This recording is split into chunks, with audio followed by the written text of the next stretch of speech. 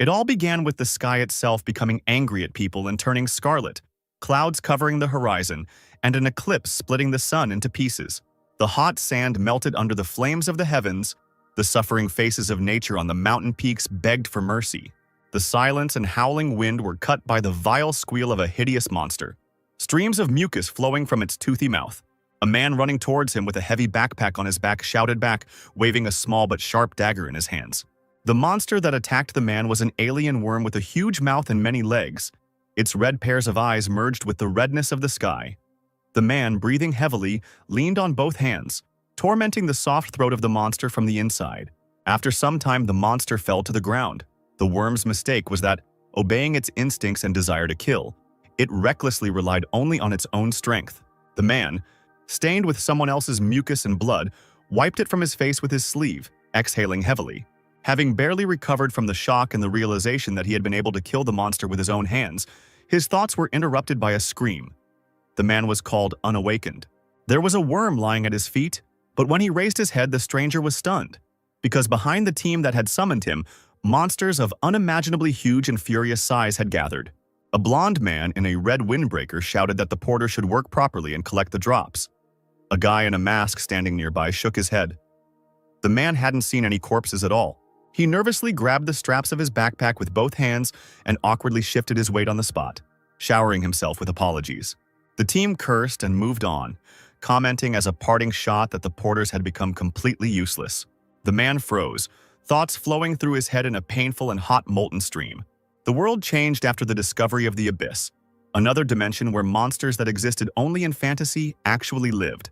Moreover, after the discovery of the abyss, extraordinary powers awakened in people, and with them, humanity began to destroy monsters and conquer the abyss. Now, because of all this, people have come to be judged not by their personality or efforts, but by their rank of awakening. If you have a high rank, a good life is guaranteed. The man tore open the defeated monster's guts, pulling out a pink crystal from its body. He clutched it in his hand, never ceasing to think that he was only a porter, carrying the things of the awakened, since he himself had not managed to awaken at the age of 35. And until he awakens, he will not be able to live their life. Now all he could do was notify when the prey was collected. The porter turned around and his mouth dropped open in shock. The entire team of brilliant awakened ones had been killed. The boys were killed with obvious brutality, and a trickle of sweat ran down the man's face from the realization that he could be next. And so it happened. A thunderous, divine voice behind him announced that there was only one survivor left. The SSS rank monster, Asmodeus, whose horns seemed to support the very remains of the sun, looked at the insect man beneath his feet with narrowed red eyes. Frightened to the point of madness, the man, through a veil of horror and rage, performed the same maneuver as before with the worm. It was obvious that for the demon, the small human dagger was nothing more than a toy. So with a light movement of one of his hands, he cut off half of the guy's arm. The monster released the limb, its body made of human skulls, not even flinching. The porter fell to the ground screaming, clutching his elbow from which blood was oozing. The man struggled to his feet, swallowing angry tears. And at that moment, Asmodeus raised his hand again. From his long finger, a stream of either lightning or some otherworldly substance shot down, straight into the man's head. Blood began to flow from the point on the skin where the demonic weapon had pierced, and it ran down the porter's clothes. But he couldn't even move. Blood mixed with tears, his gaze stopped on the demon, and moments from the life of a real loser flashed through his head. His parents died in a car accident, he was bullied at school, and here he was ignored for the rest of his life because he was unawakened. In my fading consciousness, the thought still darted around like a bird in a cage, that I really didn't want to die as an ordinary porter, a loser, damn life. The man clenched his teeth with all his might. Blood continued to flow down his face, and the word awakening rang in his ears. In the darkness of space, the last drop of blood lit up with a bright light, sparkling like a precious stone.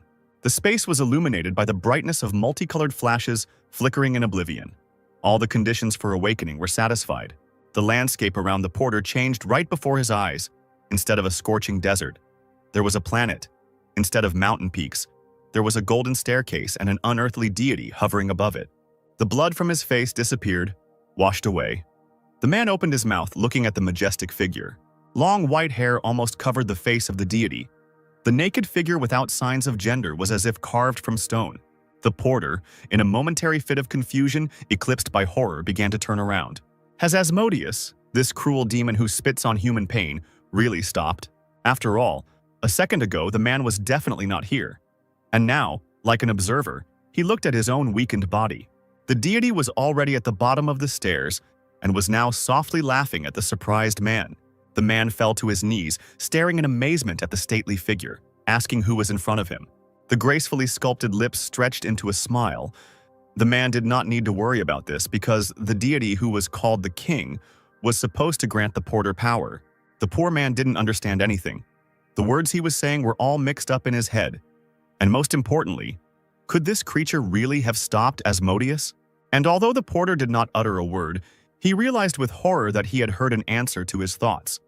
The deity was asking him to trust him more. This someone sat on a throne that appeared out of nowhere, saying that he simply recognized the will of the man and his perseverance, and therefore chose him. But it would be better if the man thought about the impossibility of such a miracle. The porter saw a strange, huge palm reaching out to him, and in fear he asked again what the creature meant. The deity laughed again and asked to wait patiently for the moment when the chosen one would understand everything. The creature called upon a certain key, and suddenly, right above the two figures, a huge monster opened its mouth full of sharp teeth. The porter passed out, his mind drifting off somewhere far away, but not even a few seconds had passed before a bright light hit his closed eyes and strange childish voices began to sound in his head. The awakening was anything but gentle. The man was completely awake and confused at the same time when he was punched in the face. He opened his eyes sharply, and as soon as his head jerked from another blow, the offender asked if the victim had finally woken up. Almost falling, the stunned man saw Bei Hexa in front of him, who was laughing, saying that the opponent needed to be hit so that he would at least hear something. The porter named Taehyung, whose name was spat out contemptuously, didn't expect to see the bully from high school in front of him. Another blow sobered the man a little, who remembered himself while in the abyss. After all, he had been given power. Turning his head, Taehyung saw the system's inscriptions on the bloody canvas, his name, age, and rank. He had returned 16 years ago. A crazy thought flashed through my head, giving me strength and bringing a smile to my face. Unable to contain himself, Taehyung threw his head back and burst into laughter like a madman. Heksu abruptly let go of his classmate and took a few steps back along with his friends. They did not understand the reason for the guy's sudden madness. The red-haired bully got angry and was about to attack Taehyung, shouting insults in his face. But he was unable to achieve what he wanted, as someone else's fist landed in the hooligan's face. The blow was so strong that blood spurted from his broken lip. Heksu fell on his back, as if he had been thrown far back. His friends turned around in fear, not knowing whether to help the leader or deal with the offender. Beaten, but so happy, even though he looked crazy, Taehyung continued to smile. He was breathing heavily and didn't even notice how hot tears were running down his cheeks. Now the guy was also awakened. The sun illuminated several figures on the school roof. Heksu still hadn't risen since the attack. Taehyung silently watched the offenders. He sniffled and wiped away his tears with the back of his hand. Heksu's friends decided to use their abilities and summoned flames and thorny ice. They rushed at Taehyung, covering him with curses. The guy with the fire ability extended his hand, directing a fire blast at the offender of his leader, but it missed the target. But Taehyung took advantage of his classmate's hesitation and hit him with all his might from below on the chin. The second opponent didn't even have time to touch his victim before he flew back with a groan, having received a kick to the stomach. Throughout his unawakened life, Taehyung did everything he could. He trained without sparing any effort. I also studied all the available information about the abyss and its monsters, no matter how frightening it was. The man even collected all kinds of data on various skills including wrestling. And now, having received a second chance, he will never lose to some uneducated bullies. It was obvious that they didn't know the very basics. Their technique was so terrible, and Taehyung dealt with them just as skillfully. When the offenders were spread out on the ground, Taehyung flexed his fists, smiling and concluding that he would need to train again. Suddenly, he heard someone groaning behind him and slowly turned towards the familiar voice. Heksu woke up only now. He was rubbing his bruised face, cursing dirty at the awakened Taehyung. He instantly flared up with rage, promising to kill his opponent, and stone blocks began to grow right out of the guy's body. This was the stone skin ability, which strengthened the body with stone growths. Heksu swung to hit his opponent, but he managed to get into a lower position and successfully dodged it. Taehyung gritted his teeth and straightened up, but the other person's movements left pieces of stone in the air, painfully scratching his skin. He quickly got his bearings and raised his head in time, as the awakened one was already attacking from above. Hexu landed on the ground with incredible force, the floor beneath his feet crumbling, sending heavy piles of dust and rock into the air. The boy remained sitting, listening to the sounds, waiting for the dust to settle. In this dense funnel behind the awakened one, Taehyung appeared invisibly. He deceived the enemy, making him think that he was under attack. The newborn awakened bared his teeth and attacked Hexa, but he turned sharply, as if he already knew what would happen next. Taehyung let out a strangled cry as his fist suddenly began to bleed. As it turned out, Hex didn't let the skin get touched, but turned to the enemy with the part of his face where the sharpest edges were. And now he was grinning mockingly. Taehyung hissed, realizing that he had only hurt himself, and only managed to put his fists in front of himself before the next blow. The strong awakened one swung and threw the still weak Taehyung away from himself. He was thrown far back, landing on a hard wall, almost knocking him unconscious. Blood from his broken forehead was pouring into his eyes. Taehyung was lying in piles of rubble, all wounded and coughing violently. Hexu slowly approached him, laughing. He called the guy a bad actor, asking if he had finally come to his senses. A look of disgust appeared on the big guy's face. He called Taehyung a worthless, unawakened bastard. He grinned again, asking what he would do. Would he really try to run away again? Or maybe he will continue to try to gain powers, blindly relying on what he calls the skills of an awakened one. Taehyung remained silent. He knew that all awakened ones receive a skill and rank, starting from F rank, when the chosen one is not distinguished from an ordinary person. Ending at S rank, when one is worthy of being called a monster, the physical abilities and skills of awakened ones grow exponentially. Taehyung was unlucky. He received an F rank, the worst of all, and the skill Predator, which had not even been thoroughly studied until now.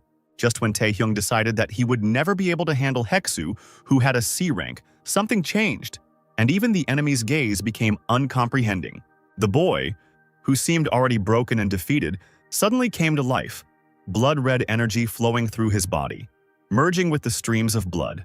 It was as if someone possessing incredible power had entered Taehyung and was now controlling this still weak body. The primordial voice reported that it did not feel like it had lost. The guy slowly rose to his feet, and around him a bloody flame literally blazed and danced in circles like a tornado. Hexu felt himself being blown off his feet by the emerging wind. He couldn't believe that the worthless Kim Taehyung had actually woken up. The former ordinary schoolboy tried to move his palm, fixing his gaze on it. He really felt how magic obediently flowed through his body. He didn't know what was happening, but it would all end if he killed the caster. At that moment, the enraged Hexu ran at the enemy with a roar, almost completely covered in stone from anger. Taehyung waited until the enemy ran up very close and put his hand in front of him. The awakened energy obeyed him with lightning speed and attacked. When Hexu, having brought almost all his strength into the blow, saw that the boy was controlling the flames with a wave of one hand, he froze.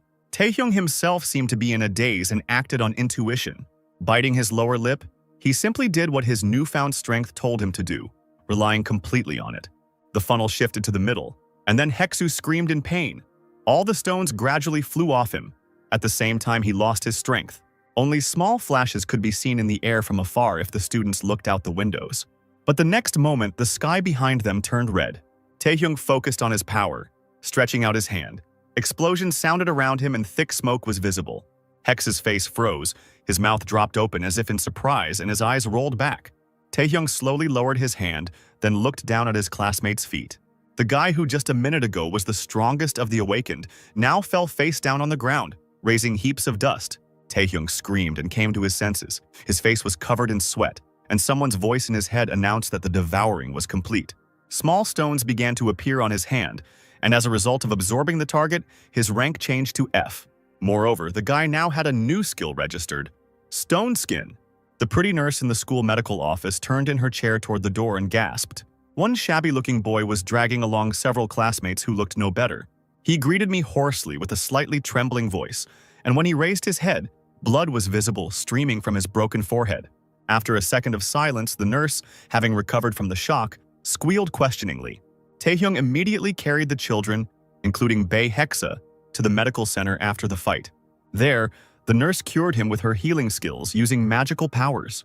I had to lie to her clumsily, telling her about the cause of the injury, a fall down the stairs, and thus managed to persuade the woman to continue without unnecessary questions.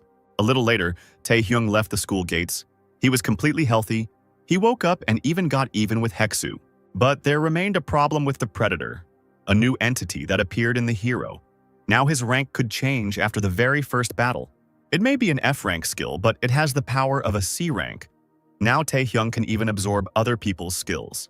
The student walked thoughtfully up the stairs, not understanding why this mysterious king had given him such power and regressed him from an ordinary loser.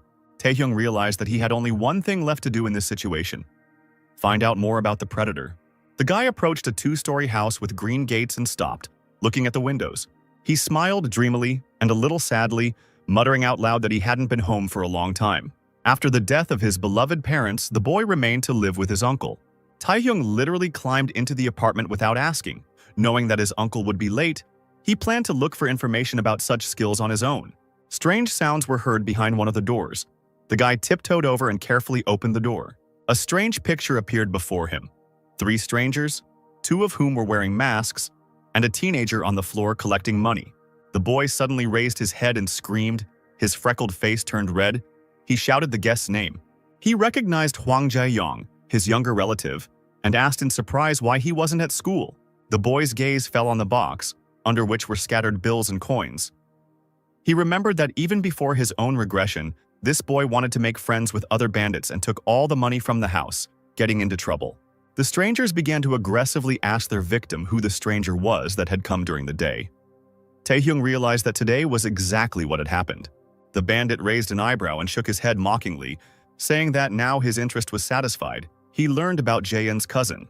Taehyung watched everyone in the room carefully, trying to understand what was going on here. The gang leader, a tall, thin, blonde man, approached the guy, threatening to kill him, saying that they would just take what they needed and leave. He stood a head taller than Taehyung and casually patted him on the head, calling him an awakened elder. But instead of being scared, the bandit saw a grin on someone else's face and was stunned, his mouth slightly open in question when they told him they wanted to test something. While the stranger was thinking, Taehyung rose up on his toes and pushed him to the ground, pressing his hand to his left shoulder. He started coughing, fluttering around like a fish in water. He had not expected such an outburst from the boy at all. Jane was also stunned. Frozen in place, the other 2 masked bandits perked up, ready to defend their leader. Taehyung, taking advantage of his opponent's hesitation, sat on top of him and reached for his head. He screamed in fear, trying to dodge, because he understood what would follow this movement. The hoarse screams gradually died down, and the bandit, not without reason, called the guy who attacked him a predator. A slightly crazy smile appeared on Taehyung's face, and a victorious sparkle played in his eyes. But suddenly the joy gave way to bewilderment. A voice in my head whispered that the predator function was unavailable. The heavily breathing opponent slowly opened his eyes and stared at Taehyung with his mouth slightly open.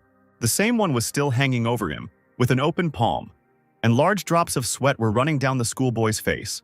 Taehyung was so stunned by what was happening and the betrayal of the system that he didn't immediately notice the movement towards his head. The blonde felt completely in control of the situation, and with a lunge of his right hand, he hit Taehyung painfully on the head. He coughed hoarsely, finding himself lying on the hard floor a few seconds later. The blonde was already standing on his feet and felt much more confident, shouting curses at the schoolboy. One of his masked henchmen was awakened and directed the power of his chain abilities at the boy. The second one put his hand to his mouth and exhaled poisonous purple air.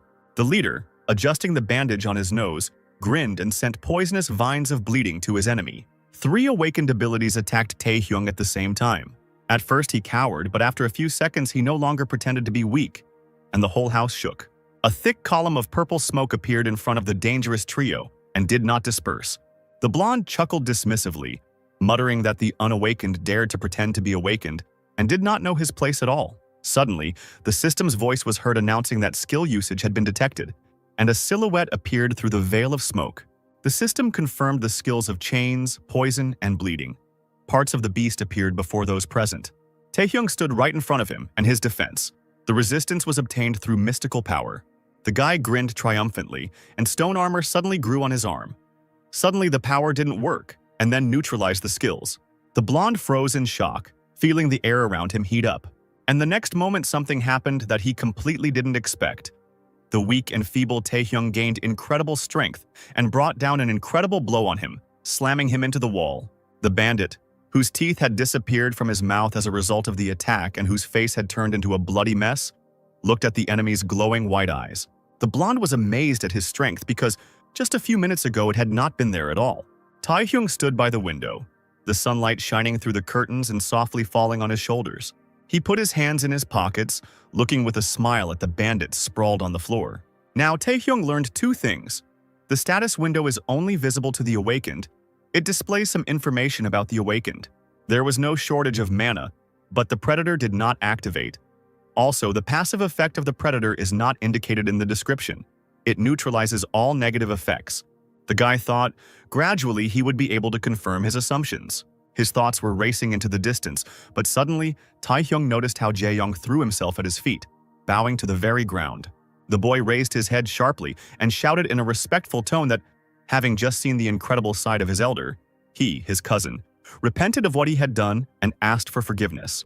Taehyung raised an eyebrow as he listened to the boy profess his loyalty to him, swearing eternal allegiance. His relative had never shown such compliance before. But the problem wasn't even Jin. But what was about to happen? Clouds were gathering in the sky above the people and they didn't even notice it. The boy had even started barking like a dog, but suddenly he fell silent because Taehyung promised to forgive him. He folded his arms across his chest and lifted his chin, declaring that Jaeyeon would now come with him. Sometime later, several people appeared in front of a building, probably a factory. A sign stated that only authorized persons could enter the area. The trio were dressed in formal suits. The man in glasses looked up seriously, and the two girls behind him did not hide their astonished looks. And there was nothing to be surprised about. It seemed that things were going very badly because the gates had been breached. Unimaginably vile monsters were bursting out into the world from the burst sphere. The man noticed that 10 years had passed since the last disaster, when a gate suddenly appeared and the monsters began to crawl away. The long-haired girl quietly said that given the monsters and the inaction, there were only moments left before the disaster. Her colleagues shouted that the surrounding areas needed to be evacuated. The man sharply replied that there was no need because he had his barrier skill. The sphere's shell stretched like a ball. The man knew that the enemy's rank was only C. This means that the strongest monster that can come out from there is also a C rank. The sphere burst behind the man, but he told his stunned colleagues that even if an unexpected crisis occurred, everything would be fine. An incredibly vile monster, a head without a body with a protruding tongue, was knocked aside by a well-aimed kick from a man. He wasn't lying. He really could provide protection to the population with his power. The glasses flashed dangerously in the evening light, and in the madness that was unfolding, the fire bursting out of the sphere, as B ranked, they would be able to hold back the breakthrough. Jane ran somewhere in the silence of the night. If there was someone to protect the city, everything should be fine. The boy shouted to Taehyung that he himself had told about the presence of management personnel at the site of the supposed disaster. He didn't deny his words because the original mana of these enemies was at the C rank level, and the personnel who arrived there were B rank, so C rank monsters were no obstacle to them. Jae-young was even a little offended by his relative, since he had spoken about it himself earlier, but only if he was actually a C rank enemy. Meanwhile, near the broken shell, the bodies of monsters lay piled up in a heap. The man in the suit had just finished dealing with another one. He was breathing heavily, coughing into his fist. It was strange that these low-ranking monsters were able to break through his B-rank barrier. The warrior turned around abruptly. He felt uneasy because the mana emanating from the sphere was of a rank higher than his. The girls stood closer to the gate. They called the leader because they noticed something. And indeed, something they had not seen before was clicking its huge teeth. A huge mouth soon burst open, and the roaring sound almost deafened the people present. No one expected to see such a huge troll with several pairs of glowing eyes and a muscular body. It was an A-rank ogre giant. He arrived with his minions, but even so, he surpassed all humans in strength. Large beads of sweat were running down the man's face as he looked in shock at the monster, whose rank was far from C. The fire that was slowly erupting from the gate turned into a massive explosion in a second, engulfing the entire area. Jae-young continued to run after Taehyung, admitting that he was right. But how could his relative know about the trouble since even the area hadn't been evacuated yet? Taehyung, in turn, knew that he had already been through this, but he spoke out loud about his intuition. He rolled his eyes and this angered the boy. Of course he didn't believe someone else's words. The relative continued to express his disbelief when suddenly, around the corner, both saw a terrifying picture. All sorts of monsters led by an ogre were running behind the crowd of people with a deafening roar. The fleeing human crowd literally drowned under the monster's feet, continuing to warn those who did not yet know what was happening. Pleas and cries for help were heard everywhere. Jane stopped abruptly and squealed like a girl, but the elder calmly reminded him what needed to be done. The boy, trembling with fear, turned to Taehyung, hysterically asking what he would do. Stone armor appeared on the boy's body under the dumbfounded gaze of the younger one. He was going to deal with this abomination and be there. A dark-haired man was looking out of the window at the city, talking to someone. Seeing that the situation was getting worse because the C-rank gate had been broken through by an A-rank force and it was impossible to send reinforcements, he turned around abruptly, his voice filled with despair, as he said that the only solution to the crisis now was an awakened A-rank.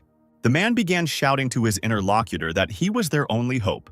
The young man bit his lip, swallowing back tears. It was the awakened A-rank Blade of Madness and Hyunsu. He was both scared and sorry for the dead people, so he gathered all his will into a fist and swore that he would come to the rescue. The guy's peculiarity is the 8th grader syndrome. The small head, resembling a frog's on a tiny body, almost broke off from the impact. The tall green ogre threw back his head, spitting blood. Taehyung had accurately hit him in the chest. Another body flew into a pile of similarly slain A-rank monsters. The guy's hands were ablaze with the righteous fire of ability. Black threads were crawling like snakes across the space.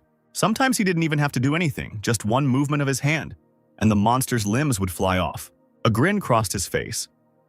Could it be that the predator didn't work because he was 50% tired? Most skills use mana, but that doesn't mean you only need to worry about it. Because there is fatigue, it increases if you use skills or move. And the higher the fatigue, the more the power of skills decreases and the heavier the body becomes. Taehyung, fortunately, realized that he could absorb the bodies of monsters, thereby restoring mana without spending it. The system declared the target's life activity to be stopped, and the user restored his mana. But what was much better than this news was that the guy's rank had increased to D, and besides that, his skills had also improved. The more he uses Predator, the stronger he becomes. At this rate, he can become an S or even SS rank, or even the first SSS rank. When the monsters were dealt with, Taehyung shook himself off and decided to return to Jaehyung. But the hero couldn't leave so easily. As soon as he turned around, someone's huge body smashed through the wall of the building. A frail-looking guy, unfamiliar to him, swung his bright, glowing gold weapon at the dirty monster, threatening to avenge the souls of those killed. Kensu, shedding tears, shouted that, being a warrior of justice, he would bring the monster to justice. Taehyung, listening to this, only raised an eyebrow ironically. After all, other people's words sounded a little absurd. The monster, however, was not thrilled with the planned revenge, and roared with all his might, swinging at the little man. Hensu's eyes lit up with a bright light. He dodged and gripped the dagger tighter in his hands. Then everything that happened took a split second. The guy began to chop with his weapon everywhere he could reach. In the distance, a column of judgmental flame rose above the buildings. So hard did the awakened one try. Taehyung still stood motionless, watching the battle. He didn't know what to do. The guy admired the victory of the awakened one. It was probably he who possessed the A rank, the one who allowed the gate to be broken through in Taehyung's past life. Hyunsu's Blade of Madness. The rumors about it weren't lying. It really is incredibly powerful. The boy shook his finger and winked, rejoicing in his own victory because the stupid monster died from his sword of justice. Taehyung sighed because he remembered not only Hyunsu's desperate strength, but also his stupid nature, and yet it was strange why he was here. Before the protagonist's regression, Hensu was fighting an ogre in another part of the city, but now he stood and prayed for the well-being of the residents. Taehyung opened his mouth slightly, looking at the awakened man in the silence of the night. Somewhere in the back of his mind, he felt something was wrong with what was happening. The system announced the sensation of skill use, and a figure that had quietly appeared behind Hensu pierced his body with a dagger. He coughed up blood. His thin eyebrows drew together, and there was genuine resentment in his voice. A skinny, tall man with deathly pale skin and a bony face grinned, hissing that Hensu was caught. The city gradually lost its familiar outlines, but a false calm still reigned in people's homes. Jaeyeon leaned over the woman lying on the sofa, covered with a blanket. She seemed to be fast asleep. The guy frowned and wondered if everything was okay, then shuddered, because he had been predicted the death of many people.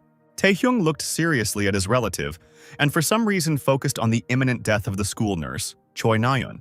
And the woman will die because she will help others instead of evacuating from the destroyed streets of the city. Since Jae can put people to sleep with his sleep skill, Taehyung ordered the stunned boy to do just that. The elder turned to leave and promised over his shoulder to deal with the rest. Now, Jae stood in their school nurse's apartment and wondered how Taehyung had found out about everything. Suddenly, an incredible guess struck his head, and the boy's gaze tensely stared at the wall. What he thought made sense, there was no other way to explain it.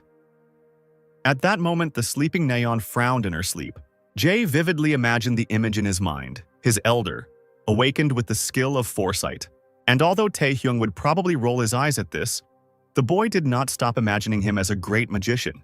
And now, the guy, with a slightly hysterical grin, understood that something was going wrong, looking at the wounded awakened one. On the huge corpse of the monster, the pierced blade of madness retreated from the strange man. He held his bloody chest and shouted to the stranger, asking who he was. The bald man laughed madly, muttering under his breath that the guy was alive even with his vital organs punctured, which was surprising. Ranks are completely different. Suddenly, his gaze glazed over and his eyes, like a lizard's, began to look in different directions. He howled that it would only be more fun. It was the B-rank villain Han Sandro with the stealth skill. Awakened people who commit crimes are called villains. Sandro is one of them. A murderous maniac who killed people for his own pleasure during the gate breakthrough. But here's the catch. Taehyung was sure that in his past life the villain and the awakened one had never met. He thought dejectedly that the future might have changed precisely because of his appearance.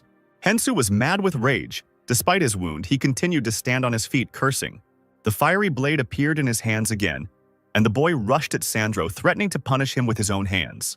But suddenly, the warrior's hand stopped obeying him. He began to cough hoarsely, his eyes wide.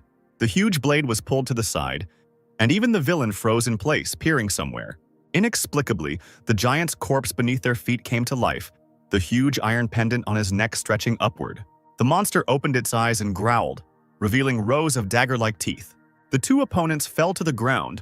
While Hensu was beside himself with shock, Sandro was only pleased. He laughed and rejoiced at the incredible regeneration of the A-rank monster. Without letting go of the sword, the awakened one tried to take the right position for the attack. The villain landed on his feet, rising with difficulty. He decided to leave Hensu to the freak, the ogre. The man turned around to run away and gave a mad look with his red glowing eyes. He looked straight at Taehyung, the observer who found himself in the thick of things. Sandro stuck out his tongue and jumped up laughing and rushed towards the guy, intending to plunge a dagger into him because the more victims, the better. Taehyung didn't expect such an attack at all and froze in place, feverishly thinking about what to do. The villain looked terrifying, with a thin face covered in taut skin and glowing eyes, his weapon moving ever faster towards the awakened one's neck. But another second, and the steel hit the stone surface, which instantly appeared on Taehyung's neck. He chuckled, calling the villain an idiot. Straightening up and putting his hands in his pockets, the guy knocked the villain down with one movement of his leg, wounding him. He still managed to get his bearings, maintaining his balance. Laughing again, the man realized that in front of him was an awakened person. As he was about to attack, he froze because the stranger called out his name and rank. Taehyung walked towards the villain with long strides, asking if he was the psycho in front of him who loved to kill using his stealth skill. His palm was covered with stone armor, and a smile played on his lips. Taehyung was glad of such a meeting. Sandro was not going to give up and still struck the other man's hand with a knife. Of course, the stones reflected the blow. Cursing loudly, the villain advanced with enviable persistence, trying to find a vulnerable spot in the awakened one. Taehyung remained vigilant, covering himself with both hands that were covering the stones. Now the guy had only one weapon against the sharp blade, his own hands, endowed with power. A war dance began, where the partners desired only one thing, the death of their opponent. Finding time to rest, the fighters found themselves a few meters away from each other. Sandro admitted that the boy was quite skilled and confident. As it turned out, even the blades did not cause harm to the awakened one, despite the fact that the stone fragments flew in all directions. And while the huge revived ogre tried to defeat the Blade of Madness, the villain did not know how the awakened one understood who he was, but he thinks that he has a chance to survive. Taehyung didn't pay any attention to the fight nearby, as he was extremely focused on his own battle. The bald man's mouth stretched into a smile, and even the skin on his skull stretched, clearly showing the cross-shaped scar. Taehyung should have understood that the world doesn't follow plans. At that moment, the scoundrel simply disappeared. The guy realized that he had used the ability of stealth. Now it was worth being on guard, because now the enemy could appear out of nowhere. But this was also strange, because the villain knew that in any case, he would not be able to cause harm. Having said this out loud, Taehyung heard the insinuating whisper of his opponent behind him. He only laughed at such an assumption. The guy, confident in his untouchability, did not expect at all that the villain who appeared before him would be able to inflict a serious wound on his hand with the tip of a dagger. Taehyung looked in amazement at his stone hand, cut in half, so deep that the bleeding didn't even stop. The villain laughed as usual, asking the guy if he knew how many like him had already been killed. These fools who believed that their skills were invincible, Sandro circled around the enemy like the wind, inflicting more and more blows on him. As it turns out, once they realize their weakness, they immediately become lost and die from the desire to escape. So Taehyung also needs to understand something before he dies. Before pushing the guy with all his might with his body, the villain shouted that all skills have weaknesses. Taehyung was breathing heavily and hoarsely. Trying to get to his feet, blood was flowing from his mouth. To his regret, the guy was completely unaware of this disadvantage of stone skin. It does not block the blow completely.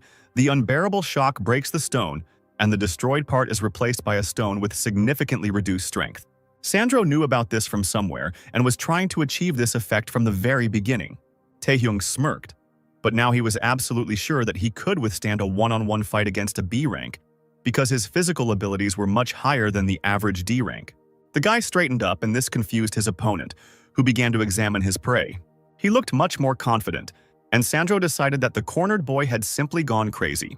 Taehyung asked with a smirk if the B-rank villain knew why the awakened one wanted to meet him so much. He only mocked his opponent, but he was no longer laughing when the beast appeared next to Taehyung. A huge shadow of someone else's hand covered the man, and he immediately noticed the ominous mana that he had been hiding for a long time. But the villain wasn't going to give up so easily. He laughed and called the guy an idiot. He immediately turned on invisibility and began circling around his enemy, believing that he would not be able to catch him. Taehyung's outstretched hand, which controlled the long, stretching lines, clenched. The villain himself said that all skills have weaknesses. This became clear to the guy when he absorbed ugly and strong monsters. Some of them kept escaping his sight, but eventually the predator caught up with them all. To put it simply, Sandro cannot be defeated. Even now, the man did not understand that his minutes were numbered and did not immediately notice the long tentacles around him. The moment Taehyung's eye lit up red, he said that the predator would catch its target no matter what. The blade fell from the enemy's weakened hands as he finally realized everything. The boy smiled as his palm closed, accompanied by a heart-rending cry of horror and pain. The city survived despite the fears of its inhabitants, and now a bright sun rose over the tall buildings. In the place where the battle took place at night, the unfortunate Hensu lay on the destroyed land. The guy wasn't sleeping or unconscious. He was muttering something under his breath, scratching the ground. He raised his bloody head with some difficulty, lamenting the villain who had ruined the entire plan, because even he, Hensu, could not defeat death. At this time, a huge shadow, still unnoticed by the hero, appeared in front of him. He hadn't felt so exhausted and tired in a long time, so he passed out as soon as an invincible ogre appeared on the horizon. The monster ran towards the man, intending to crush him with its fist. It roared deafeningly. The thing is, the ogre had trouble seeing small objects, and he hit the ground at random, making a huge crater in it. The ogre opened its mouth and growled, lowering itself to look at the man's body. But his roar was cut off, as what he saw made even such a monster surprised. The crater was empty. There was a cry from another human being who was cursing loudly. The monster turned around abruptly, and Taehyung materialized behind him, holding Hyunsu by the collar with one hand. He didn't even wake up, but when he woke up, he grinned, looking at the monster while the beast's tentacles enveloped them. There was a knock on the door of the Huang family, and the man and woman opened the door to the guest and cried out in shock. A slightly embarrassed Taehyung stood at the door, asking how his aunt and uncle were doing, and their son Jae looked happy and alive, excitedly greeting his parents. The elderly couple burst into tears at the same time, and the woman even covered her mouth with her hands to keep from sobbing out loud. As soon as they came to their senses, they began asking the boys what had happened, because they thought that they had died, and the house was in chaos. Jae kept trying to convince his parents that everything was fine and nothing had happened, citing Taehyung, but he only laughed it off. The news on the mobile phone screen calmed the population. The presenter spoke of a huge breakthrough in the gates after 10 years. According to government statements, the current threat of a gate breach has been completely eliminated. In anticipation of a further outbreak, the government ordered nearby schools to close for a week. Also, the survivors have begun to successfully recover, and the public can breathe a sigh of relief. Nayan still didn't understand how she ended up at home and told the police that she had miraculously fallen asleep and ended up back at her place. Hensu, in his hospital pajamas, fought off journalists, shouting at the top of his lungs to the residents that it wasn't he who defeated the giant ogre. The real hero was another man.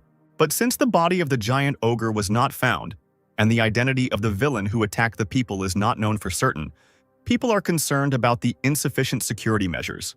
Listening to the latest news, Taehyung was pleased and soon turned it off. It was enough for him that there was not a word about him there. The guy was somewhere in the forest on the railroad late in the evening, a smile never leaving his lips.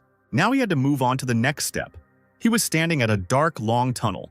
The awakened one now had 3 skills, and getting stealth was especially fortunate, but at the current level it was too difficult to use all 3 skills at once. Using it foolishly will drain all your mana and also increase your fatigue level, which will end up pretty badly. And the best solution would be to purchase potions, elixirs created for various purposes, for example, to restore mana or fatigue. But they were expensive, so he needed to earn money, which is why Taehyung was here. He made his way through narrow corridors to hunt. He needed official permission. After all, even simply using skills without permission is considered illegal. There was only one thing left to do: clear out the unexplored dungeons. Now the guy came across a spider's lair. 3 huge female spiders with female bodies of rank B, seeing the man, were surprised by such an impudent act. One of them chuckled and suggested paralyzing Taehyung and building a feast. The guy shook his head. B rank isn't enough to change his rank. Do I really have to kill 100 of them? Hearing this, the spider sisters went berserk. They growled furiously, rushing towards the man who did not exactly understand the situation he found himself in. They puffed out their cheeks, preparing to release a web from the depths of their bodies at the awakened one. A huge ball of deadly web flew from 3 mouths at the boy. The sisters intended to eat him alive. They laughed, asking how the man felt now, whether he felt his body turning to stone. But their plans were not destined to come true. The predator helped Taehyung gain resistance. The trio gasped, stepping back as they saw the uninvited guest's grin, and he playfully announced that their skill would be useful to him. Women's screams were heard from the tunnel. They begged Taehyung to wait and spare them. Then the wind carried away the screams of pain and the sounds of spider flesh being torn apart. The system announced victory in the hunt and the registration of the new skill, paralysis. The gleaming windows of the skyscraper shone in the midday sun as the new South Korean Players Association took up residence. The main doors, in traditional Korean style, were guarded by 2 stern guards. In the office, a smiling girl with short hair was calmly drinking tea and talking with 2 men. One, he had noticeable gray hair and sat with his head resting on his clasped hands, looking around at his interlocutors. The second one was younger, Go Tae-wook, the deputy manager and human resources specialist of the new South Korean Players Association, swallowing nervously for some reason, with 2 of the association's best players next to him. Players were those awakened who were allowed to use their skills for various purposes. For example, training in the abyss, clearing dungeons. There are currently 5 centers for such players in South Korea. The largest Korean guilds, the 4 great guilds, the fighters, indivisible. Also masters, alchemists, magicians, wizards. These could control any element. Last but not least were the Nightwalkers' informants. And the authorized agency managing the players, including the 4 great guilds, is the new South Korean Players Association. Now it's clear why Tae-wook, sitting in front of seemingly ordinary people, was so nervous. The girl was the leader of the Nightwalkers Guild and an S-rank player, UN. She winked, greeting the person across from her, whom she hadn't seen for a long time. Ji Jinwi, the chairman of the new South Korean Players Association and an S-rank player, looked at Een like a predator and thanked her for her visit despite his busy schedule. He immediately got down to business, asking if the girl had learned anything, and she immediately clarified whether they were talking about the Villains Guild. The Villain Guild that Sandro belonged to was a criminal organization founded by the most insane people, even among the villains. The members of this guild wear rings with 3 skulls. Aeon handed over a sheet of paper with the guild's latest movements listed on it, and there was also a list of the players the villains were targeting. The girl leaned back in her chair, twirling a strand of hair in her fingers.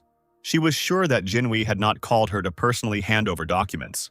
He took the sheet of paper in his hands and burst out laughing, knowing that nothing could be hidden from the beauty. He paused for a moment and then said that he wanted to know Aen's opinion, which surprised his interlocutor. The man asked her seriously when she had taken the player test, and the girl replied with confusion that she had done it at the age of 19. when she had reached the qualifying age. Suddenly, N stopped short, looking at the strange expression on the chairman's face. Jinwee's lips stretched into a predatory grin. The warrior didn't believe that he would suggest what she was thinking about. And so it happened, the chairman asked if a high school student could fight a monster. At this time, Taehyung was sitting on a high mountain of spider remains and with a backpack full of crystals, calling the Alchemist Guild, one of the 4 great guilds. The guy held the phone in one hand, saying that he wanted to buy some potions, and with the other he clutched a huge and bright diamond. Finally, the 7-day school closure due to the gate breach is over. During these 7 days, Taehyung and Jae worked hard on their physical training, almost never letting go of the dumbbells. The elder also went on his own to clear the dungeon and fight monsters. After some time, he finally arrived at the headquarters of the Alchemist's Guild to hear surprised exclamations at the number of magic stones. When Taehyung dumped his entire catch in front of the employees, they cried out in amazement, promising to take him to SVIP to make a deal with the alchemist. The guy needed to buy potions, get a mana stone, and increase his rank. But the most unpleasant thing he had to do was go to school. Taehyung sat alone at his desk, surrounded by the piercing glances of his classmates. They didn't dare come closer, talking among themselves. There were rumors that he single-handedly defeated Hex's henchmen. But no matter how hard he tried, the schoolboy still had big problems. Taehyung would have continued to ignore the whispers, but suddenly he heard steps in his direction. Only this made the schoolboy distract himself from contemplating the schoolyard through the window. At that moment, the desks and chairs standing in his path were overturned, and there was a loud crash. Several unfamiliar guys appeared in the office, and they didn't look too friendly. Someone sat down on the chair in front of Taehyung and threw their long legs and their changeable slippers right onto his desk. It was the awakened S-rank Lee Jung-jae himself, the one who was feared by the students who were discussing his classmate. It seemed like there was a flame burning behind this man. He was clearly dissatisfied with something. With his hands in his pockets, John Jae greeted someone he hadn't seen for a long time.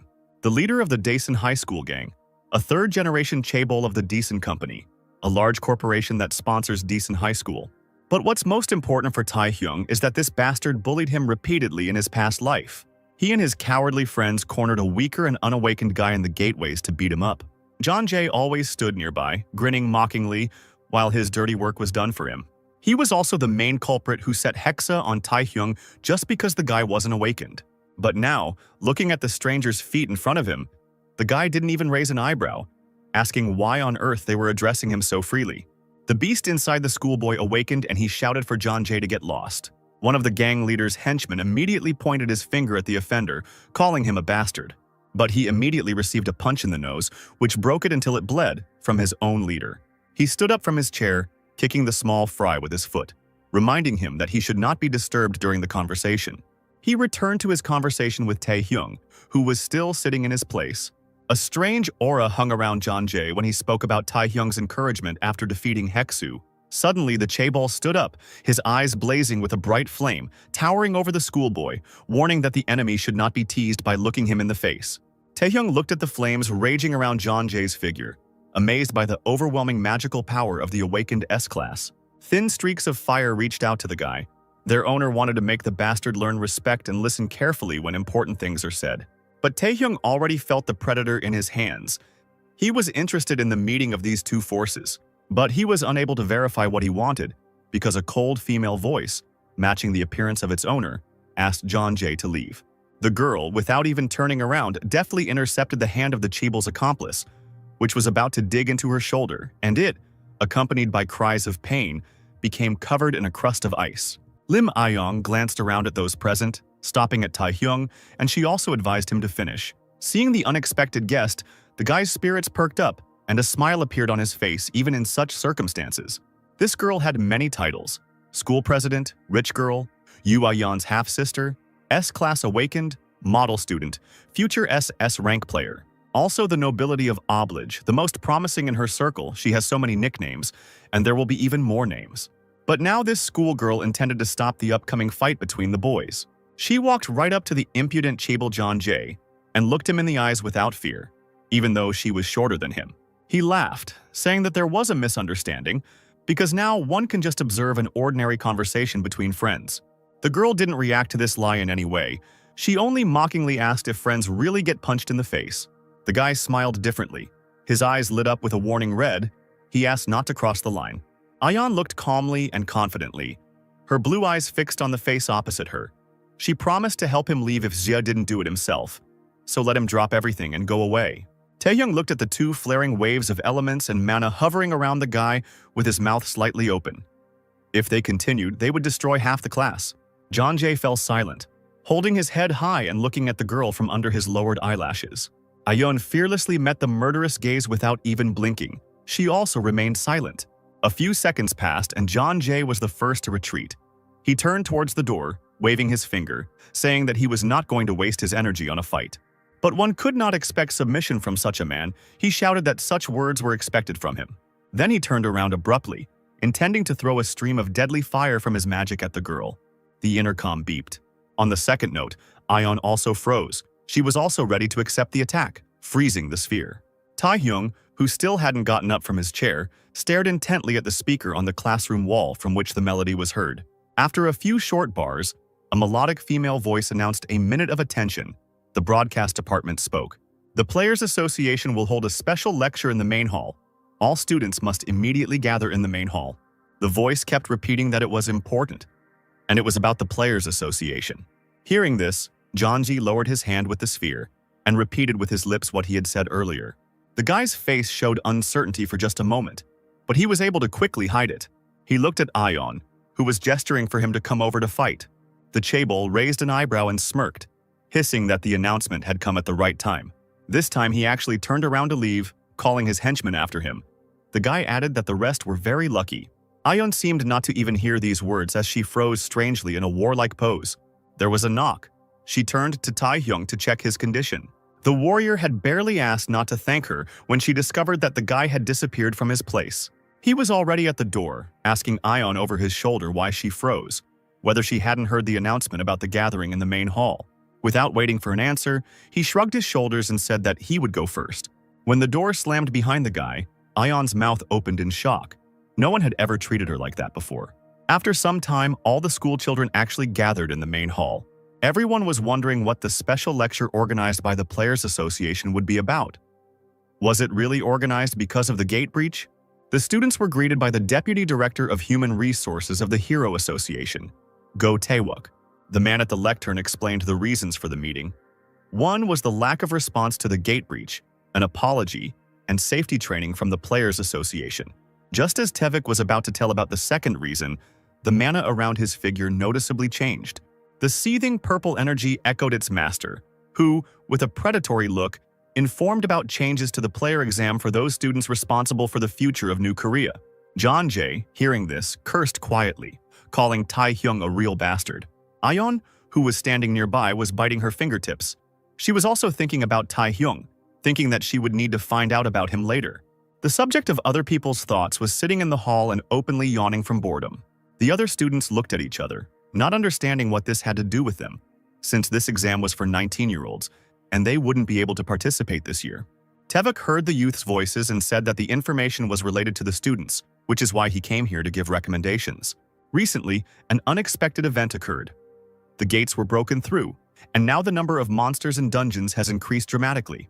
The man leaned both hands on the podium and announced that the Players Association acknowledged the shortage of personnel, and, therefore, starting this year, there are plans to start receiving recommendations even from high school students.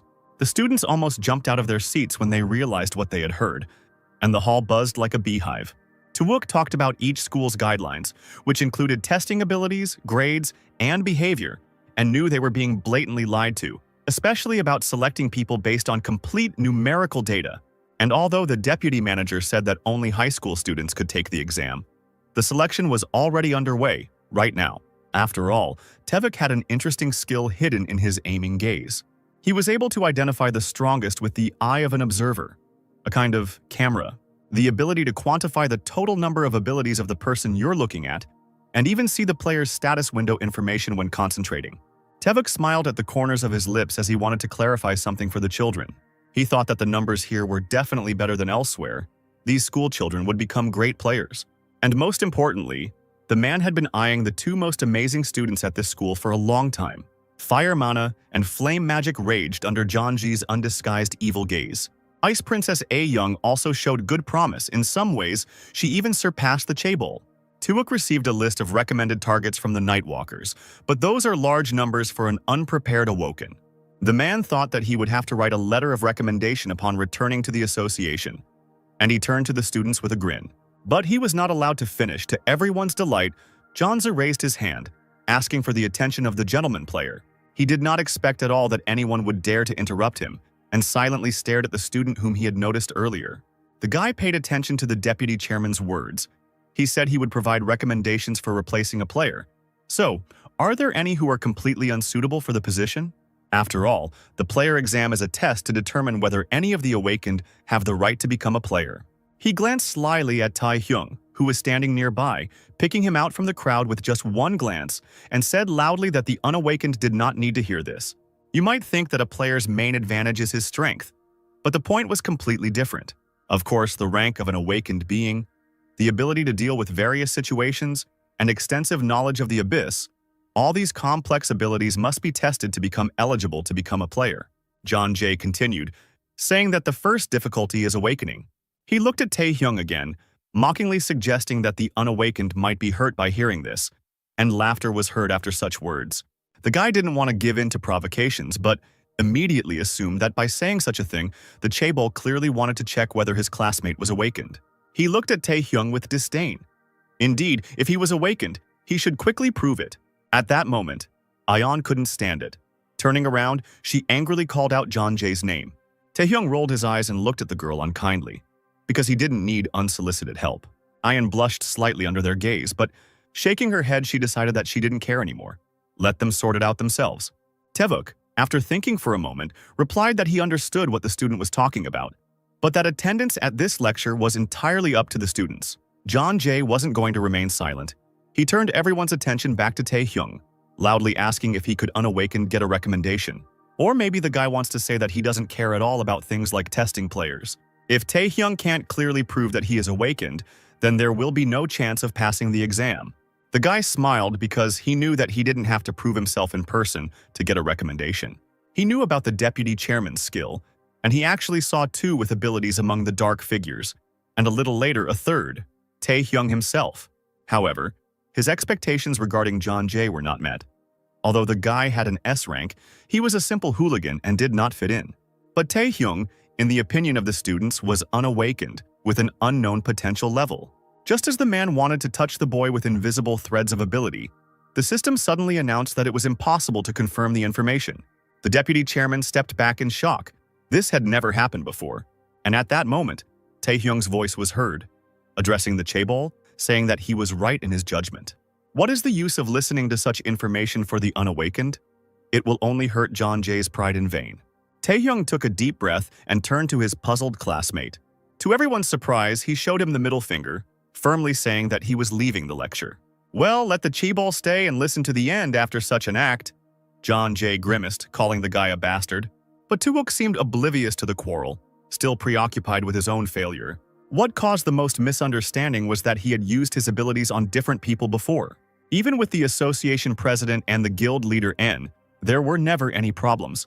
The students parted and Tae-hyung silently walked through the living corridor. He no longer paid attention to the looks, not even feeling the harshest of them, John Jay's look, on himself. Tae-wook still couldn't come to his senses. It was as if he had been doused with ice water and made to doubt his own strength. Tae-hyung continued walking towards the door in complete silence, without even turning around. But the man tested his ability on him in vain. The system did not give any other answers. Again and again, impossible.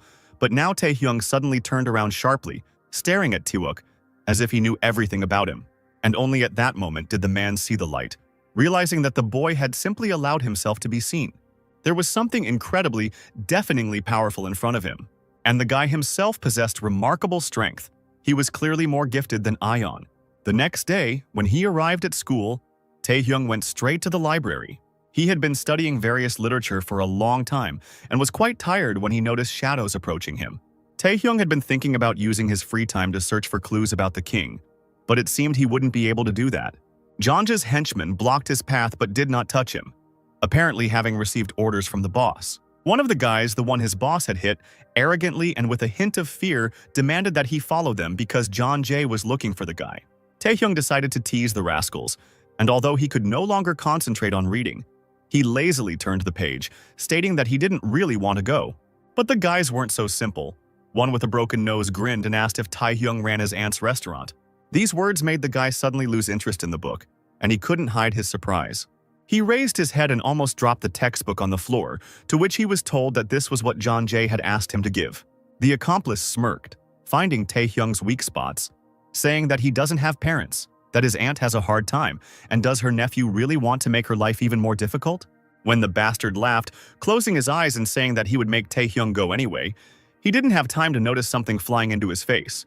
The door to the library was blown to pieces by the explosion. Even the wall was damaged. Many shelves were found lying on the ground, the books were charred, and the bloody accomplice was suffocating. Taehyung had long since stood up and was now holding the bastard by the neck with one hand, lifting him into the air. The rest lay unconscious on the floor, their eyes rolled back. Now madness was splashing in Taehyung's eyes. He demanded not to be forced to repeat it twice, and to finally answer where John Jae was now. Having knocked the answer out of the half-dead student, Taehyung went to the school gym, where they were already waiting for him. Next to the self-confident John Jae stood a tall man in a suit, the guy's bodyguard. He used the skill on Taehyung, but reported that something amazing had happened.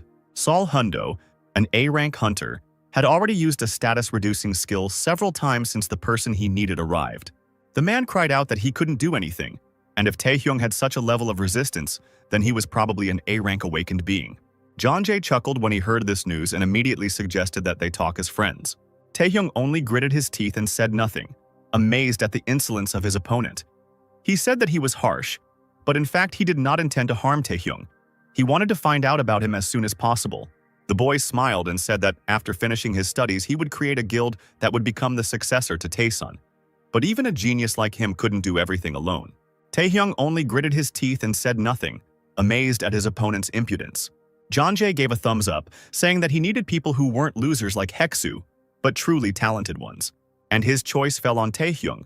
It was he who now acted as such a person. Like a movie hero, the rich man spread his arms and laughed, urging his classmate to forget old grievances and join him. The flame of madness burned in his eyes. John Jae promised wealth and glory, and even the guy's family would be able to escape from poverty. The flow of unnecessary words was interrupted by Taehyung. He said that it sounded like complete nonsense. The hypocrite's fiery speech truly angered the awakened one, so much so that stone plates began to appear on his face. Then his entire torso and arms were covered in hard rock. Taehyung exclaimed that the impudent fellow had crossed the line. No one had ever refused or interrupted John Jae, so the guy fell silent, stunned. After a few seconds of silence, he chuckled and lowered his head, agreeing with his interlocutor. But the next moment, the flames of his ability's fire scorched the room, and the guy announced that he would now explain in detail what he meant. Hundo immediately dropped to one knee and placed his palms on the floor, activating his ability. He used a special magic, hiding space. The entire room was covered with an invisible grid. Space, a barrier skill that surrounds the space with a shield. The man shook his palms, as now the magical forces inside the shield could not be sensed from the outside, and the entire school would not know about the fight. As soon as he asked where to start the check, his master already rushed towards Taehyung. The same one jumped almost to the ceiling and, with his jaw clenched in anger, directed a stone fist at the enemy. The same one, smiling madly, rushed towards him in a similar manner, clutching a fiery sphere in his fist. As the boys got closer to each other, the small stream of flame transformed into something much larger, separating the students. The stone and the flame collided with each other in a powerful two-fist strike. The flames burned Taehyung's skin fiercely, and he clenched his teeth to curse. The guy managed to jump back from the new attack, but still, John Jae received less damage. The rich student's next attack almost proved fatal for Taehyung. The fiery explosion in the middle of the room was incredibly powerful. Burned Taehyung alive, he coughed up blood, greedily gulping air. Diverting fire slightly towards John Jae laughed, asking if Taehyung now understood everything. Hundo stood silently, his hands in his pockets, enjoying the sight of 1,000 fiery flashes. The flames didn't touch him. The man pursed his lips, thinking that he felt sorry for Taehyung in his own way. Probably an awakened A rank with high body strengthening skills, with such a level of combat sense and willpower, it's hard to believe that he's still a high school student. He probably usually can't even find an opponent, but today's battle exceeded the expectations of everyone present. John Jae, an incredible S-rank awakened being, nearly destroyed the enemy. Hundo shook his head, mentally advising Taehyung to learn his lesson and give up. But suddenly the man froze, and not a single thought came into his head from what he saw. John Jae continued to force Taehyung into the corner with a barrage of blows, and so far he had succeeded. But somehow the guy suddenly regained his spirit, as if he had received nourishment from outside. Now he had taken the lead in this battle, and with animal strength he attacked John Jae. The stone fist crashed tirelessly into the enemy's face, and one of the last blows sent him flying to the side. Hundo didn't expect at all that some brat would throw out his master. The guy lay on the broken wooden floor, breathing heavily from the strain.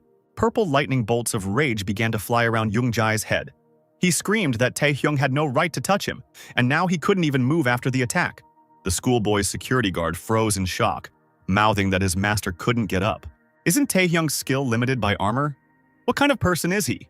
And although blood was streaming down the guy's face and he himself was wounded, he stood firmly on the floor, clenching his stone fist, and exclaimed that he had finally succeeded. There are 3 skills in total that Taehyung acquired thanks to the Predator: Stone Skin, Invisibility. And then, having cleared the tunnel, he took the Spider Paralysis from the sisters. However, the Awakened One did not use all of his skills from the start. C-rank Paralysis cannot easily overcome S-rank resistance. Invisibility is quickly broken by a wide range of fire attacks. But a Predator is a last resort and should not be resorted to haphazardly. Therefore, Taehyung's goal was to accumulate paralysis in the enemy in close combat. The status reduction skill has a greater effect if it is boosted by a direct hit rather than applied from a distance. If paralysis is inflicted repeatedly with continuous strikes, even with an S-rank enemy resistance, he will not be able to withstand it. The smoke from the recent fire gradually cleared, and Taehyung resolutely headed towards the prone enemy. The Master's Guard also seemed to be under the spell of the Awakened One and was paralyzed. The man thought that what had happened was incredible, because the schoolboy had defeated the gentleman in a direct confrontation, which exceeded all expectations. Taehyung himself stood silently, bending over the defeated enemy, looking at him attentively. He was conscious and began to whisper something with dry lips, saying that he knew something. In response to the surprised look, the guy replied with a smile that he had underestimated Taehyung. Otherwise, he wouldn't have been beaten by such trash. John Z held a small crystal in his hands and kept saying that now he could do the same. The next moment he squeezed the stone hard, and it crumbled into many pieces in his palm. Taehyung gasped, leaning back, something terrible unfolding before his eyes. It was as if some force had lifted John Jae into the air, and a fiery skeleton as tall as the ceiling grew above the guy. The guy laughed, covering his face with his disfigured palm, and said that now he too would be a worthy opponent. Taehyung immediately turned to run, and this entire fiery mass rushed after him. The skeleton controlled by John Z obeyed its master without question and quickly reached for its victim. Taehyung managed to jump back when a huge fire sphere fell at his feet. His fist also grew in size, hanging over the skeleton in its awakening. Focusing on the upcoming blow, Taehyung directed his stone hand forward. The skeleton's mouth opened and a stream of fire poured into the air from its dark interior. Despite this, Taehyung still fearlessly approached the monster. The stone fist heated up as it made its way through the streams of bright flame. The temperature was so high that the stone could not withstand it and cracked, revealing human skin. Another explosion seemed to split the room into several parts. Taehyung fell down from a height. He fell to the floor, then leaned on his elbows. John Jae and the skeleton leaned over the guy. Hundo knew that this was the master's skill, the true form of Blazing Heart. In his normal form, it would be difficult to reveal the true power of the S-class. But before that, the gentleman used one thing: a magic enhancement stone.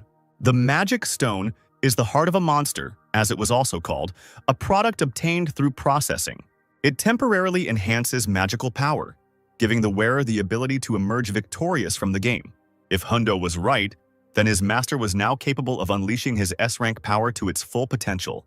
Still, the man knew that there were problems with this too, and he rushed towards the guy. The guard knew about the gentleman's temperament and shouted at him to stop, as he could even kill Taehyung. Moreover, the magical power is too strong for the guy. He won't be able to cope. His blood vessels will burst due to the leakage of magical energy. A fiery arrow instantly flew at the place where the man stood. Launched by the irritated words of the guard John Zae, he jumped to the side, letting out a muffled cry, avoiding being torn to pieces by the explosion. The guy, meanwhile, had almost lost his face. He was gradually turning into a fiery chimera. Seeing how Taehyung understood Yoongjai, he ordered him to shut up. It was impossible to stop. The battered but still alive awakened man raised his head sharply. The huge one flew off and shouted in the voice of a classmate that he couldn't be given orders, throwing fire spheres. Even the owner himself no longer understood where he was or what was happening, having completely dissolved in the sea of fire. Zhongjai's face was already crumbling from the high temperatures. He was screaming furiously, wishing Taehyung death. Hundo was sure that the master had gone crazy and was wondering how to stop him. He ran to the hole in the floor where the sphere had hit and called out to Taehyung, urging him to stop fighting and run. The man crawled to the edge and extended his hand to help the boy out, saying that he would somehow stop the gentleman. But instead of gratitude, he received a solid punch to the jaw. This attack literally knocked the strong guard off his feet. He flew back several meters, coughing up blood. An angry Taehyung was heading towards him from the smoke screen, and he had no intention of running away. Of course, he recognized the S rank, but he himself was prepared for battle. He took a lot of recovery potion with him. The boy restored his mana and magic, preparing to become himself again. Now the predator has awakened. In the office of the new South Korean Players Association, Chairman Jinwi sat at the head of the table listening to Taewook's report. Hearing the level of power of the awakened beings revealed, the man couldn't help but scream. The speaker nodded, having seen it with his own eyes. John Jay has 1,900, Aeon has 2,300. Both are confirmed S-rank awakened. The assistants looked through the documents and were amazed at the wealthy student's strength, comparable to that of an A-rank hunter and the Japanese saint. Jinwi laughed joyfully. Could it be that now even in New Korea there was a saint-level hunter? Saint. As one of the hunters representing Japan, the girl was 19 when she first tested her level and turned out to be a monster whose total points exceeded 2,500. And even the monster's number was only. That's not enough. Taewook couldn't get Taehyung's numbers out of his head. There were more than 5,000 of them. With a serious face, he walked towards the exit of the office, wondering whether it was a mistake or an illusion. He knew for sure that he had to find out for himself. Hundo looked ahead and trembled all over, not believing in the reality of what was happening. He sank to his knees, muttering that it was impossible for a human. This time, Taehyung's avatar, a huge bloody knight, appeared as tall as the fiery skeleton. He was completely submissive to the schoolboy, who, as it turned out, had no intention of giving up. Turning around its axis, the monster opened its huge mouth, releasing the tentacles of the predator. In response to this, John Jay became incredibly angry, directing more and more streams of fire. Even his clothes were scorched. All because a bastard like Taehyung rejected him, the heir of the Daesung group, an S-rank player. He wanted to say something else but began to choke, greedily gasping for air. Then, gathering the remnants of his mind, he loudly shouted his name, but at that moment he was already under attack from Taehyung. He shrugged his shoulders. The guy didn't care about the opponent's rank and his regalia. Taehyung smirked, red flashing in the pupils of his eyes. Struck by the refusal and hurt in his heart, John Jay cried out desperately. He suddenly saw not Taehyung but a real deity who controlled the elements. The guy stepped back in horror, instantly falling silent. Taehyung told him that he possessed the power of a king. Jonta couldn't run away. He couldn't hide. The predator's tentacles were immediately directed at him from all sides. The gentleman's eyes widened in silent shock. He no longer had the strength to scream. The part of the building where the two strong players were fighting was engulfed in flames, which started after a deafening explosion. John Jay lay on the ground, finally defeated and trampled in this battle. Hundo, rejected but loyal, slowly approached him on stiff legs. But Taehyung was very surprised when the man passed his master and walked towards him, falling to his knees. The guard bowed his head, admitting that he was incredibly surprised. A rank player Hundo didn't expect to pull out young Jai under such conditions using Predator. It didn't matter. Since Taehyung had already taken the skill, the man asked what he was thinking about. After all, his master is the heir of Taesun. How is the student going to deal with the consequences? Taehyung chuckled. He wasn't the one who started the fight, and anyway, did he really look like someone who would be scared by all this? But the guard shouldn't worry, because the young master won't be killed. In return, the awakened one wanted to receive payment for Ji's life. Hearing that Mr. Heir of Taesun, Hundo turned cold, realizing what his interlocutor was leading to. Taehyung stretched his lips into a smile, deliberately slowly scratching his chin. His eyebrows shot up. The guy suggested that he could get 1 billion for John Jay. The cracked part of the school was burning, and evacuated students stood nearby with a teacher trying to calm them down. Everyone was asked to move even further away, the shocked students whispered, wondering what was happening there. Maybe it was an attack by a demon or a monster. But Lim felt magic and a powerful flame and was sure that it was the power of John Jay. But she could not understand who his opponent was. The girl imagined John Jay waving his fire, threatening to kill, and Taehyung begging for someone to save him. The teacher was telling the students that since they were here on the street, they were not in any danger. At that moment, Lim rushed forward towards the school, and no one could stop her. The girl was sure that now only she could stop this fight with unequal chances. The student thought about how wrong she had been by not checking the gym. The girl was sure that it was her fault that this was happening. She only prayed for Taehyung to be alive. However, it was worth praying for someone completely different. Upon entering the room, Lim found tongues of flame playing, among which stood a battered Taehyung in front of an unconscious John Jay lying on the floor. The guy noted that the schoolgirl had arrived just in time. He needed a witness, but then he stopped himself and explained that he needed someone to take John Jay to the medical center, or better yet, straight to the hospital. The girl lowered herself down and placed the unconscious student on her leg, asking what had happened here, and Taehyung replied that the student had already been lying here alone. Perhaps he had fallen down the stairs or something like that. This assumption seemed implausible to Lim, and the guy said that he still didn't know what happened, and asked the girl not to tell anyone that she had seen him there too. Taehyung hurried away, and the student demanded that he stop and explain everything properly. However, when Lim turned around, there was no one around. She was confused, not understanding how the guy could disappear so quickly, as if he had never been there. Taehyung was already far from the school, on a hill from which one could see smoke rising from the gym in the rays of the setting sun. The guy was sure that Lim would take care of John Jay, and Tess and group also shouldn't bother him, which meant the issue was resolved. But he didn't understand some things that appeared in the system window after this battle. He gained Charm and Monarch's Heart, which increased the abilities of party members. Taehyung felt like Charm was something that only related to appearance, like celebrities. He couldn't understand how something like that could even come through his window when John Jay's power was absorbed. Maybe his luck had turned against him? Moreover, the skill he acquired was not called Flaming Heart, but Monarch's Heart. Taehyung was surprised that Lee even had such a skill. But for the guy, it was even good. Skills that affected the entire party were rare, regardless of their level. Since Taehyung had several skills, he could combine them. But Monarch's Heart was much better. The guy was very happy about this turn of events. However, this joy quickly gave way to bewilderment as 3 black cars drove up to the schoolboy. The barking of dogs was heard, people got out of cars, one of whom noted that Taehyung had finally been found. It was Taevuk, who had a few questions for the student. The nervous guy didn't understand why this man was here now. Go asked what Taehyung did in the gym. A red path through the garden, illuminated by tall street lamps, led to the mansion. Inside was a man holding a whiskey on the rocks, thinking about how things had turned out. His only son was in the hospital, but as if that wasn't enough, the man had to pay $1 billion in compensation for his life. The man, flanked by Dobermans barking menacingly, asked Hundo, who was shaking with terror and begging for forgiveness, if he could handle it. Hundo looked at the floor, sweat dripping from his face. The bodyguard was ready to carry out any order. Hundo was shocked when, instead of punishing him, his boss allowed him to act as he saw fit. The conglomerate noted that Taehyung was quite cheeky, which was even funny. However, no matter how much they had to pay, they should also have received compensation. The boss snapped his fingers and Hundo cowered as the dogs approached him. The bodyguard did not agree with such injustice, trying to convince the conglomerate. Hundo said that John Z's opponent was still a very young boy, and it was ruthless. The boss ordered the bodyguard to be silent, as he did not allow the dog to bark. Lee Jong-soo was the CEO of Thiessen Group and an S-rank hunter. Standing in front of Taewook, Taehyung wondered how this had happened. The student couldn't understand what exactly Go was talking about, maybe about the explosion or the situation during the lecture.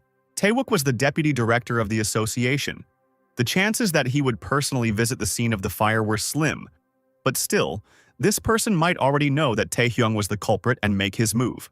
To understand the reason for this man's appearance here, the guy decided to check on him and asked if the man had spoken about the explosion in the gym. Go didn't immediately understand what they were talking about, because it wasn't what he was really interested in.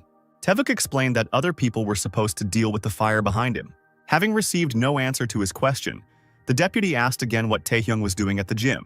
Realizing that Go didn't know about the explosion, the student smiled slyly. The student asked if the man was unaware. Taewook asked what he was talking about, and Taehyung explained that the deputy was supposed to invite the boy to the hunter's test. Grinning, Go asked on what basis he had to do that. The student then released his sinister energy, allowing his potential to be seen, and asked if that wasn't enough of a reason. The people standing in front of him were amazed. They could not believe that such a thing was possible. In a very short time, Taehyung had become even stronger, which meant that the number above his head was neither a coincidence nor a mistake. Twook wondered who this young man was. He also asked why the schoolboy's clothes were so dirty. When Taehyung returned home, Jaeyoung learned that his brother would be taking the hunter exam.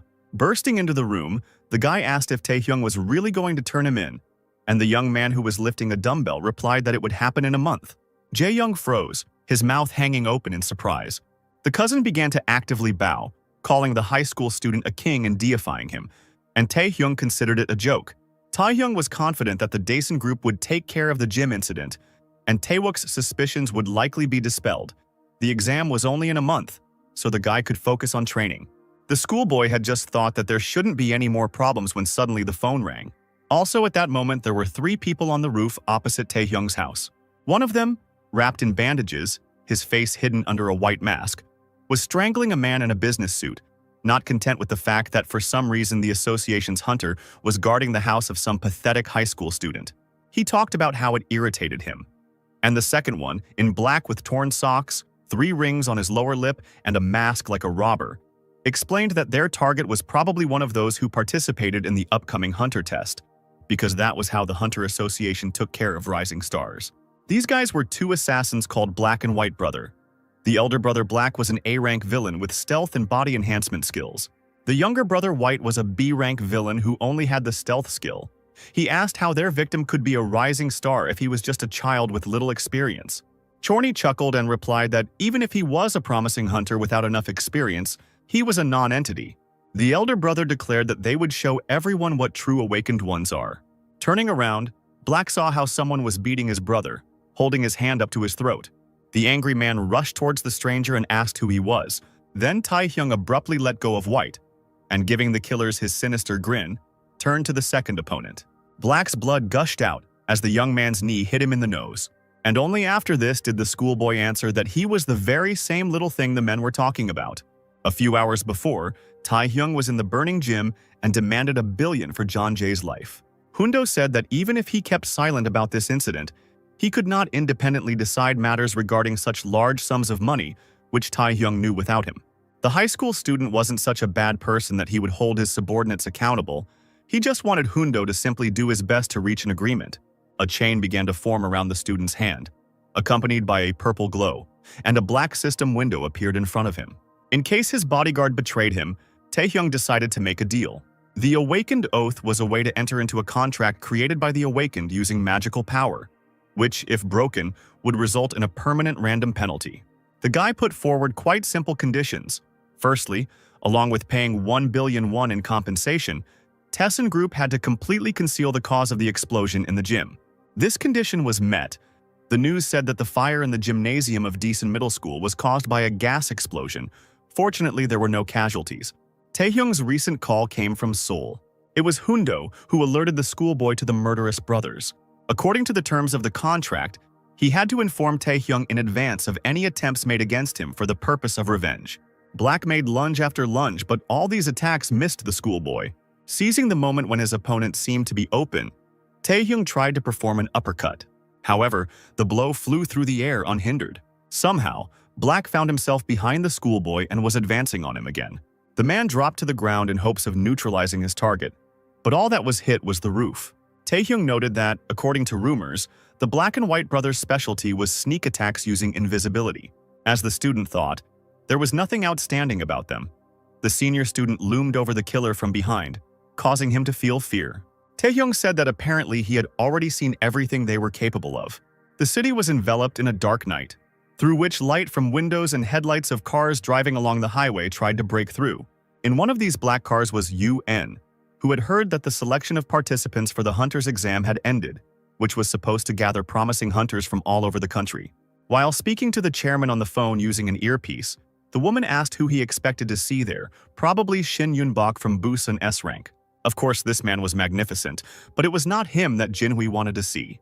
In fact, Ji was expecting N's younger sister. However, Yu was sure that Lim would not be able to achieve anything in this family, and the chairman noted that the girl was still just as cruel. Jinwei asked if Yu herself was eagerly awaiting that boy, Shin. Anne replied that Ji hadn't yet heard something interesting that intrigued the man. She heard that besides the S-rankers, there was a guy who Tuuk personally came to see. Since he personally intervened, Yu and the chairman were curious about how good this awakened one was. The next opponents were defeated. The killers lay unconscious against the wall. Taehyung didn't understand why he couldn't use his ability again. The system alerted him that the boy had a physical disability and that the overload made it impossible to use the predator. Not a single star could be seen in the sky, and only one street lamp lit the street. In front of the bound brothers were hunters.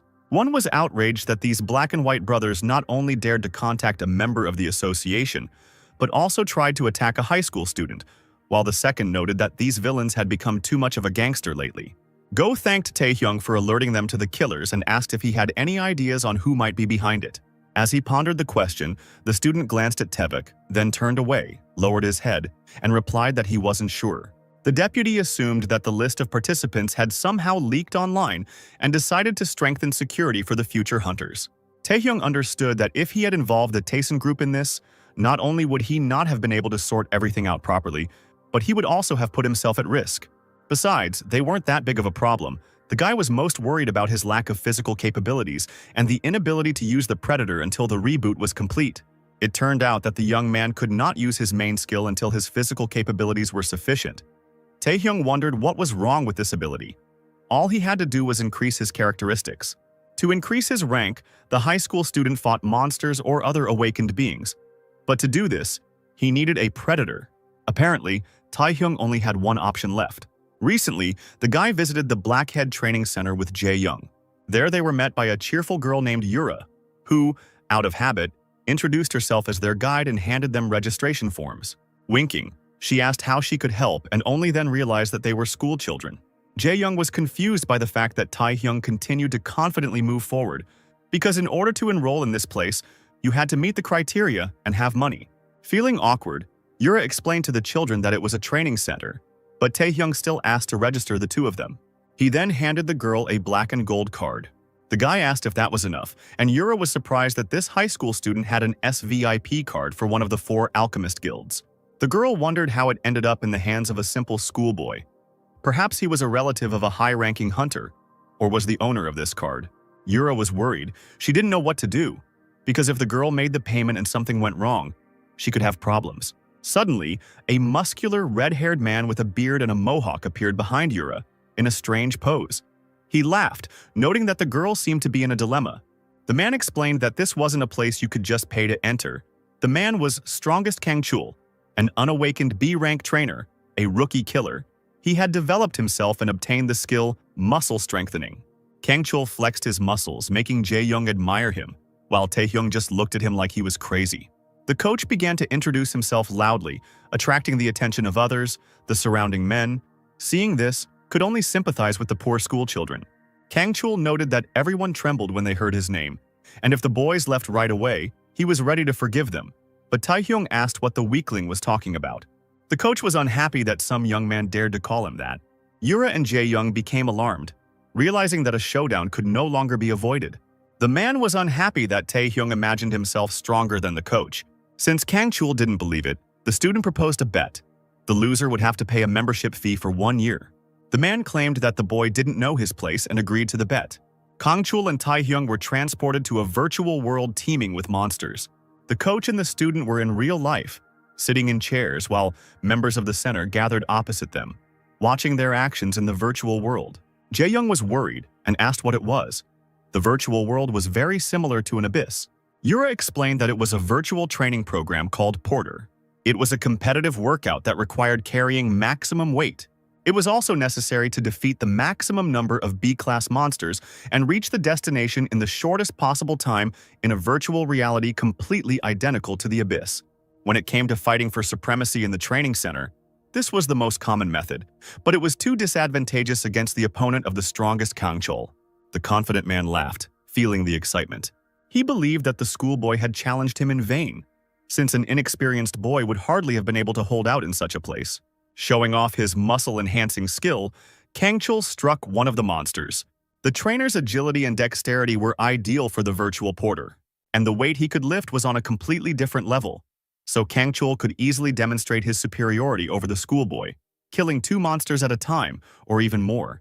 But when the man turned around, he was surprised. Taehyung rushed forward, simultaneously destroying numerous monsters and throwing them aside. Red arrows pointed forward. The guy's path was blocked by monsters. When the schoolboy had cut up his opponents, the arrows turned green and began pointing in the opposite direction. Taehyung confidently moved forward, no matter how many enemies rushed at him. Even when surrounded by many angry creatures, the guy found ways to resist them. His eyes even lit up more with each new wave of monsters. One could definitely say that he enjoyed the battles. Kangchul couldn't keep up with Taehyung. He could only watch as the schoolboy performed a combo, killing 999 monsters in a row. The coach's jaw dropped as he realized how strong some schoolboy was. Everyone was shocked. They didn't expect such an outcome at all, and only Jae-young believed in his brother. Taehyung didn't plan on staying at the center for longer than a month, but the training was definitely amazing, considering the maximum weight training, and turning to Kangchul, the senior said it was pretty good. But now the coach had to pay and leave. It's been 30 days since the hunter exam changes were announced, and the long-awaited day has finally arrived. All those present were excited while listening to the speaker's speech. The girl in the air in the helicopter said, "The Hunters Association stated that this time minors were also invited to participate. People of all ages from all over the country are flocking here to the association's testing center. The most anticipated hunters, the unrivaled in close combat Iron Fist Hong Jung-wook of a rank, the owner of excellent combat instincts that even S ranks could not defeat, Druid Lee Gilsang of A rank, unrivaled in Busan, the S-ranked Thunderer Shin Yunbok, and the one who is rumored to have the highest score among those taking the Rising Star Saint test, Lim Aeyong of S rank, and so on. A large number of talented people plan to take part in this exam. One girl in glasses was out of breath, finding herself in front of a huge crowd through which she could hardly get through. Tears were welling up in her eyes because if she didn't report again today, she would be fired. This girl was the new reporter for Psy Economy. Kim had a typing skill of level E, and her goal at the moment was to interview the participants of the Hunter exam. Unfortunately, due to the crowd, she couldn't even take a photo. Kim felt depressed as she knelt down, feeling that with such a pathetic skill, her life was ruined. At that moment, the reporter's attention was drawn to a young man who approached and expressed his indignation at the number of people that was making it difficult for the participants to get through. Kim felt a surge of hope, realizing that this man was exactly what she needed right now. She couldn't believe her own luck, which had given her such a chance that was passing her by. C-rank Hunter exam participant Taehyung was annoyed that he had to somehow move through the crowd. Not wanting to miss this chance, still on her knees, the girl extended her trembling hand to him, begging him to give her an interview. There were still too many people around the testing center. Taehyung finally made it inside, where he was given directions and informed that the exam was supposed to start in a minute. The guy was almost late due to the sudden interview. But the young man did not consider this a mistake, because he had to take care of his reputation in advance. Entering the room he needed, which was tiled and completely unfurnished, the high school student saw a crowd of participants that was no smaller than the one he had to pass through earlier. The source of the light could not be pinpointed here, but the room was quite bright. All the tiles, both on the wall and on the floor, were absolutely identical. The examinees, each wearing a yellow badge, became anxious, wondering what would happen next and why they had all been gathered in this empty, windowless space. Taehyung and Lim noticed each other later. Upon seeing the guy, the girl was shocked, not immediately recognizing the young man, as he had grown in size, becoming more muscular and even somehow taller. The class president asked what happened to his body, and Taehyung replied that he just bulked up a bit. But it didn't seem like a little. The girl heard that he had woken up, but she couldn't understand how so many changes had happened in a month. Lim wanted to ask what Taehyung did to John Jae last time, but she was suddenly interrupted. The slabs ahead suddenly began to glow and revealed examiners greeting the youth who would later carry the future of the new Korea. They explained that this hall was the first round of the test, in which future hunters were to be selected from among the awakened. Each awakened person here had an examination badge with an individual number engraved on it. In this exam, it was necessary to collect 5 badges, including your own, without which the participant was immediately eliminated. It was the so-called fight for the exam badge. The time for it was limited, only an hour. Suddenly, the floor beneath the awakened one's feet began to collapse, frightening them. The entire space changed, moving people both vertically and horizontally. So, the first round of the exam has begun. The speaker's face was emblazoned on almost every cube on which the frightened examinees stood. The first thing the crowd of Awakened decided to do was attack Lim, hoping that together they could deal with her. One of them shouting that if the girl didn't want to be beaten, she should have attacked first. The serious-minded headman hastened to use her power. She launched an ice block at her opponents, causing them to scream, all of which the examiners could see on the screen in the safe zone. The hunters called Lim a future star, as her skills were excellent. But the other participants were not to be trifled with either. Each of them surpassed the previous test participants. However, the examiners were most interested in S-rank Shin Yunbok from Busan. 20 minutes had passed since the start of the test, and not to mention every effective strike, no one could get close to him. While the examiners admired Shin's amazing abilities and wondered who would be better, Yunbok or Lim, Taewook stood at a distance from them. He watched the exam through a separate window. Considering the scores of the seniors, Go could understand the interest of the other hunters in these two awakened ones. However, he himself saw a figure much more interesting. Taewook was sure that Taehyung would easily pass this test. Smiling contentedly, the deputy was eager for this boy to show everyone his strength. Seeing how Taehyung fought, Go was puzzled. The high school student took hits and delivered weak attacks of his own. Knowing the boy's potential, Taewook expected something completely different. Taehyung's opponent was Hong, who was currently using the skill Iron Skin. The high school student only used Stone Skin against him. Go wondered if he had misjudged the boy's capabilities. The deputy couldn't believe that Taehyung was being pressed by an awakened A rank. The high school student didn't dodge a single blow. Suddenly, Taewook found a pattern in this. Taehyung's arms and part of his face were covered in rocks as he ran purposefully towards Hong. The enemy's fist was approaching the high school student, but the young man, looking from under his brows, smiled as if everything was going according to plan. A steel hand touched Taehyung, causing his head to fall back and blood and stones to fly.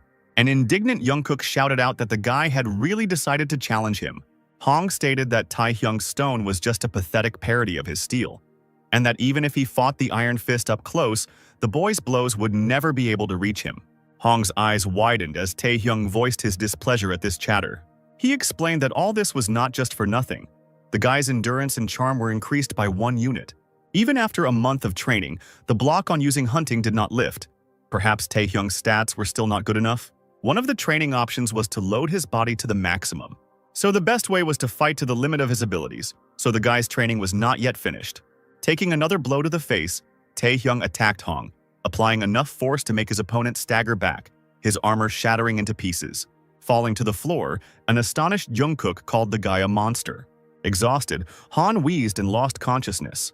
Finally, Taehyung was able to get hold of the first foreign badge. At that moment, the excited Taewook laughed madly. Looking up, Go stated that this man was certainly abnormal. The hunters noted that the deputy was quite excited. Apparently, he was very carried away by this testing. Taewook was surprised that Taehyung was training right during a large-scale survival mission. This recklessness of the schoolboy sent goosebumps down Go's spine. However, this could become a problem now. The deputy understood that the young man was doing all this only for the sake of characteristics. But this fight should have greatly exhausted Taehyung. In Go's opinion, it was best for the high school student to recover his stamina and target the weakest participant now. But the boy's next actions shocked Taewook. Finally, Taehyung was noticed by the other examiners, who wondered why such a weakling would decide to go up against one of the strongest awakened in this field. Taehyung stood on one of the cubes near Yunbok, around whom many unconscious bodies had gathered, and electricity hung in the air. Noticing a new opponent, a smug Shin, with his arms folded in front of him, asked who else he was. Yunbok had already managed to get hold of 147 badges. With feigned surprise, Taehyung asked how many badges the enemy had managed to collect and began counting them. Having counted to 9, the young man noted that there were clearly many more than 5.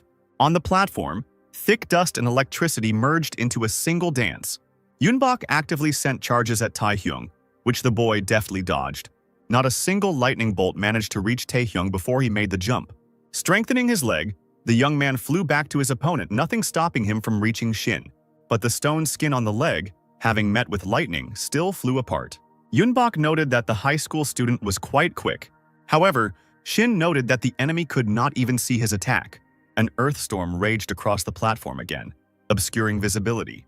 After striking, Taehyung immediately hurried to increase the distance between him and his opponent and moved to another platform. Shin was not harmed at all by his attack. The young man was already quite tired from this exam. He didn't expect that it would be so difficult with the Thunderer. Powerful lightning surrounded his entire body, blocking all enemy attacks. They also had such a range and destructive power that they could be used both in close combat and at long range. Taehyung kept trying to figure out how to break through this defense, considering that using the Predator was still impossible. Shin asked why Taehyung didn't approach him. Did he really want Yunbok to do it? Without waiting for an answer, Shin lifted himself off the ground and rushed towards the guy.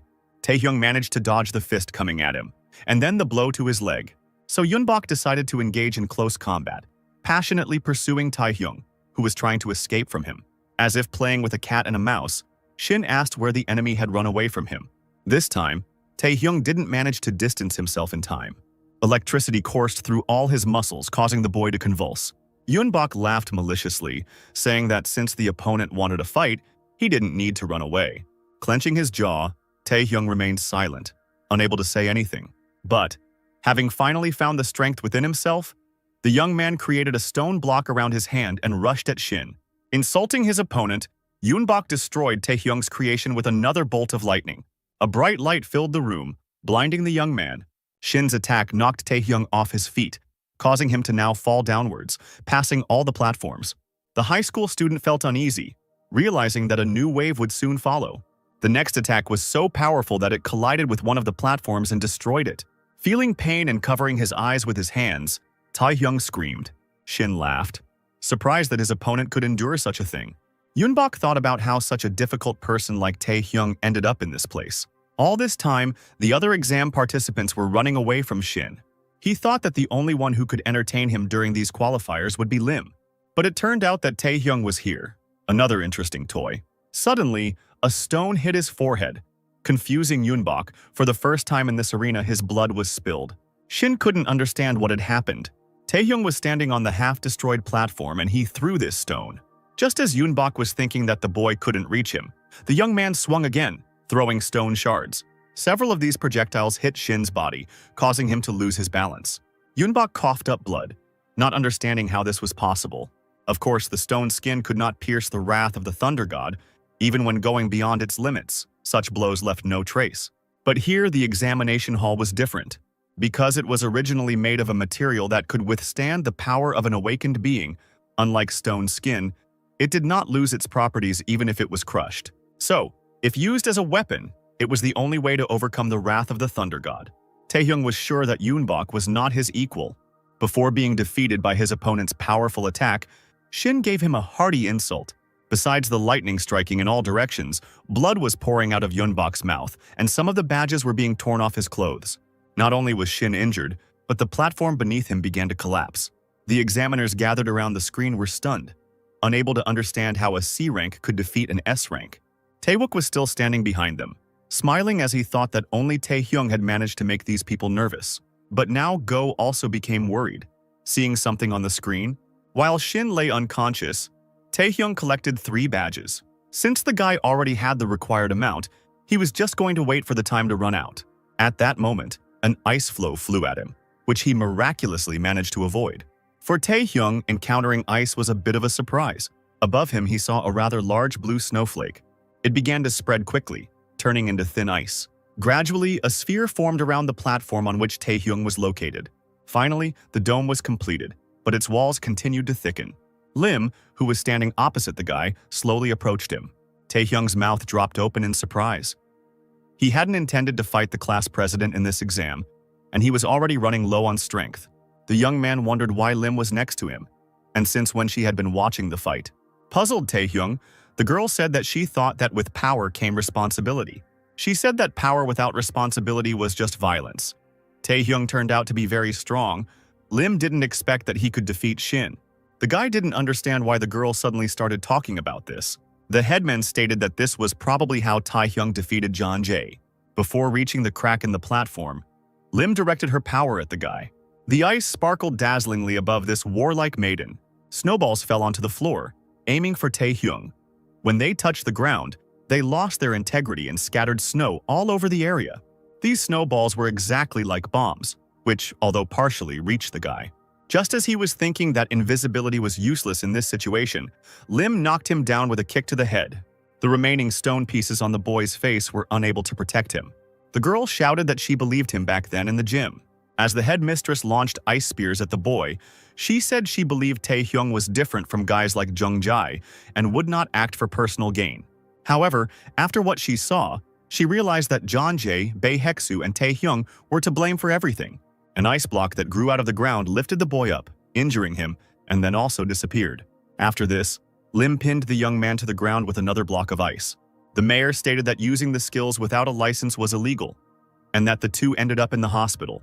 But after everything the young man had done, she had no intention of reporting him. However, Lim demanded that Taehyung withdraw from the exam. She believed that the high school student was unworthy of becoming a hunter. The guy asked who the girl was to say such a thing. Lim watched silently as Taehyung rose to his feet. He stated that the headman couldn't even stop John Jae's tyranny, strength, responsibility, dignity. All of this was unimportant because in the end, Lim wanted to eliminate Taehyung. And instead of acknowledging her fear, she used this survival game as an excuse. Lim was surprised. She expected something completely different. But she had no choice but to accept this answer. And if that was the case, then Taehyung could no longer count on her leniency. An ice hammer at least twice the size of herself suddenly formed in Lim's hand. She said she would end it all. Leaning forward, Taehyung wondered how he could get out of this situation. The stone skin, broken hundreds of times, has long since lost its function. Even if he used stealth, it would quickly disappear from wide-area attacks. The monarch's heart, which increased the ability's level, had already been activated, but it was not enough to turn the tide. The predator was still locked in place, and Taehyung didn't have the stamina to inflict paralysis in melee like he did with Jung Jae. In the end, he had only one option left. The young man rushed towards the girl who was raising her hammer back. Light suddenly began to break through the ice dome, and then the sphere burst completely, scattering fragments across space. The flurry of snow made it impossible for the anxious examiners to see anything. Taewook was most worried about Taehyung. When the view improved, he and everyone else went into shock.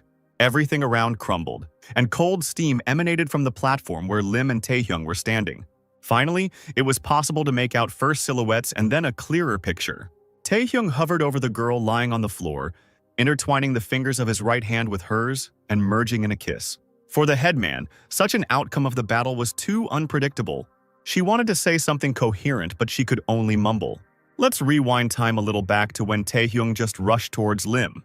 The girl swung the hammer and pointed it at the guy, and the weapon fell noisily to the ground. It might have seemed to some that it was all over, but it was not so. Lim realized this as she raised her gaze slightly. Taehyung was flying at her from above, but he somehow managed to avoid her attack. Under threat of death, at the last moment the guy came to the kiss. Despite how it looked from the outside, it was paralysis. Using state-affecting skills at close range, especially directly inward, had a higher chance of success.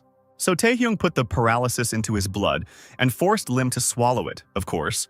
Considering the monstrous resistance of the S rank, it was nothing more than a gamble. But in the end, the result was positive for the young man. Confused, Lim lay in the snow, trying to say something to Taehyung, who had already gotten up. Her resistance failed, and she was paralyzed. The system notified that the girl had suffered a severe psychological blow, and her charm had increased by 3 units. The high school student was glad that, by some miracle, his plan worked. An announcement followed that the first stage of the examination had been completed. Now the medical team had to take everyone to a safe area, and all examinees had to remain in their seats. The same announcement was repeated once again just in case. All injured participants of the exam were immediately given medical assistance by the medical team. Despite being paralyzed, Lim collected badges and was competent in combat, so she passed the first stage of the exam. Taehyung also passed the exam, collecting 7 badges. But his victory over Yunbok and Lim put him in the spotlight. When Taehyung walked past the 3 boys, they became nervous and immediately started whispering about the high school student. Walking down the corridor, the young man thought that it would be nice to have healing skills. In his previous state, he couldn't even walk.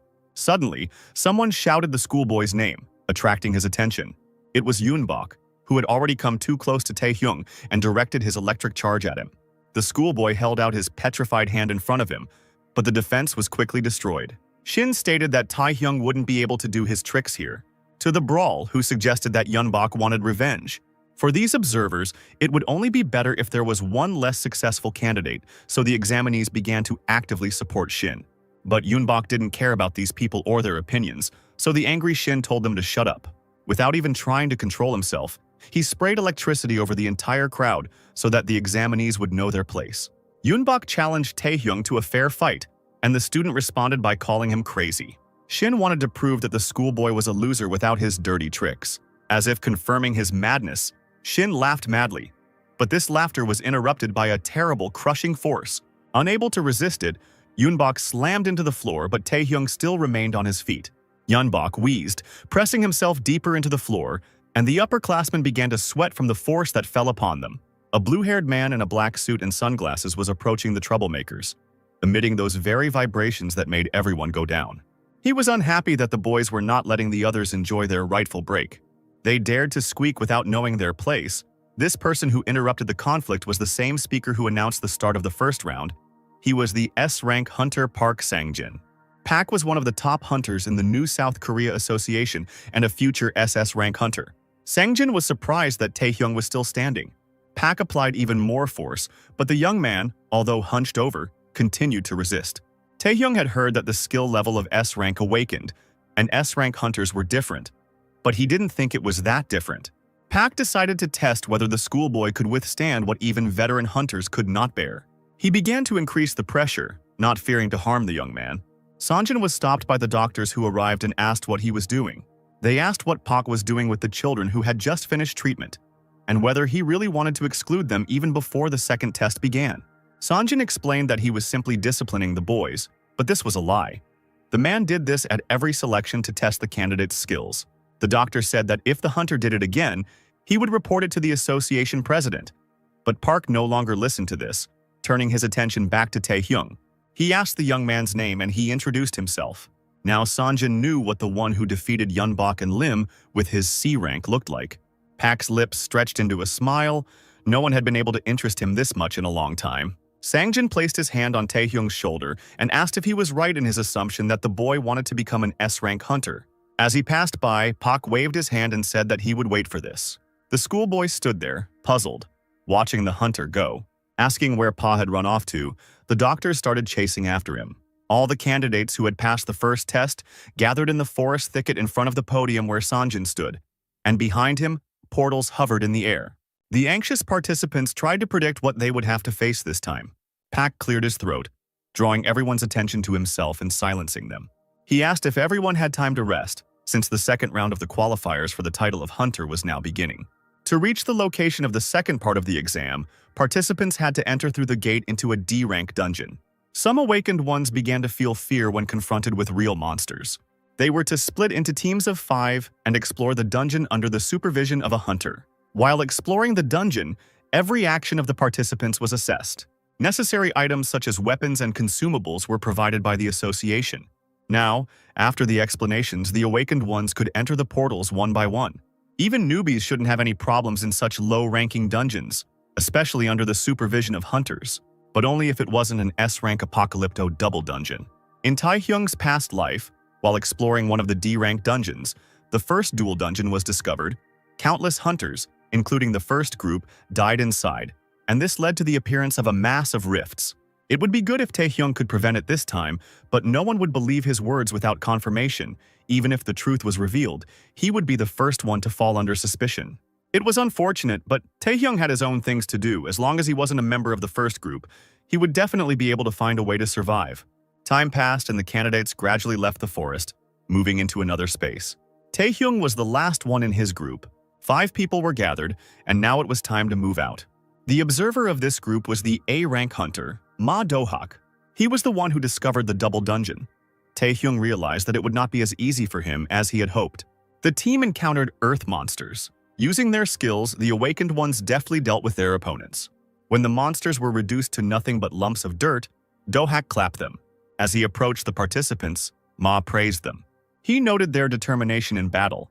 Considering that this was their first such experience, the candidates were truly worthy of the title of hunters. The participants began to say that all this was due to the observer's instructions, but they themselves did nothing of the sort.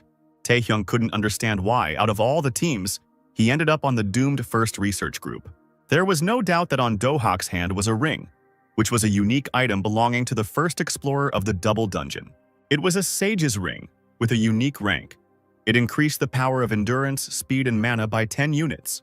Now Taehyung was sure that they were definitely in a double dungeon, which meant that he would not be able to survive since the predator was still sealed. No matter how, the young man had to prevent the discovery of Apocalypto. After walking some more distance, the team suddenly stopped. Several branches appeared before them. The awakened asked what they should do, and Ma noted that something similar often happened when exploring dungeons. Dohak wanted to propose a vote, but Taehyung didn't allow it. The guy rushed into one of the caves, ignoring the screams. A nervous Ma warned that it was dangerous to be alone, so the young man should return. Taehyung stated that everything was fine and the others had to follow him. The young man could not allow everyone to make their own decisions. After shouting once again for the others to follow him, the high school student fell into the ravine. Despite this, everything was fine with him. He continued to run forward, forcing the other team members to chase him. Taehyung wanted to pave a different path and avoid the opening of the Apocalypto, even at the cost of his life. However, no matter how great this desire was, it turned out to be unfulfillable. The group nevertheless came across a strange portal, which, together with the cave opening, looked like a human eye. The awakened were surprised when they saw the gate, because they were already in the dungeon. And only Taehyung among those present knew that it was Apocalypto. The young man tried so hard to avoid the main path, but in the end he still ended up here. One of the awakened ones turned out to be very curious and bold, and extended his hand, wanting to touch the gate. Startling the candidates, Taehyung turned around abruptly and shouted for everyone to stop. He explained that they had already passed the gates into the dungeon, and it was unnatural to encounter another one. The boy said that such unusual cases had to be reported immediately and asked Dohak if he was right. Ma admitted that this was the first time he had encountered something like this. If the rules were followed, the team should have actually reported this to headquarters. However, now the hunter suggested going inside. Taehyung wanted to know why the man made such a decision, but Ma interrupted him, thinking that he knew perfectly well what the candidate wanted to say. Dohak explained that the magic felt inside that gate wasn't that dangerous. Plus, they were in a D-rank dungeon and the hunter was still an A rank. Ma was certain that, regardless of who had prepared this gate or where it had come from, such research would definitely add extra points to it. Alarmed, Taehyung asked if Dohak had gone crazy. The boy referred to the rules of exploring the abyss, but the hunter only laughed. Pointing his finger at the student, Ma asked if he really had to listen to that from someone who couldn't even work in a team. The candidates supported Dohak. They began to be indignant that Taehyung himself was acting recklessly. They told him not to be so arrogant just because he had some skills, and considered the guy arrogant since he decided to argue with the hunter. At that moment, Taehyung felt angry that they didn't want to listen to him for their own good, and fear because of the inevitable death. The candidates opposed to the young man lined up next to Dohak, and everything was decided.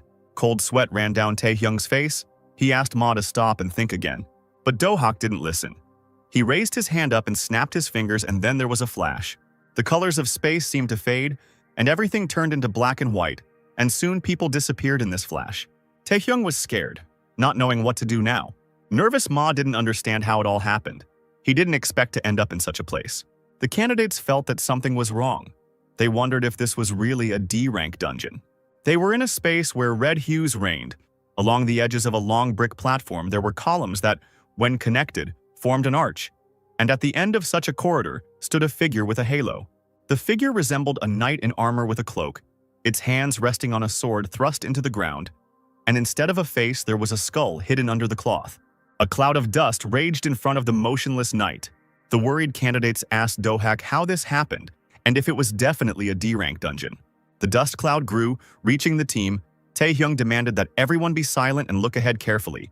The hunter was unhappy that the guy continued to be rude. The youth warned the awakened that the enemies were approaching. These were two smaller versions of the statue with only one difference. Where the belly should have been, there were crystals. It was a surprise for the team to encounter Death Knight A-rank monsters. Dohak needed to collect his thoughts and start giving orders to avoid problems. Half-turning, he told the candidates to prepare for battle. The knights who were about to strike the first blow were also ready. They swung their swords, sending waves of energy upward. This caused the columns to begin to collapse and their debris to fall on people, forcing them to dodge and defend themselves. After insulting the monsters, Dohak also decided to go on the attack. He created lava under the knights' feet, which melted their armor. Then, red-hot peaks emerged from this lava, piercing and lifting the monsters. But the knights were still not defeated. They growled angrily. Ma commanded everyone to attack the immobilized creatures simultaneously. Under the hunter's orders, the candidates were to make maximum use of flashes of light and fire to blind the monsters. Those with shields had to protect the attackers, while the rest had to continue the attack, not giving the monsters a chance to strike. The participants strictly followed the instructions, attacking over and over again. Finally, the monsters were dealt with. Tired from such a shock, the awakened ones breathed heavily. Surprisingly, they managed to survive and even defeat A-rank opponents. And of course, there was a braggart among the candidates who declared that he was not even tired and was ready to fight again. But he said this in vain. Monsters appeared in front of the group again. But this time there were not 2 knights, but 4. And they all had different weapons and different halos. The group of people's mouths dropped open, unprepared for what awaited them. Taehyung dropped down to one of the defeated knights and began to dig into it. He realized that there was definitely something wrong with all of this. Having destroyed several more monsters, the young man checked each of them. Dohak, with blood on his face, was already feeling tired, finally realizing his mistake. The team already had almost an entire army of enemies in front of them, and every time the group gained the upper hand, the number of monsters only grew. Besides, everyone was already on edge. At this rate, the team could soon perish. Taehyung told Dohak that something strange was happening here. Ma wondered what kind of person this guy was. He looked cheerful even after so many battles, and was also the first to realize that this gate was dangerous. Furthermore, it was only thanks to his monarch's heart that the team's stats were so high. Otherwise, the group wouldn't have lasted so long. So questions arose as to whether this student was really a C rank. The hunter asked the young man what exactly he meant by the word strange. Taehyung explained that it was just a suggestion, but perhaps their enemies weren't Death Knights. Dohak asked what kind of nonsense that was and who they were fighting then. Arming himself with the knight's sword, the young man said that he would now go and find out. Forming stone skin on his hand, the boy rushed at the monsters. Ready to fight back, the knights raised their weapons forward. As soon as Taehyung approached, 5 knights tried to attack him at the same time. But in the end, there was no corpse under their weapons, just a small dent. While the monsters looked down in confusion, the young man flew above them. When the knights, realizing everything, raised their heads, it was already too late. Closing the distance between himself and the statue, Taehyung threw his sword at the motionless knight. When the blade reached its target, the stone cracked. The weapon was launched with such force that the statue's head ended up flying off its shoulders. The knights ran towards the young man, who was worried that his guess might be wrong. Suddenly, the monsters began to disintegrate into particles of light, and the whole space underwent changes, losing its scarlet color. It became clear to everyone that everything around was just an illusion. Taehyung clarified that it was an illusion trap. The man saw an imaginary place with imaginary enemies, thus depriving everyone who entered the gate of strength. The awakened ones could not believe that they had fought such a difficult battle with some illusions. They were afraid to think what awaited them next. Dohak became curious as to how Taehyung knew it was a trap, since he had never encountered Death Knights before. The young man agreed that he really knew nothing about these monsters. However, he was sure that real knights should not be so weak. Taehyung suggested moving on before they were all killed. The group had no choice but to continue exploring the dungeon, walking through the cave opening, Dohak lighting the way, Taehyung following behind him, helping the exhausted girl walk. The rest were able to move on their own. The illusion disappeared, but the situation did not improve at all. After the discovery of Apocalypto, the underground space was completely changed. The injuries sustained in the battle with the illusion became more serious, and the group could not simply wait for rescue. The only hope left was that the team would be able to find the exit gate from the dungeon. After some time of wandering in the darkness, the group finally came across something resembling an exit. In the darkness before them loomed a 4-meter-high gate strewn with skulls. One of the awakened ones asked if it was dangerous to enter them. Perhaps that was the case, but there was nothing to choose from. Even if they had stayed here, they would have died anyway. A red light was shining through the crack between the doors. The daredevil who decided to open these gates was Dohak. In the dark hall, the team found a Death Knight kneeling on one knee. Some of the awakened ones laughed, deciding that there was only one monster. But other Death Knights suddenly began to appear from the darkness. Everyone's mouths dropped open at what they saw. Beyond those gates, the team was awaited by more than just a small squad of monsters, as they had initially thought. At once, many skulls that served as torches burst into flames. Now it was possible to see the entire number of monsters that were lurking in this hall. The knights stood in a row on several balconies, and right in front of the team was a whole column of monsters, led by one of them. The awakened ones shook with fear, realizing that now before them were true Death Knights. Also behind this column were steps leading to a throne, on which sat a knight who was different from the rest. He laughed, surprised that some pathetic people could get to this place. This monster was larger than the others, and its skull was not hidden under the black cloth, but rather emphasized by a high collar with spikes. The owner of the duel dungeon, Lord S-Rank Death Knight, proposed to begin their duel. Making a loud noise, all the knights simultaneously slammed their swords on the floor. One of them stepped forward and waved his blade, pointing at the group. One of the awakened ones asked what was going on, and Taehyung guessed that the knight wanted a one-on-one duel. The same guy screamed he couldn't fight anymore because his mana was gone. Taehyung shouted for everyone to calm down, because their goal was not to fight, but to escape. Screaming even louder in horror, the three boys rushed back to the door. Not wanting to die, they were ready to return to where they started. But the monsters weren't going to let them escape. The knight, demanding a duel, launched a long-range attack, and Do-hak and Taehyung, without letting go of the girl, dodged the energy wave directed at the fugitives. The awakened ones coughed up blood. The attack they received shattered their bones, no longer allowing them to stand on their feet. Some drops of blood flew towards Taehyung, breaking on him. The young man wanted to buy the hunter some time so that he could escape, but Do-hak, not even wanting to listen to the guy, threw him back with his magic, causing the schoolboy to fall on his back. When Taehyung sat up, he saw that the hunter was about to use his abilities to separate them. The guy, who wanted to save at least one person in this trap, asked what Tevik was doing. Ma told Taehyung to shut up, as he was only a low-ranking awakened and shouldn't have argued with a hunter in such a situation. When the young man stood up, there was already a wall between them, and Do-hak decided to open up. The man wanted to become an S-rank hunter, but no matter how much he trained and improved his skills, he not only didn't get any closer to it, but even moved further away. This was his chance. If he could cope with this task, he could be one step closer to his goal. And this is what Do-hak's choice led him to. A Death Knight was flying towards him with a sword that emanated ominous energy. A green magical sign in the shape of a triangle began to glow under the man's hands, after which the rays of the same light cut the monster's body into several pieces. Ma noted that Taehyung was completely different, no matter how much the man didn't want to, but he was forced to admit that the young man had great potential. So he had to take the wounded and run as far as possible, and Do-hak, as the eldest, had to stop the approaching monsters. The man formed a pentagram, preparing to deliver the most powerful blow he could muster. Like the last time, Taehyung shouted his name. In such a tense situation without the predator and with the wall in front of him, he couldn't do anything. The young man looked back at the members of his group.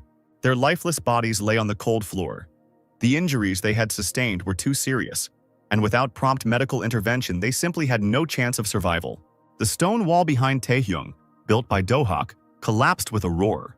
Shielding himself with his hand from the flying fragments, the young man turned around nervously, expecting the worst. He saw a hunter lying face down, pierced by a monster's sword, as if mocking the weak, with enemies lined up behind him.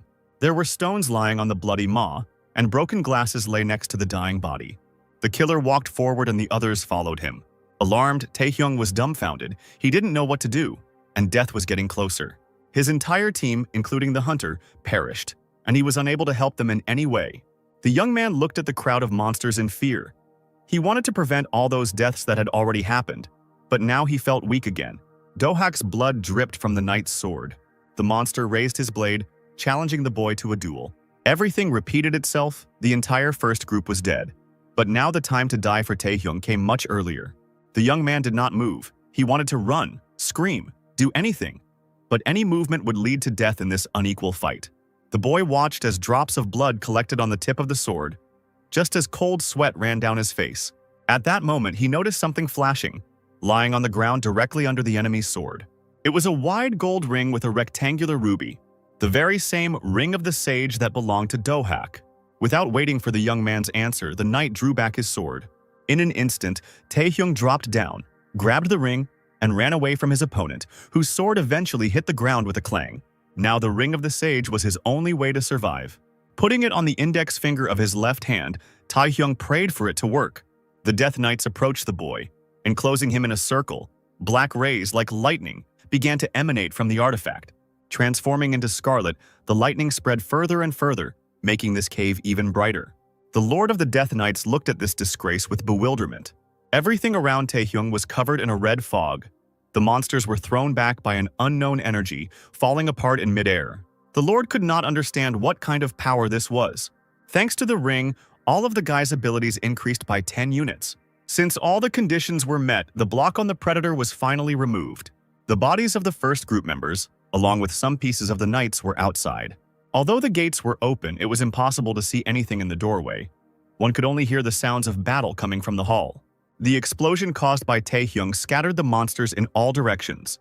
But the knights did not give up. They continued to attack again and again. Using the Predator, the guy took away the strength of his opponents and ran on. The time required for complete absorption was approximately 10 seconds. But the young man could not rely only on the Predator. All this time, Taehyung was collecting skills and improving his characteristics. And now, to win, he had to use every last bit of it. Only in this way could he get out of this hell. As the monsters surrounded Taehyung once again, something flew past them and crashed next to the guy, making a hole in the floor and raising dust. The shock caused the young man to fall, with a huge spear at his feet. Taehyung became alarmed, not understanding what it was.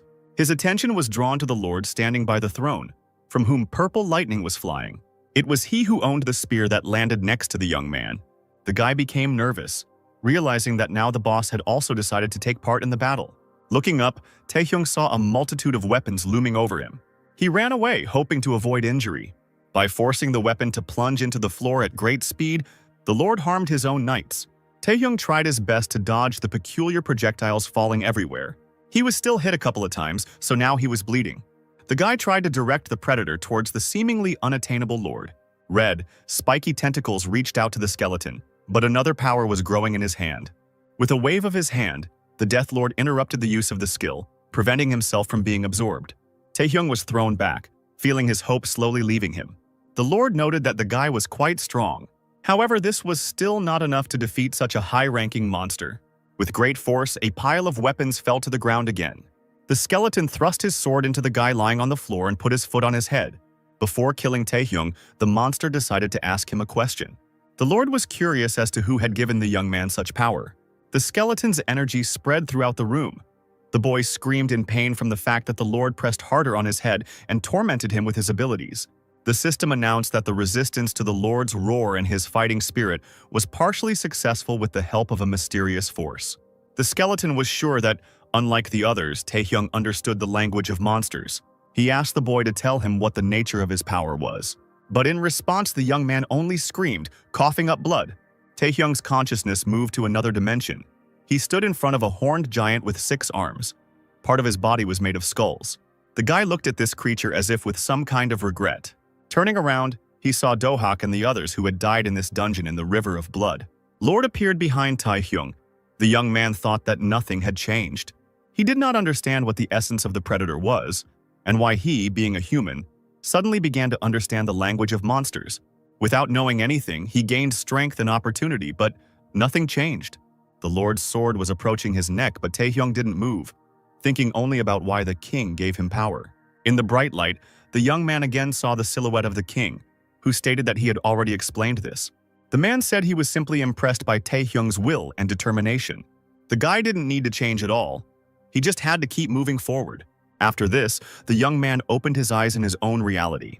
The skeleton asked if Taehyung really didn't have the strength to answer anymore. Since this was so, by insulting the guy, the monster decided to finish him off. However, the tentacles, which were thicker than before, knocked the sword out of his hands. The Predator then continued to destroy the knights who were still in the ranks. The surprised Lord looked at how his subordinates were easily crushed.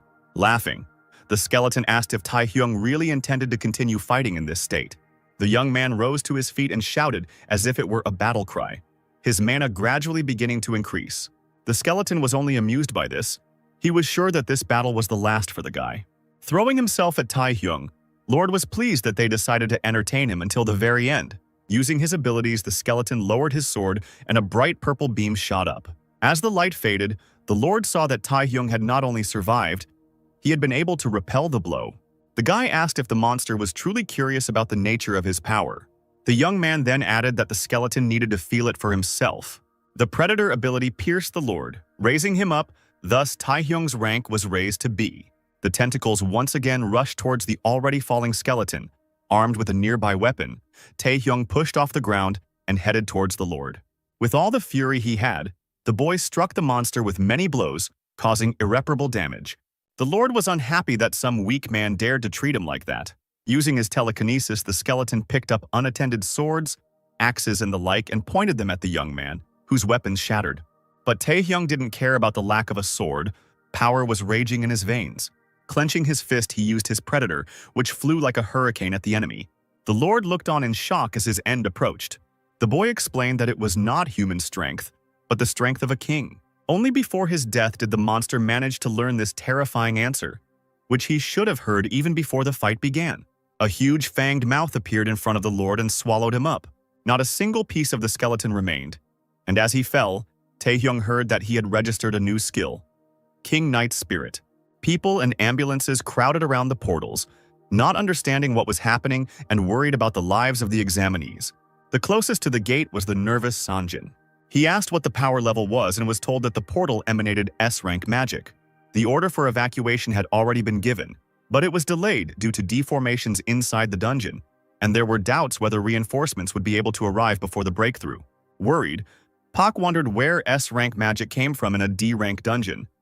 He knew that everyone inside could simply die. He assumed that he would have to deal with this problem alone. Suddenly, energy began to burst out of the portal. People assumed that the gates had already been breached, meaning they had to prepare for a massacre. The energy in the portal raged more and more intensely. It seemed that the first monster was about to emerge, but when they saw the one who appeared from the gate, Pak and the others were stunned. It was Taehyung, all dirty and bloody, who said that he miraculously managed to get out. Thanks to this guy, the situation with the double gates was resolved. The examiners carried out the evacuation without serious damage, and it was decided that the results of this round would be based on the scores received earlier. The bodies of the victims were found and returned to their families safe and sound. It was decided not to reveal who cleared out Apocalypto. The Hunters Association had to deal with negative press if they were to tell the truth. Then obviously Taehyung would become a target for both the media and the villains. Taewook and Sanjin understood the importance of silence in this situation and had no intention of spreading information about the boy. Sitting at the table and clasping his hands in front of his face, the chairman thanked the men for their understanding. Jinhui asked what the hunters thought of this student. The chairman rephrased the sentence and asked what they thought of the person who cleared an S-rank dungeon. Puck replied that this guy had conquered an S-rank dungeon on his own, meaning he should now be at least an S-rank. Taewook noted that although Taehyung's actual rank was much lower, he possessed a strength that was difficult to estimate. Ji asked what this meant, and the hunters looked at each other in confusion. There was a high possibility that Taehyung could become a national force. The solar eclipse painted the entire space a bloody color, and the clouds that had gathered around it worsened the already difficult situation. The young man was breathing heavily, not understanding what was happening. The monsters ran blindly forward somewhere, screaming. Taehyung stood over the gorge, watching as many different creatures passed through it. The young man wondered where so many monsters came from here. The boy realized that he was in an abyss, but he had no idea how he got there. The monsters that were exposed to the daylight became alarmed. Looking up at the sky, Taehyung saw a shining human figure, descending as if from the sun itself. It was the king, whom the young man did not expect to meet this time. The monsters growled, screamed, and stretched out their paws to the king, and he stretched out his hand, controlling such a simple gesture with his magic. The monsters turned to ashes, scattering across the space, and a path appeared between the crowd. Taehyung watched in shock as not a trace of the creatures remained. The king, still hovering in the sky, said that he would wait for the young man. He said that he would be in the deepest part of the abyss. Taehyung woke up on a hospital bed in a cold sweat. Shocked by what he saw, he breathed heavily. The sun illuminated the room, dispelling all fears but not reaching the young man's face. The guy raised himself and began to examine his hand, concentrating on reality. At first he thought that all those monsters in the abyss and the king were just a dream. However, all this was too bright and vivid for an ordinary dream. Taehyung wondered what the king's words about waiting meant. Even S-rank monsters feared the predator, and the guy understood their language, so he had more and more questions. And to get answers, the young man apparently had no choice but to become stronger and go into the abyss. Opening the system window, Taehyung saw a new B-rank skill that could be used to defeat an enemy with his spirit. Even during the battle with the Night King, he had a sneaking suspicion that his rank had risen, and this indeed turned out to be the case. Now his strength, endurance, and speed were equal to 100 units, and his mana was 150. With such characteristics, he could compete with S-rank players. Taehyung was sure that it was the Night King's skill that was pressing on him with such terrifying force. The schoolboy was confident that at this rate he would quickly achieve national power. He looked at the door, hearing some noise behind it. One of the doctors said that it was impossible to do this, and that he would not allow anyone to enter the room, after which a scream was heard. The uninvited guest was indignant that he was forbidden to visit the sick man. He stated that even for the chairman of the association this was too much, and listening to this, Taehyung became terribly nervous. The door opened, and the guy saw a short-haired girl, behind whom beaten men were lying and groaning. Smiling brightly, Yu asked if Taehyung had thought the same thing. A black car was driving along a one-way road among white cars. There was a man in the back seat who said that he could have driven the car himself, since he was the driver here. But Aeon told him to sit and enjoy his rest. After all, Taehyung was her guest, and she wanted to take care of him herself. Deciding to break his silence, the young man drew attention to himself. He asked what the leader of the Night Walkers, one of the strongest guilds, wanted from him. The girl replied that she simply decided to take the young man home after being discharged, and at the same time see who he was that he was able to survive the apocalypto. The schoolboy didn't believe that the head of one of the leading guilds had such primitive reasons, so he asked to come up with something more plausible. Ayung noted that Taehyung was very observant, and the driver listened nervously to this conversation. The huntress asked the boy if he knew how the third test was conducted. She explained that the third test was a survival test, like the first, but the difference was that spectators would be able to watch the examinees from the stands. And when the student's abilities were revealed, surely all the guilds would want to take him in. A low rank awakened who could defeat even an S rank. That's why Yu asked him to let her be the first to make him an offer he couldn't refuse. Money, fame, she was ready to give Taehyung everything he wanted in exchange for joining the Night Walkers. The huntress extended her hand to him, and the schoolboy silently and appraisingly looked at the girl. The silence continued and the atmosphere became more tense. Beads of sweat ran down the driver's face and his heart began to beat rapidly. Finally, Taehyung said that he refused the offer, which stunned both the man and the huntress. It was already getting dark outside. Having reached Taehyung's area, the guy was dropped off. Standing at the stairs leading down between the two houses, the young man thanked Yu and the driver for giving him a ride, from where he could walk home on his own. The huntress couldn't understand why the schoolboy did this. The girl asked if Taehyung hadn't heard what she said.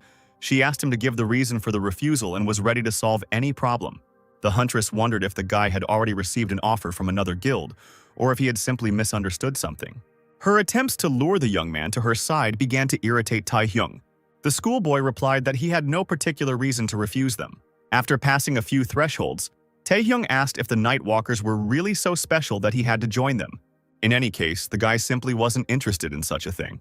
Since the schoolboy had nothing more to talk about, it was time to say goodbye. The young man walked down in the ensuing silence, grinning at something. But then the huntress rushed towards Taehyung and pulled him towards her, covering his mouth. The young man turned his head towards her, puzzled, and Yu asked what was wrong with him. The girl was outraged that the schoolboy had merely taken the first step towards becoming a hunter, but was already rejecting one of the 4 great guilds without good reason, which made no sense. But, removing her hand from Taehyung's mouth, the huntress declared that she forgave him. Stroking the guy's cheek with her finger, the girl said that she liked him. The nervous driver yelled that Taehyung was very young and was still undergoing testing. The man also asked the student not to irritate the girl and to simply accept the invitation, since he would have to join the guild anyway. Taehyung noted that the huntress had a hopeless stubbornness. He also stated that the girl was not Yu, but Lim Aeong. The shocked huntress wondered how the young man knew this. The young man replied that he knew a lot, including about the stolen name. The huntress seemed to lose control of herself and energy began to burst out. It seemed like everything was quiet and peaceful in Taehyung's residential area. People were hiding in their homes, getting ready for bed. But somewhere among the houses, a beam of light shot into the sky with enormous force. This power belonged to Yu, who grabbed Taehyung by the throat. The driver just looked at this. He didn't know how to deal with such a problem. The guild leader's real name was indeed Lim Aeong, the illegitimate daughter of Lim Chanyoung, the CEO of Yongsan Group. Initially, she was raised as a successor, but a new daughter was born into the family and Lim Aeon's name was taken away, turning the girl into an outcast. After this, the girl changed her last name and became a hunter, and now few people knew about this fact. The angry girl asked if he had really gone crazy to dare say such things to her face. Taehyung stated that the huntress started it first. The resistance to the S-rank Amazon spirit was successful. The young man took Yu's hand and removed it from his neck. Having forced the huntress to retreat, the boy used the counterattack of the Night King's spirit, which was successful. The huntress's hand was shaking. She didn't understand what kind of power it was. The girl was surprised that the schoolboy, in addition to being able to withstand the ability of an S-rank player, also counterattacked. The guy glanced sarcastically at Yu, who was standing just above him and who could not have expected such an outcome. The young man began to approach her, and the girl retreated. The huntress pressed herself against the wall, and Taehyung hovered over her, placing his hand on the stone pile just above her head. The guy suggested to Aeon's sister not to cross the line. Embarrassed, Lim bit her lip and growled in displeasure. The driver couldn't believe that Taehyung actually said that to the guild leader. A crowd of people gathered in a tall building that resembled the Colosseum. It was in this place that the third round of hunter testing was to take place. Unlike the first and second rounds, which were held behind closed doors, the third round was open to spectators, with a barrier erected over the arena for their safety. Industry representatives, the families of the examinees themselves, and the general public came to this stadium to see the spectacle. Yu Ah-yeon, who was also there, was eating popcorn, pretending to be an ordinary person. Taehyung's uncle noted that, thanks to the young man, they were able to see everything live, and his wife asked if everything would be okay, since she had heard that the qualifiers were very brutal. Hearing this conversation, Jae-young laughed and stated that there was no reason to worry, as Taehyung was very strong and could take out everyone with just one blow. Jae-young was Taehyung's cousin, who eventually became the president of his fan club, which only had one member. The parents said it was good, but the boy interrupted them, continuing to actively campaign for Taehyung. Reporter Kim, who was on the verge of being fired, nervously bit her fingernail. This time she needed to find the perfect story. The girls rejected the last interview because it was given by a low-ranking awakened. Kim assumed that the guy had probably already been eliminated, and if she couldn't get a decent interview this time, she would definitely say goodbye to her job. Wiping away her tears, the girl heard someone say that there was a strange atmosphere in the arena. Switching to this, Kim looked at the stadium, where the awakened ones surrounded one guy. The circle united many awakened ones, from the weakest to rising stars, and they all looked only at Taehyung. The girl wondered how strong this guy was that every single participant decided to join forces against him. The start of the third round was announced. All spectators were asked to remain calm, no matter what atrocities they might witness. So the exam began, and Taehyung grinned sarcastically, not doubting his abilities at all. All the examinees rushed to apply their various skills to Taehyung. Someone shouted that the schoolboy needed to be dealt with immediately, since he was able to single-handedly defeat two S-rankers in the first round. The candidates understood that if they failed to neutralize the young man, they would all suffer. Through the lightning, Taehyung reached the three boys, who screamed in fear. By pulling his hand back, the schoolboy formed a stone skin on it. Powerful blows followed, knocking out several of the young man's opponents at once. The examinees scattered in all directions as Taehyung rushed past them. The young man noticed something shining green starting to emerge from the ground next to him. Then vines burst out from under the floor, wrapping themselves around Taehyung. This attack interested the guy. He had never encountered anything like it before. A green-haired guy appeared in front of the young man, laughing evilly and advising Taehyung to be more careful, even if he was incredibly strong. Otherwise, the winner of this round could have been him, the A-rank genius Lee Gilson. Leaning forward, Taehyung easily tore apart the plants and landed on Gilson's head, causing the opponent to fall on his back. Receiving a strong blow, Gilson cleared his throat. The smug young man challenged the next candidates to a fight. Seeing what a monster Taehyung was, the exam participants became anxious and wanted to continuously attack the student from all sides, hoping that sooner or later he would get tired. Raising his head, the young man suddenly pointed a finger at his opponents. The guy decided to use the spirit of the Night King against them. The awakened ones were running towards Taehyung when they were suddenly illuminated by a red light. The phantom of the Night King appeared above the young man, and a strong pressure fell upon the candidates. The awakened ones lay on the floor, unable to resist this force. Every single spectator rose from their seats, shocked by what was happening. Continuing to shake the air, Taehyung smirked, feeling his superiority. Worried, Yu mentally called the young man crazy. The huntress couldn't believe that the guy used it in front of everyone. Clouds of dust billowed across the arena, and all the exhausted candidates lay on the floor. With a sigh, Taehyung declared that the cleanup was complete. However, there was still one unfinished business. It was Lim, breathing heavily, who somehow miraculously remained on her feet, clutching her probably wounded shoulder. The guy asked what they would do, since the girl could easily give up right then and there.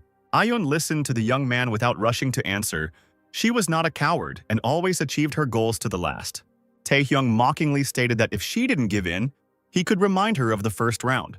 The girl was both embarrassed and angry at the same time. Overcome by emotion, Lim resorted to her abilities. A cold sphere was erected around the two of them again.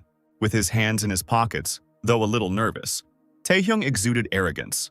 Having created her ice hammer, the girl shouted that the boy should have worried about himself. She was sure that the situation with the kiss could not happen again. But Taehyung thought completely differently. It all seemed like fun to him.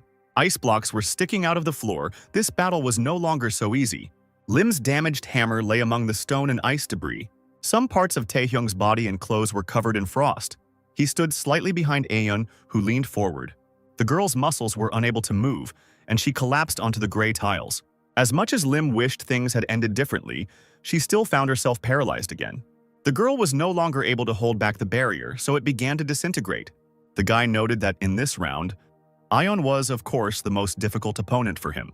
It was announced that the third test had concluded, and the top candidate to pass the exam was candidate number 920, Taehyung. The young man was at a table in the office of the association's president, where the boy was presented with a dagger with a black handle and blade, a certificate of successful completion of the exam, and something like a cup as a gift. Jinwoo congratulated the student on becoming an S-rank hunter. Laughing, Ji admitted that he didn't think Taehyung would single-handedly finish the third round. Although given the clearing of Apocalypto, it could have been expected. Twisting the dagger in his hand and examining it, the guy replied that he was just lucky. The president smiled, about to make an offer that seemed impossible to refuse. Jinwoo asked if Taehyung would like to join the new South Korea Hunters Association. The young man was taken aback by this question. For him, it was the most unexpected thing that could happen. Ji once again clarified that the guy was thinking about working for the good of New Korea. With his head lowered onto his folded hands, the man looked at the schoolboy slightly from under his brows, waiting for an answer. During this time, a lot has changed in Taehyung's life. A loser like him became an S-rank hunter and even took first place in the qualifiers. He also received a personal invitation not only from the leader of the Great Guild, but also from Jinwoo himself, the strongest of the new South Korea Association. Taehyung really didn't understand what was happening in this world, but taking a cup of green tea, the guy had already thought over his decision. The young man said that he refused this offer. The puzzled man jumped to his feet and asked why Taehyung decided that. The guy replied that he didn't have any good reason. He simply believed that, as opposed to becoming a member of one of the 4 great guilds or associations, he would be more useful working alone. The guy apologized for not being able to help. Raising his head, the president suddenly burst into laughter. Taehyung, reacting calmly to this, continued to drink his tea. Jinwoo admitted that he couldn't even imagine that someone would say that it was better to be alone than in a guild or association. If the young man was so confident in himself, then the president decided not to insist on his proposal. In that case, Ji asked if Taehyung would agree to something else that interested the guy. The president invited Taehyung to participate in the Asian Friendship Tournament. The monsters screeched as they charged at Taehyung, who decapitated them without breaking a sweat with just one attack. The guy was in another dungeon, where he had already destroyed every single creature. In front of him were the gates leading to his dimension. As he walked towards them, the young man thought about the upcoming tournament. For the Asian-friendly tournament, 5 representatives from associations and guilds were selected in each Asian country, and their task was to compete with each other in hunting monsters and demons. However, to be elected as a national representative, hunters not only pursued specific monsters and demons, but also contributed to the development of the country. A kind of social value was needed. The association president believed that Taehyung was worthy of their expectation of his rapid growth. Having finally become a hunter, the boy had to hunt much stronger monsters or demons to catch up with the level of social value that others had accumulated over the years. However, even though he had cleared all known associations of the dungeon during this month, the student still had not made any progress in obtaining this value. Although it was dangerous, it seemed the young man had no choice. He would have had to go there anyway. And so we returned again to the Chonsu estate, where everything was not at all rosy. An embittered Lee took it out on the bodyguard, believing he had taught him a good lesson. Nearby lay 3 dead Dobermans. Chonsu lifted Hundo into the air with his strength and strangled him. Wheezing, Sewell asked the conglomerate to calm down, but Lee was too furious. His son, the recognized heir of the Taeson group, was still in the hospital, and the one who did this had become an S-rank hunter and was winning. Even more enraged by Sol's words, Jongsu slammed the bodyguard to the floor. Hundo crashed into the floor, losing consciousness. The girl who entered the hall said that he had a guest from the Villains Guild. Lee started shouting, asking how dare these people show up and how they couldn't deal with the schoolboy even after receiving a large sum of money. The conglomerate began to make threats, but instantly fell silent, sensing an ominous aura. Dark energy emanated from the door, which began to distort. A man with a respirator on his face emerged from the distorted space and said that he was sorry that this had happened to Chonsu's son and offered to fix it first. The man stated that the high school student was clearly not the main target of the Tayson group. Lee looked at the guest with fear, breathing nervously and stuttering. The man said he was glad to meet the conglomerate and introduced himself as the deputy leader of the Villains Guild.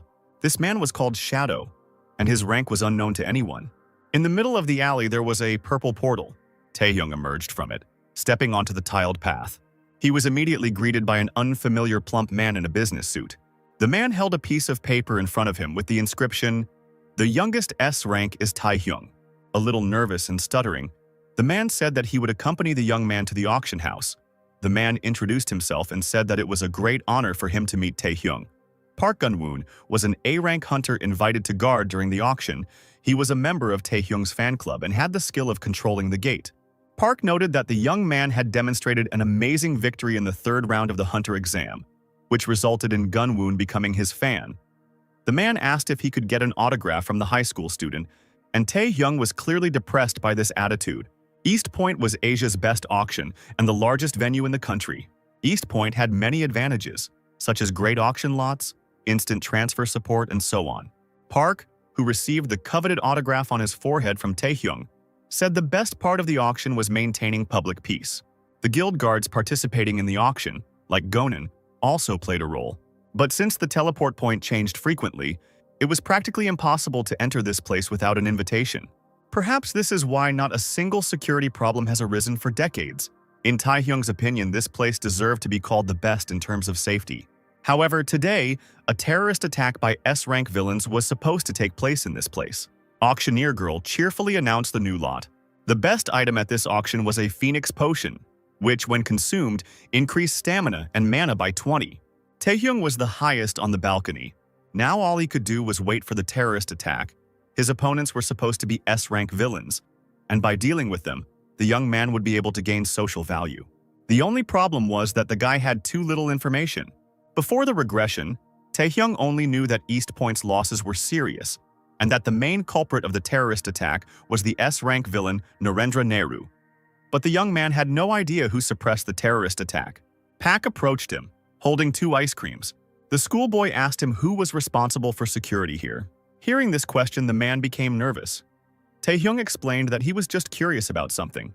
He asked if Gunwoon was not aware of this, and Park replied that it was not about that at all. Someone laughed, drawing attention to both themselves and Taehyung. This man named the 12th S-rank hunter of New Korea, the youngest of them all. The people moved away, making way for such an important person who had just entered. Several people in black and white suits were heading towards the high school student. The very first of them, the white-haired man, clarified whether the young man was indeed that same hunter Taehyung. The man nicknamed the Devil was Isaki Ryohei, an S-rank hunter from Japan and the head of East Point Security. Gunan told Taehyung that this man was the main guard in this place.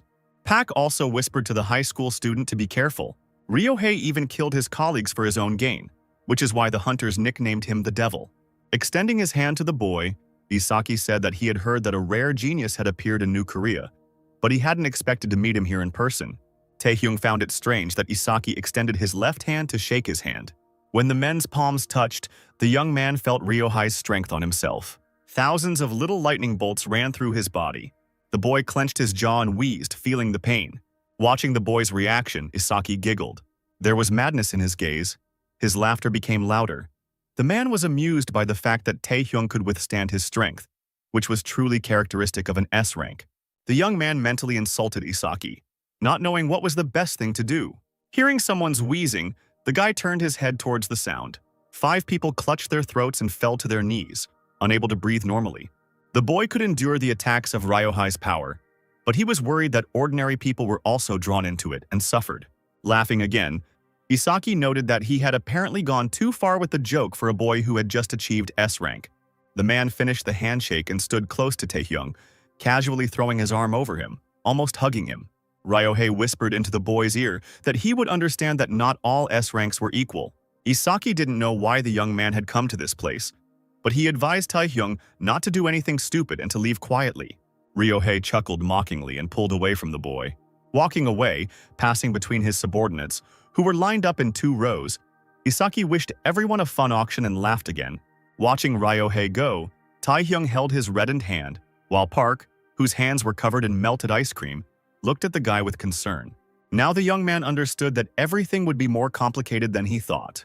East Point buildings sparkled in the sunlight. Somewhere in the underground space there were 5 hunters.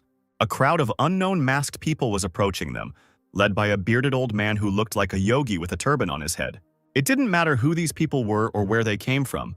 The hunters' main goal now was to protect the warp gates that were behind them from them.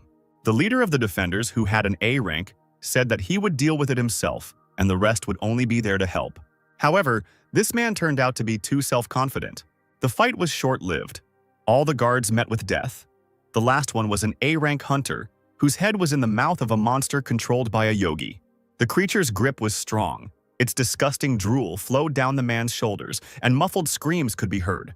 Narendra Nehru, an S-class magician of unknown affiliation, looked at all this with some pleasure. One of his subordinates reported that changes had taken place at the auction house. It was said that a representative from New Korea, S-rank Taehyung, had appeared there. The villain asked what they should do in such a case. The magician stated that this named person was nothing but some kind of trash. As long as he, Narendra Nehru, was here, no one could escape God's revelation. Foretelling trouble, the sea waves beat anxiously against the rocky shore on which East Point was located. Something flew into the building, destroying several floors. A second before, the girl announced a new lot. And now, the debris was rushing towards people, causing injury to them. On another floor, a guy was smiling while drinking a drink and discussing something funny with a girl. When the wall exploded, they screamed. Clutching their heads, the rest were knocked down by the wave and flew towards the pair.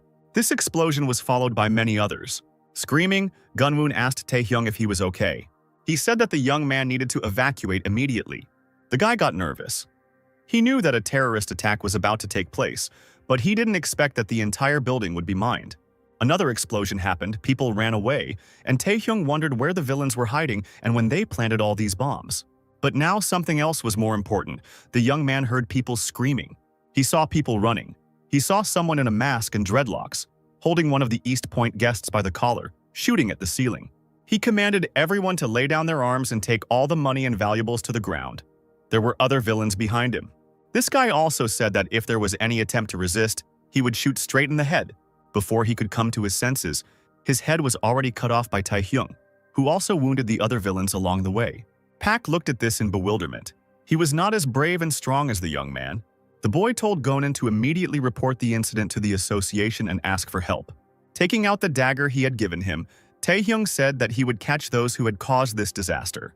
In the basement, the guards were trying their best to protect the goods. They were already exhausted and wounded. One of the hunters stated that these sheets had already been bought, but the villains didn't care about that. The purple-haired guy, who was the leader of this group of villains, ordered his subordinates to kill the guards. The villains immediately began to chop, stab, and cut the guards. One by one, the brutally murdered hunters fell to the ground, and pools of blood appeared beneath them. Soon all the guards were dead and the goods were left unprotected. The group leader began rummaging through the boxes and finally came across a phoenix potion. This was exactly the item the villain was looking for. After consuming this potion, stamina and mana were permanently increased. Now the group leader understood why Narendra was looking for him. Even putting the lives of his subordinates on the line, just looking at the bottle, the guy felt colossal energy. A desire flashed through the leader's mind not to give the potion away, but to drink it himself. At that moment, something flew into the boxes at high speed. The guy was surprised when he realized that it was one of the villains. Someone told Dyke that it was an attack. But the problem was that the villains didn't see anyone. One of the villains, who simply could not react in any way, was hit in the head. The small fry began to feel fear of the invisible enemy. Taehyung dealt with the enemies one by one, approaching Daeku. A little alarmed, the group leader realized that the enemy had used a stealth skill. Dyke didn't quite have time to avoid the chopping blow. Blood appeared on his forehead and his mask was torn. An angry Dyke decided to use his skill.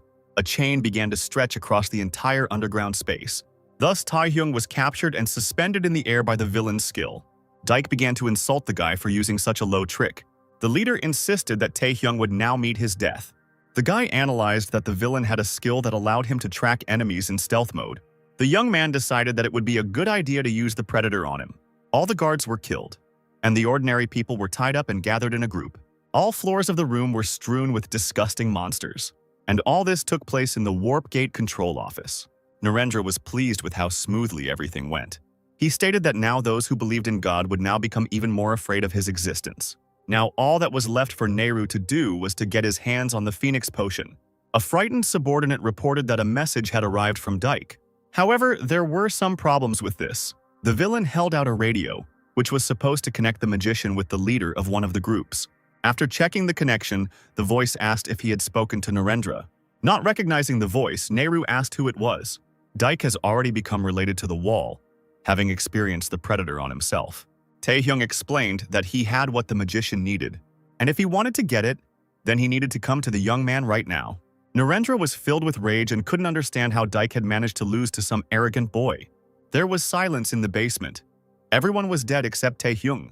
Having decided not to share the potion with anyone, the young man drank it himself. He felt an indescribable pleasant sensation. His stamina and mana increased. The unique rank potion was truly on another level. Taehyung had been running around the dungeons for so long, but his stats had suddenly increased only thanks to it. It was better to do this than to worry about the potion falling into the hands of terrorists. The young man began to hear someone's footsteps. It was Ryohei and his group of hunters. Once they got to the boxes, they found only corpses there. The hunters looked around but did not see anyone alive here. They knew that the last time they contacted each other was definitely from here, but most likely whoever it was had already fled. But a grinning Isaki refuted this thought. He stated that this man was now in front of them. Ryohei told Taehyung to come out of hiding and show himself. Introducing himself to the hunters, the young man noted that it was strange. The guy was almost sure that his skills were perfect.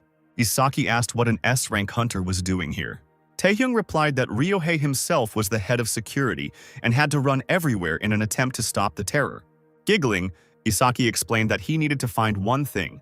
Reaching into the inside pocket of his jacket, the young man said he knew something was wrong. With all these hunters acting as Ryohei's bodyguards, the man could easily find all the planted bombs. Besides, the terrorists began their assault from the western points, where permission was needed to get inside.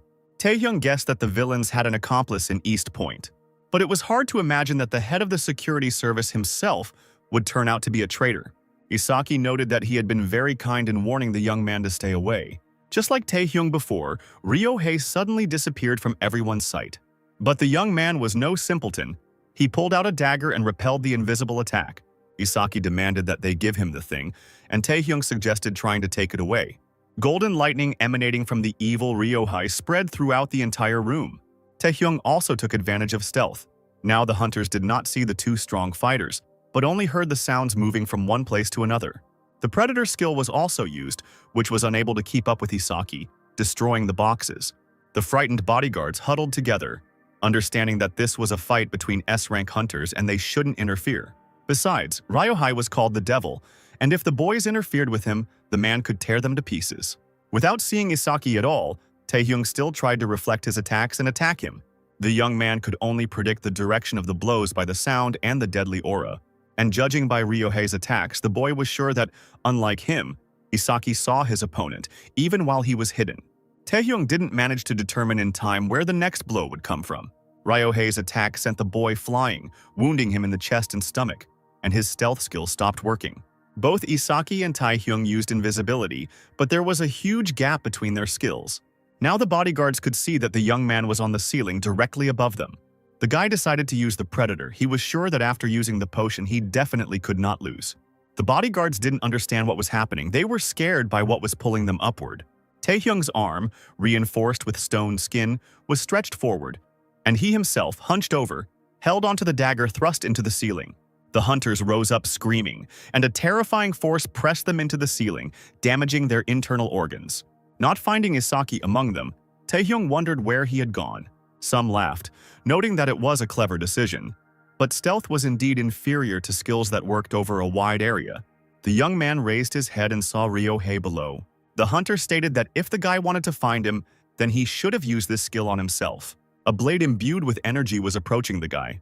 Taehyung held out a dagger and petrified hands in front of him to minimize the damage. On the top floor, the villains stood calmly and guarded something. They were alarmed by something that sounded like an explosion. It turned out to be Isaki, who was flying upward, breaking through the ceilings with Taehyung. So in a short time, the guys passed several floors. The young man lay on the rubble, and Ryohei held his sword to his chest, thinking that such an attack should be enough to kill the enemy. However, he was surprised that the guy was still able to fight, and even used some cunning. While Isaki was perplexed, his blade was wrapped in chains. Taehyung smirked and called Ryohei a fool. Isaki became nervous, realizing that this skill was not for finding him. The young man used the skill to pull Ryohei beyond the skill's range and stop him. Isaki pushed off the ground, hoping to escape from the boy, but Taehyung wasn't going to let that happen. Feeling his inevitable defeat, Ryohei began to insult the guy. His arms, legs, his whole body began to become paralyzed. With a wide grin, Taehyung punched Isaki in the face, leaving him unable to retreat. Together with Ryohei, the boy returned back through the tunnel that had formed during the battle. Now not only Isaki but also his bodyguards were kneeling in front of the young man in chains. All of them were beaten, looked pitiful, and could only grin, not having enough strength to resist. Ryohei, unwilling to accept his defeat, was ready to call the guy the most unflattering words. Taehyung couldn't understand why a man with a large fortune would decide to commit such a stupid crime. Isaki shouted, demanding that the boy shut up. If it weren't for this youth, the man would have already achieved success. Not wanting to listen to the association's traitor, Taehyung kicked him in the head, claiming that the man talked too much for a murderer. The blow threw the criminal back several meters. The worried bodyguards turned to look at Ryohei, asking if he was okay. The young man wanted Isaki to tell him about Narendra. The guy was sure that requests for help were already pouring in from every association, and Isaki should have understood that he and Neru would receive a buyout as soon as reinforcements arrived. Ryohei's chuckle made it clear that there would be no reinforcements. The hunter still thought that Taehyung still didn't know anything. The man ran as fast as he could, passing one corridor after another. Jinwoo, with documents and graphs spread out on the table, was discussing something important with Taewook. At that moment, a plump gray-haired man flew into the room. It was the S-rank alchemist guildmaster So Sangik. The worried man asked what had happened to the East Point security. The auction wasn't just about guild items. There were also many distinguished guests there, and anything could happen to them, which was what worried So. The chairman asked him to calm down first and explained that they had immediately organized the meeting as soon as they heard about the terrorist attack.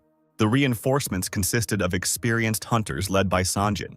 Sangik asked why they hadn't arrived there yet. If more people were needed, or if the problem was with the weapons, then his guild was ready to help. Ji explained that that wasn't the problem. East Point was impossible to get into. Terrorists have seized the central control post of the warp gates and blocked them all. This terrifying news made Sangik feel a pang in his chest, but Taewook tried to calm him down, saying that everything was under control. There were currently 2 S-rank hunters in the building, although Taehyung had, of course, only recently received this rank. While on the terrorist side, there was only one such person, Narendra. Go was confident that, until the association restored access to the gate, Taehyung and Ryohei should be able to hold out and maybe even defeat Neru. Yu, who entered, noted that this would be possible if the opponent was a normal S rank. The men glanced at the doorway. They did not expect the girl to appear. Taehyung approached Isaki. The bodyguard sat in place behind, silently worrying about the master. Ryohei asked if the boy knew of such a technique as a contract with the devil. This was the worst of Narendra's techniques. Depending on the volume and quality of the sacrifice, the magician could summon monsters of a certain rank. Taehyung didn't want to hear that the victims were people, but that's exactly how it was. Ayun informed the men that Narendra was forcibly holding people. Jinwoo didn't have this information, and it was a shock for him to learn about it. Taewook assumed that Neru had hundreds of hostages at best now, and Narendra was a notorious terrorist who had special skills, even among S-rank hunters. It was even scary to think about what would have happened if this magician had sacrificed hundreds of people and summoned demons. Yu concluded that a catastrophe lay ahead of them all. Holding Isaki with his hand, Taehyung pressed him into the wall. Taehyung called this man and his accomplices complete psychos. Ryohei stated that although the guy was lucky to win, he would never have been able to defeat Narendra. Isaki offered Taehyung a choice: beg for his life or watch as these innocent hostages were sacrificed, or prepare for a battle in which the winner was predetermined and die like a dog. Ryohei laughed madly, and bloody clouds rose above the smoking East Point, foreshadowing even greater trouble. Standing on the balcony with his hands folded behind his back, Narendra looked at the crowd of people kneeling, shaking with fear, who were not allowed to run away by the villains. One of Nehru's subordinates suggested that Ryohei had been captured. However, the location of Isaki, who most likely took the Phoenix Potion, was unknown. Nehru was confident that the young man had no chance of winning a one-on-one fight, and he needed to wait for reinforcements from the association. Narendra raised his hand, put it forward, and black smoke began to accumulate around it. People started screaming, and some of them were lifted into the air by the same black smoke. Something invisible grabbed the brunette by the throat, not allowing her to take a full breath. Nehru decided to force Taehyung to show himself, since he himself was in no hurry to do so. The girl began to cry, realizing that no one would save her and she was about to die.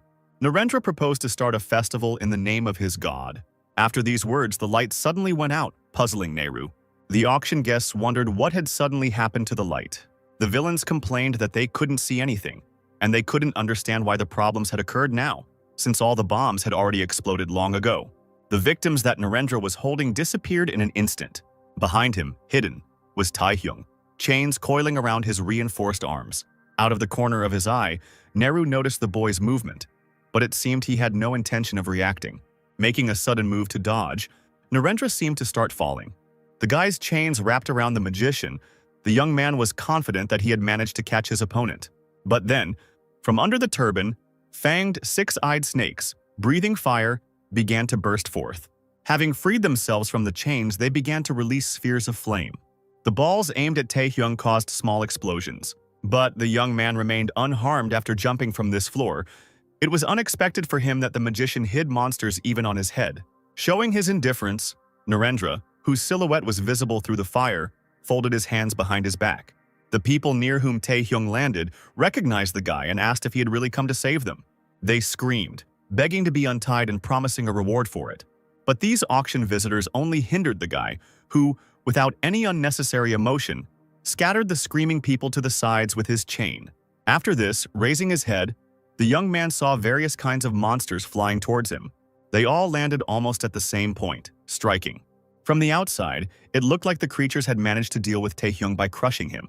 However, pushing off the ground and scattering the monsters, the guy simultaneously dealt them numerous blows. Once in the air, the young man used the spirit of the Night King. The creatures squealed as they felt the unpleasant pressure on them. However, they were able to resist Taehyung's skill and rush towards him, who was still hovering in the air. Strengthening his hands, the young man, stunned by such a surprise, held the dagger in front of himself. Watching this, Nehru laughed, considering the guy a fool. Taehyung shouldn't underestimate the monsters created by the skilled Devil's Contract, since they weren't like normal ones. These creatures were completely under the control of the magician. Having absorbed its magical power, they became much more resilient and stronger than their relatives. Taehyung tried to attack, but it was all in vain. Under the onslaught of the monsters, he was thrown into the wall, causing blood to gush from the guy's mouth. Narendra noted that despite his victory over Ryohei, the boy should not have thought that he could overcome God's will. People watched as the monsters continued to flock to the young man. They were starting to worry again, because Taehyung was obviously losing. They were also unhappy that they asked the guy to save them, but he did it his way, and now he couldn't deal with some monsters. One of the hostages explained that everything was completely different, and they should have taken a closer look. Thanks to this hunter, monsters and villains did not pay attention to them. Taehyung continued to fight. Even though he understood the superiority of his opponents, he did not allow any of the monsters to reach the people. All the dissatisfied people fell into a stupor, realizing they were wrong. In addition to all of the above, the young man had already saved the hostages by throwing them to the other side and suspending them in the air, including those whom Nehru had held with his magic. The man who brought the people to their senses burst into tears, saying that all this time Taehyung had actually been thinking about saving them. While the hostages were safe, the young man heroically received injuries. Having realized everything, the rest of the people also began to cry and actively support the guy. The chains reached up and grabbed two monsters. With a sharp jerk of his hands, Taehyung knocked down these creatures. An indignant Taehyung shouted for everyone to finally shut up. Both the visitors to the ill-fated auction and Narendra were puzzled by the guy's behavior. The hostages were just getting in the way, and the monsters were still there. The young man didn't want to put up with it any longer. The people screamed again, afraid that the hunter would leave them to certain death. Neru laughed, asking if Taehyung was finally ready to give in. The young man suggested ending this and turned to Gonan, puzzling the magician. In the doorway, Narendra noticed another hunter who was preparing to use his skill. Neru could not understand what kind of man he was and how he ended up there. Gonan apologized to Taehyung for making him wait so long, but now they could begin. Earlier, the hunter looked in shock at Isaki lying unconscious. He stuttered as he asked what it was, and Taehyung explained that it was the so-called security service, which turned out to be in collusion with terrorists. It was worth leaving, and this is what happened, but this was not the main problem. The Warp Gate Control Office was currently filled with summoned monsters. Fighting the villains shouldn't have been too much of a problem for the guy, but he understood that the monsters would not sit quietly and watch, and the hostages could become their first victims. Gonan became nervous, not knowing how to handle this situation. Taehyung explained that he needed the skill to control the gate, which the hunter possessed. What he heard made the man even more worried. Of course he wanted to help, but, as was known, communication with the point connecting them with the association was now impossible. But it didn't matter. Taehyung just wanted to get rid of the monsters. The many gates surrounding the monsters glowed blue when activated. The monsters screamed as the portal began to suck them in. Narendra wondered how this was even possible. He did not like what was happening at all. The frightened monsters were drawn to the gates with such force that they were unable to resist it. When Gonan first heard about this plan, he thought it was absurd. He couldn't even imagine that it could be successful. Only Narendra and the villains remained. Gonan believed that now they would be able to win. Taehyung shouted that the hunter's role was played. He ordered Gonan to take the hostages and leave. However, the hunter did not want to abandon the young man. He wanted to help the boy. But Taehyung refused this because the opponent was too strong for Gonan. The young man wanted to fight the villain without being distracted by protecting others. An angry Neru started shouting the boy's name. The young man, smiling and flexing his arms, egged on his opponent. Gonan didn't want to leave Taehyung, but he gritted his teeth and decided to do it. He showed the hostages the way, and the people, looking back at the young man, hurried to leave the room. Seeing the hostages leave, the guy finally felt relieved. When he turned his gaze back to his opponent, he was forced to dash as the mage attacked him with fire spheres. Along the way, Taehyung grabbed some rock fragments and threw them at Narendra. Fighting them off, Neru shouted that the young man was a worthless man. The magician began to unite all the snakes on his head into one larger one. As Narendra made the monster rush towards Taehyung, he declared that such a weakling would not be able to stop it. The guy had to defend himself from a snake rushing towards him. The collision was serious, raising a cloud of dust. As Neru created the monsters again, he shouted that it didn't matter how many monsters Taehyung destroyed, and it didn't matter how many hostages were saved. After all, the young man, in the magician's opinion, still could not defeat his opponent. The guy who found himself on the ground rose up. Several monsters were already ready for battle. Narendra declared that for the sin of desecrating the name of God, the unbeliever Taehyung had to die. At Neru's request, the newly summoned monsters rushed at the young man. Rising to his feet, the boy asked what the magician was muttering under his breath. He claimed that Narendra himself was about to die. Taehyung used Predator, which instantly destroyed the monsters running towards him. Parts of their bodies were scattered all over the room. Neru's mouth fell open and sweat appeared on his face. The magician didn't expect that the boy could hide such power. Hearing his opponent's laughter, the young man became puzzled. Narendra spread his arms and laughed even louder. Neru folded his hands in a prayerful gesture and said that Taehyung had made the magician admit that he was the better victim. Neru also stated that it was not only the young man who hid his strength. The nearby villains suddenly fell to their knees. Blood began to spurt out of them spontaneously, and the poor fellows began to scream in pain. Taehyung watched in stupor as people crumbled into tiny pieces. Blood was oozing from Neru's back, but it was rising upward, forming a hemisphere inside which another monster was forming. The sacrifices were made, and now Narendra prayed to God to send down heavenly punishment on the sinners. Spreading green light, a winged monster appeared in the room, unlike any before. This was the S-rank bone dragon. Night was already hanging over the slowly smoldering floors of East Point. Trying to finally get the untied hostages out, Gonan encountered a group of villains. He was nervous, realizing that there were still many terrorists in the building that he might not be able to handle. The villains assumed that the people in front of them had escaped from the upper floor. One of the terrorists decided that the hostages were fugitives anyway and that they could all be killed. But blood also began to flow from these villains, which frightened them. The hostages and the hunter watched in bewilderment as the terrorists disappeared. People felt shaking, after which the ceiling began to crumble. Hearing a very loud noise behind the glass, Gonan looked out the window. There he saw Taehyung falling, with a bone dragon chasing him. Narendra was also riding on the back of this monster. On the brink of death, the young man screamed, and Nehru burst into laughter. The amused magician claimed that the dragon was the most powerful creature.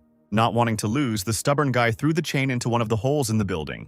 So Taehyung pulled himself into the hole and stopped his fall, landing on his knees on the floor. He was saved from becoming a pancake and given some time to catch his breath. The guy wondered where this monster came from. But time ran out, and the monster and the magician appeared before his eyes again. Rushing at great speed, the dragon pushed Taehyung, sending him flying. Along the way, the giant also destroyed everything in its path. The boy, launched into the air, soon crashed into a wall. However, this did not stop the young man. The bricks fell apart pitifully under his onslaught, and Taehyung continued his incredible flight. Narendra shouted after him to the poor man to die. But the poor fellow didn't plan to die. He grinned angrily, calling the reptile a bony bird. Deciding to try his luck again, the young man resorted to the predator. The terrible tentacles were moving towards the dragon, but here's the problem. A green translucent ball was visible in the monster's mouth. Having finished creating it, the lizard spat the sphere at the unsuspecting Taehyung. There was a massive explosion that should have destroyed half of East Point. The green light beautifully illuminated everything around, adding a touch of spice to the atmosphere. Looking at these magnificent tongues of flame, the old man was amazed. He never expected that the boy would be able to survive such an explosion. Taehyung held onto the wall with all his might, but surprisingly it didn't collapse. The guy was breathing heavily, thinking about how incredibly strong this old man was. The youth barely managed to block the attack using all his strength. He couldn't believe that they were of the same rank. However, Taehyung was sure that Narendra was not in the best position either, trying to control such a huge power. Indeed, the veins on his hands, which Nehru hid behind his back, bulged unnaturally. The guy assumed that the magician had already reached his limit. The young man decided that if he stalled for time, he could have a good chance of winning. Narendra stated that right now he could see all of Taehyung's thoughts. To be more convincing, Nehru clarified that the guy wanted to stall for time. Grandpa noted that this tactic was quite good, but the problem was that such tricks did not work on Narendra. The dragon changed its flight path by flapping its wings. Taehyung was worried because Nehru headed towards the hostages, intending to sacrifice them too. The people, not even thinking of running away, stood motionless and just watched as the dragon was about to strike them with its tail. The dragon spun and smashed the panoramic window, sending shards and brick fragments raining down. The association building was illuminated by 4 spotlights. Finally, the connection of the emergency warp gate was completed. A stable connection with East Point was established, and a squad of hunters was already standing in front of the portal that had appeared. The only country that was still in contact was New Korea, and entering that gate was very dangerous even for a hunter like Sanjin. But Pak thought that all this was nonsense. He made the operator nervous by asking what kind of threat the guy was facing back then. Sanjin commanded the fighters to move to East Point right now. Entering the gate first, he said that it was necessary to destroy all the monsters and find colleagues. Due to the dragon's attack, all the people were lying on the floor. Almost all of them were unconscious. Under Gonan, who had hit his head. Coming to his senses, the hunter saw a bright light and sat up to understand what was happening. At the very edge of the half-destroyed floor was Taehyung, who was trying to contain the green fire with the help of the predator. Gonan was glad to be saved, but at the same time he was worried about the life of the young man, who had already given it his all. The guy's scream grew into a roar, and it was already quite difficult for Taehyung to block such a flow of energy. The dragon had no intention of finishing. He still had plenty of strength. The old man laughed. He knew that the young man would choose to protect the people. Narendra didn't care about other people's lives. He wanted to burn everyone alive. Alarmed, Gonan shouted out the young hunter's name. The man asked him not to worry about them, because if Taehyung died, it would be the end for them anyway. The young man began to lose his breath. Drops of blood were falling from him. He thought that Gonan was right. Now the guy couldn't stand up to the bone dragon one-on-one. The only thing left for him to do was to wait for Narendra to reach his limit. But Taehyung definitely couldn't give up now. The boy struggled to figure out how to protect the others. The young man was stunned when he heard someone's voice declaring that he could not go on like this any longer. A dumbfounded Taehyung looked around, trying to find the owner of that voice, but in the back, only Gonan was conscious. The hunter looked questioningly at the confused young man. The guy tried to understand what it was. What he heard sounded like the king's voice. At this point, the predator's skill was adjusted and reached rank A. But things did not stop there. The limits of force were exceeded. The body could no longer withstand the power of the skill, which had reached SS rank too quickly. Having stopped attacking, Neru looked at Taehyung in surprise. Defense gave way to attack, and the red tentacles, which had already reached SSS rank, once again reached out to the old man. The guy tried to stop it, but it was already impossible to cancel the skill's effect. Scraps of clothing were torn from Taehyung's body. He screamed from the fact that the predator was now causing him hellish pain. The guy was shocked by such an incredible flurry of force. He realized that the voice really belonged to the king, who apparently transferred all his powers to the young man. Taehyung's entire body began to crack, and his right arm even broke off and fell. The boy wondered if he would really die such a useless death. After everything he had achieved with such difficulty, Taehyung didn't want to put up with it. No matter how hard the young man tried to withstand such enormous force, it was not enough. Eventually, the boy lost consciousness and fell to the floor, bleeding. Narendra realized that Taehyung had now activated his skill at full power. But now, Neru was faced with an insane amount of energy that he had never seen before in his life. And yet, what surprised the old man most was that the boy couldn't withstand the power of his own skill and passed out. But despite this, the predator was still active. The old man, dissatisfied with this, began to grind his teeth. He declared that since Taehyung was going to oppose the god to the very end, Narendra would destroy him with his own hands. A clawed paw moved towards the young man, and it seemed that this was the end. But no. In a split second, this very paw, along with the wing, was cut off. The old man would be shocked by this. Although a couple of seconds ago he was rejoicing at his victory that had not yet come. Taehyung, whom Narendra was no longer looking at, rose to his feet. Neru began to sweat and looked around anxiously. In the sky, the tentacles of a predator were gathering in a whirlwind. And next to East Point, 5 huge long necks with dragon heads were writhing. They growled menacingly, warning that it was not worth messing with them. The old man swallowed nervously, looking at this colossus, compared to which his bone dragon was a small bug. To attract attention, the young man began to mock Narendra for talking about some god. Covered in cracks, the boy smiled, his black hair changing to red. Neru looked at him with a puzzled look. The old man asked who he was, because it was clearly no longer Taehyung. The young man's hand was also restored, but it was slightly different and glowed scarlet. Neru asked where such a violent power came from, and the boy replied that insects were not supposed to know that. Besides, the old man was already dead. The tentacles darted past Narendra, scratching him. Then they disappeared and everything seemed to calm down again. But the next moment, Predator was used with renewed force, incinerating the dragon and Neru himself, thus registering the new skill, Devil's Contract. Taehyung's consciousness was somewhere in the darkness. The young man couldn't understand how he had gotten from East Point to a place where nothing could be seen. Suddenly, chains appeared from somewhere and began to bind the guy. After this, boulders appeared and started flying towards him. Hitting the ground, Taehyung coughed up blood. The young man guessed that it was stone, skin, and paralysis. He was trying to understand what was happening here, when hands appeared in space and playfully moved towards the guy. Taehyung screamed, feeling the spirit of the Night King again for the first time in a long time. The boy wondered why his skills were not obeying him. Someone chuckled at the fact that the young man considered them his own. The voice asked why Taehyung assumed it was his power. Someone said that the guy had absorbed it and now had to experience this power on himself, after which the form of the predator rushed towards the young man chained to the stone surface. Taehyung looked in horror as the creature approached. Having fallen out of bed, the young man could not catch his breath, waking up from a nightmare. All wet, the boy looked at his hands, wondering if this had all been a dream. He was whole, and his right arm, broken by the predator, was back in place. Sanjin, who was eating a fish bun, came to the guy. He asked if Taehyung wanted to try the treat too. Soon, in addition to the fish, a couple of dishes appeared on the table. Park explained that the association, together with the alchemists, had prepared this apartment specifically for Taehyung as a way to repay him for his assistance with the terrorist attack.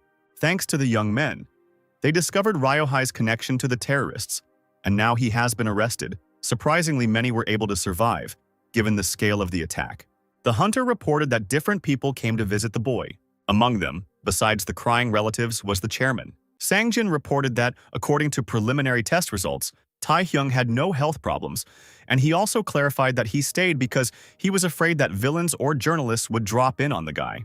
The young man looked at his hand, trying to remember his last fight. He realized that he had lost his mind while fighting with Narendra. The guy asked what happened then. The young man became nervous when Pa was unable to give an answer. Sanjin himself wanted to know what had happened. Lying on the ground in the rubble, Gonan looked at Taehyung with concern. Seeing the terrible pogrom, the man wondered what had happened. Just recently, Nehru was in front of them, and now he disappeared completely suddenly. Gonan couldn't understand what kind of person was standing in front of him, who looked so similar to Taehyung.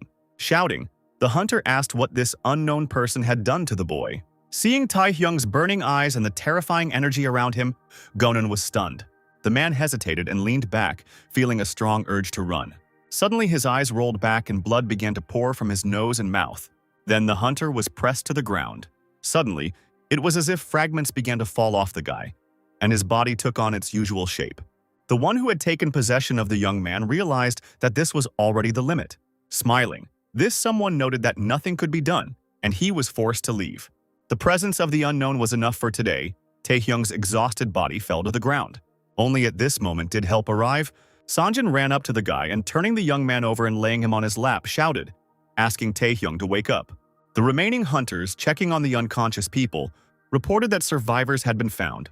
There was no threat to their lives, but there was still no information about the whereabouts of Narendra and the other terrorists. Dissatisfied with this state of affairs, Pa gritted his teeth. The hunter shouted the boy's name again. Everyone wanted to know what the hell happened in this place. With his mouth slightly open in surprise, Taehyung stared at Park, starting to feel uneasy. Later, Sanjin asked the survivors about what happened at East Point. Everyone remembered how Taehyung tried to stop Nehru, but no one could describe the whole situation. It felt like someone had tinkered with their memories. Pak suspected that this might be the work of villains. As he left, the hunter wished the boy well. The man promised to contact Taehyung if anything came to light. Left alone, the guy thought that Narendra definitely couldn't get into people's heads. Taehyung didn't know why he was unharmed, but he was 100% sure that the predator had taken his hand, and Nehru had most likely also fallen victim to his skill. The guy was shocked when he saw that he had a new skill, Devil's Contract, rank B, which required 200 units of mana. With this skill, the young man could open the gate to the abyss, but now he only had 180 units of mana. Pak looked out from around the corner and addressed Taehyung. The hunter explained that the guy had another visitor. The young man was surprised. He did not expect that anyone else would come to him. The visitor turned out to be Lim, who had a whole basket of fruit in her hand. After saying goodbye, Sanjin left the young people alone. Handing the basket to the guy, the girl explained that she had come to visit him. Without any ceremony, she walked further into the room. There was food on the table, which Taehyung hadn't really touched, too immersed in thoughts about what had happened. Unfortunately, the guy lost the opportunity to finish eating all of this. Lim put her basket on the dishes. The guy looked in shock as the food was scattered across the table. The girl heard that Taehyung was seriously injured, but now he looked quite good. She also heard that the guy saved many people during the terrorist attack. Taken aback, the young man confirmed this with a questioning intonation. Taking the apple in her hand, Lim noted that Taehyung was even able to defeat 2 S-rankers. The nervous guy replied that it was indeed so. After crushing the fruit, the girl shouted at Taehyung not to act so presumptuous, and she could catch up with him in the blink of an eye. Covered in apple pieces, the boy asked her why she had come to him in the first place. The classmate replied that she wanted to check on her boyfriend, who was already thinking about calling the police. The girl grinned, clenching her fist tighter. She first came to Taehyung because she was worried about him after learning that the young man was injured. But he turned out to be completely fine. Feeling ashamed, the schoolgirl noticed a strange energy emanating from the boy. Remembering the qualifying rounds, the girl blushed. Now she realized that she was very far from Taehyung's level. Lim wanted to ask the guy something, but instead she shuddered. They both turned their heads to the side as they heard the door slam. The school children waited anxiously for another guest to appear before them. After a few steps, they finally saw someone's leg, and then everything else appeared. Taehyung didn't understand why this girl came. Lim was completely shocked when she saw her sister. Noticing Lim, Aeon experienced the same feelings. Jumping up from her chair, the schoolgirl asked why her sister had come to Taehyung's house. She was also curious as to how she had found out the password in the first place. First, Aeon asked the girl to stop calling her sister. The huntress explained that the association gave her the password. Aeon grinned and jumped up to the guy and grabbed his wrist. Lim's mouth dropped open at such impudence and she blushed again. Taehyung stood up and became nervous. Aeon pressed herself against him from behind and put her hand on his chest, continuing to hold his wrist. Running up, Lim, completely flushed, screamed, asking what her sister was doing, who did not understand what kind of question that was. Noting that 2 S-rank players lived in the same house, the girl asked what else it was like. Taehyung tried to say something, but the huntress covered his mouth. Lim shouted that it was illegal and that it couldn't be done because the boy was still a minor. The disgruntled young man pulled his hand away and told Mrs. Aeon to stop joking like that. He asked why the huntress had come this time, since he had already refused to join her guild 1,000 times. Holding her hand, no less outraged by the guy's rudeness, Aeon noted that the young man was still the same picky one. She explained that she just came to visit him and nothing more. This time she even brought a gift. The chairman said that the guy was going to the Asian-friendly games. But even taking into account the guy's achievements at East Point, he only had 30 points to his credit. And to become a representative, he needed many more. Approaching the student and placing her hand on his chest, Aeon said that for this reason she was ready to give the glasses to Taehyung. And for this, she gave the guy the right to clear the double dungeon of the Temple of Fire. A group of people were on a yacht at sea at dusk, and one of them was asking if this was really the very same East Point. After the terrorist attack, the building stood for several more hours, but apparently due to the damage it had sustained, it eventually collapsed. Shadow inquired about Narendra's whereabouts and was told that it was still unknown. The villain asked if it was necessary to make a report for the boss, but Shadow replied that there was no need for that. They got what they came for. In any case, the magician was just a bag of money for the mercenaries. The deputy leader wanted to say what they still had to do, but he was suddenly interrupted. From the ship that had sailed up to them, they shouted that the villains were surrounded. At present, only East Point investigation personnel could enter this part of the sea. Therefore, the villains had to throw down their weapons and surrender immediately. However, the officers were suddenly engulfed in water. As they descended to the seabed, they did not understand what had happened. Turning over, their ship also went under the water and rushed further down. Shadow noted that he was very interested in this guy named Taehyung. Now, a scarlet sphere hovered over the sea from behind the deputy leader, shaking the water. People were screaming at the Nightwalkers Guild headquarters. They were happy that Taehyung would be involved in the strategy. Raising their fists, the hunters shouted at the young man standing above that he was the hero of East Point, the most promising star in New Korea. Aeon, who was standing next to Taehyung, put her hands behind her back and smiled as she looked at her subordinates. She explained that even if the Nightwalkers gave the guy the right to clear out, they would also determine the distribution of items and participants in the raid. It was a very unexpected gift. The guy could not even imagine that he would receive this right to clean up. The Fire Temple was the second double dungeon in Korea, so named because the entrance resembled a burning flame. Before his regression, the Nightwalkers Guild had succeeded in clearing the area, but was close to being completely destroyed. Considering the risk, it was safe to say that there would be a huge increase in Taehyung's social value. Perhaps due to the destruction of his right arm, the young man's strength and endurance had significantly decreased, so he thought that the new task might be too difficult. However, next to him was Aeon and all these people. Taehyung was sure that together they couldn't lose. After some time, all the hunters gathered at the entrance to the dungeon, among them 300 non-participants who held flags wishing for a successful raid. Taehyung was taken aback when he learned that only 2 people would be clearing the Fire Temple, he and Aeon. The Night Wanderers told the girl to be careful and asked the guy to take care of their leader. The nervous guy asked how it happened that there were only 2 of them.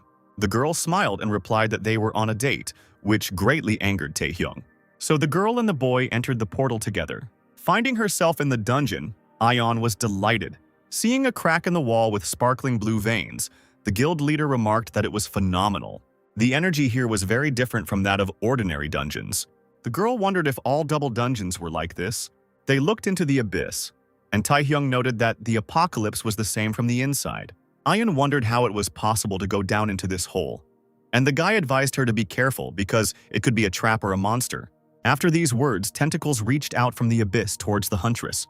Aeon, who had no time to react due to such suddenness, flew down screaming. A worried Taehyung knew that this is exactly how it would turn out. Taking out a dagger, he rushed after the girl. But what happened next made the guy change his mind about the fact that she needed help. Having split the creature behind her in 2 with just 1 punch, the girl said that she seemed to have figured out how to get down. The huntress's eyes lit up, and the monster's parts inevitably moved away from each other. Aeon noted that all they had to do was jump. Taehyung was amazed that the girl was able to deal with the creature that had grabbed her with just 1 blow. The huntress continued to fall into the clutches of the screaming monsters. Turning towards them, Aeon began to chop them down one by one. Having dealt with one group, pushing off from the wall and causing the stones to fall as well, Aeon headed towards the next crowd. The girl playfully moved between the enemies, crushing their flesh. All of these monsters were at least A rank, yet Aeon took them down with 1 blow. Watching this, Taehyung thought that last time the huntress hid her true powers, he knew that the girl was the strongest of all the S rank. But he did not expect that it was this strong. Now it was no surprise that she decided to go into the dungeon alone. Also falling for the girl, the young man decided to make his own contribution. After killing many monsters, after some time the hunters finally found themselves at the bottom of the abyss.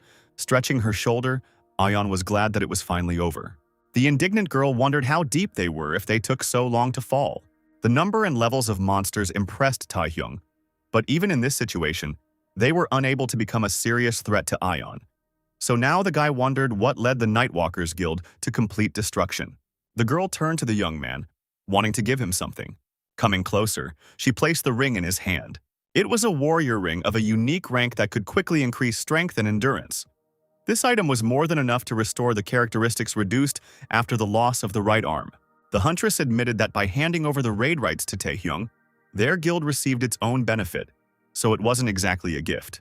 The girl asked if the guy was grateful and noted that if he joined her, he would receive even more. Taehyung asked why the huntress gave this ring only now, which made Ayeon take aback. The guy once again clarified why the girl did not give this item before they jumped. Without waiting for an answer, he walked forward. Following the young man, the guild leader asked if he was a sociopath. Taehyung explained that he was just practical. He also noted that from that moment on, they really had to be careful. The young man explained that they had invaded the domain of the boss of this dungeon. A gray-tiled path in front of them led to a pedestal with a huge egg. The hunters were surprised when they saw this item of unknown rank. Taehyung wasn't quite sure what was inside that egg, but he knew for sure that the boss in front of them was a double dungeon. The guy explained that it would be better for them to get some information first, but turning away, he noticed that the girl had already disappeared. Hearing the scream, the young man looked at the source of the sound. The boy became nervous when he saw Ayeon flying towards the egg. In an instant, the girl shattered the shell, causing a small shockwave. Taehyung staggered and screamed, not understanding why the huntress was so reckless. Looking at Ayeon, who had landed, the guy asked if everything was okay with her. Turning around, the huntress repeated his question. She then stated that the testicle was smashed to pieces. Nothing was visible inside the shell yet. The huntress stated that, judging by the strength, the monster inside was slightly weaker than a normal S rank. She hit with all her strength, but did not expect the egg to break from one blow. Ayeon praised herself, and a shocked Taehyung thought that it was impossible. Suddenly, blue light began to emit from the broken egg. As it began to rise, it illuminated the entire room. The girl wondered what awaited them now. A menacing voice declared that he had not expected that the pathetic little people would be able to reach his temple. The being that appeared in the light noted that his guests were interesting. This bird-like thing said that all their boasting about their power would turn to ashes from its blue flame. The boss of the Fire Temple Double Dungeon was a rank S phoenix. Ayeon and Taehyung looked at this majestic creature in a stupor. Phoenix was a monster with the ability to regenerate, and its resistance to magic was so great that it could easily be mistaken for an immortal. The color of the flames of this creature, which spread throughout the area, was alarming. The blinded guy covered himself from the blue light. He shouted at Ayeon to be careful, as this monster could control the minds of others. The huntress tried to attack the guy, but he was lucky enough to jump back. Otherwise, his insides would have been scattered instead of stones.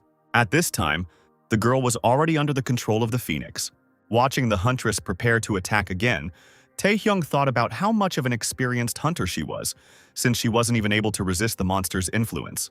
Ayeon punched and kicked, but the young man dodged. Trying to increase the distance between them, Taehyung pinned the girl to the ground with the help of the king's spirit. The boy asked the huntress to come to her senses, explaining that they would die if they continued to fight. But it was pointless. Ayeon still did not resist control. Overcoming the king's spirit, the huntress began to form an energy sphere. The girl released the charge and a blue mini-explosion occurred. Phoenix watched this from the air. The creature laughed at how stupid people were. The huntress looked at the destruction with complete indifference. Hearing the clang of metal, she looked down. A chain that had burst from the ground was wrapped around her leg. Several more chains followed Ayeon and shackled her body. Trying to free herself, the huntress looked ahead with alarm. As he climbed out from under the rubble, Taehyung noted that he now knew who the person was who had destroyed the association's cleansing team before his regression. Using stone skin, the boy made a hammer out of his hand. Pointing the homemade weapon at the hunter, the boy warned Ayeon that it would hurt, but she had to endure it. The hammer shattered after sending the girl flying. Experiencing severe pain, the girl coughed up blood. Ayeon, who had fallen to the ground and was approached by Taehyung, lost consciousness. The young man understood that the chains and paralysis could not hold the huntress back long enough for her to come to her senses. But most likely, everything would have been meaningless if Taehyung hadn't managed to get rid of the phoenix before she woke up. The creature mockingly asked the boy if he liked the game he had invented. Taehyung was outraged that some chicken dared to mock people by strengthening itself with stone skin. The guy declared that he would kill the phoenix. An unconscious Ayeon was tied to Taehyung's back with chains. The young man ran away from the blue flame that was catching up with him. Periodically, he looked back at the phoenix, which was launching fiery projectiles at him. The amused monster asked what the guy was up to. He wanted the little man to demonstrate his power right now. Phoenix was surprised when Taehyung stopped running and soared into the air. The guy threw a dagger at the monster and simultaneously attacked it with chains, causing the creature to lose its shape. Taking the form of a bird again, the monster declared that it was too weak an attack. Phoenix claimed that his body was fire itself. Taehyung could cut it 1,000 times, but it would only inflame the phoenix even more. Enlarging its fiery body, the monster destroyed the youth's chain. The guy, who didn't expect this, became nervous. The phoenix claimed that such an insignificant human like Taehyung would never defeat this body. Towering over the falling hunters, the bird grew even larger in size. The phoenix's mouth opened, preparing to release the projectile. The four-winged, four-headed creature unleashed a stream of fire at the people. The flaming stones flew in all directions. Luckily, Taehyung managed to grab onto the hanging stone pike with a chain and avoid being hit by the fire. Even though it was the phoenix itself that stood before the boy, this crazy ability to regenerate amazed the young man. Moreover, this creature also spoke. No matter how you looked at it, it was clearly no ordinary phoenix. Taehyung assumed he had encountered a great phoenix. Unlike other monsters, the great ones were mutants with exceptional strength. To distinguish them from other monsters, they were called great and added to the S+ rank. And if there really was a great phoenix in front of Taehyung, then with his current skills it was impossible to destroy such a regenerative ability of the monster. And if there was a tiny chance, it would only have been through the use of a predator. However, since there was a risk of an uncontrollable surge of energy like last time, Taehyung could only use this skill to deliver the finishing blow. But the undeniable fact remained that without the predator, the young man had no chance of winning. Taehyung was terribly worried, trying to figure out what to do. Finally, Ayeon woke up, shuddered and screamed. She couldn't understand why she was chained, and what's more, her whole body was in terrible pain. Looking at the phoenix, she was amazed that this creature had become so huge, and assumed that it was an unusual monster. Taehyung asked her not to fidget, but the alarmed girl, screaming, asked if it was really his doing. She demanded that he untie her right now. The boy stated that he couldn't trust someone who had been mentally manipulated, and the girl replied that she had simply been careless and had been hit, and that Aeon didn't even remember being mind-controlled. The huntress declared that in any case she would not make such a mistake again, so the young man should have untied her anyway. But at that moment, they noticed another fire attack approaching them. The stone peak was destroyed by the explosion. Phoenix asked how the humans dared to be distracted for even a second while standing right in front of that body. The creature stated that the hunters did not know their place. At that moment, the monster was attacked simultaneously by Taehyung and Ayeon. The girl flew through the monster, hitting it with her fist, and the boy damaged it with a dagger attached to a chain. The boy shouted that this time the huntress should never let anyone take control of her mind. Ayeon stated that such unrest was unnecessary, since something like this could not happen again. The angry phoenix began to spray even more. The bird was irritated by the fact that some worthless people dared to attack him. Spreading its flames throughout the space, the phoenix stated that it seemed the hunters still hadn't realized that all their attacks were useless. Taehyung said that he would take the lead and then activated the monarch's heart, increasing the group members' abilities. At that moment, something sparkled in Ayeon's hand. Summoning a spear, the girl slashed at the phoenix. Having received significant damage, the creature was surprised. This also came as a surprise to Taehyung.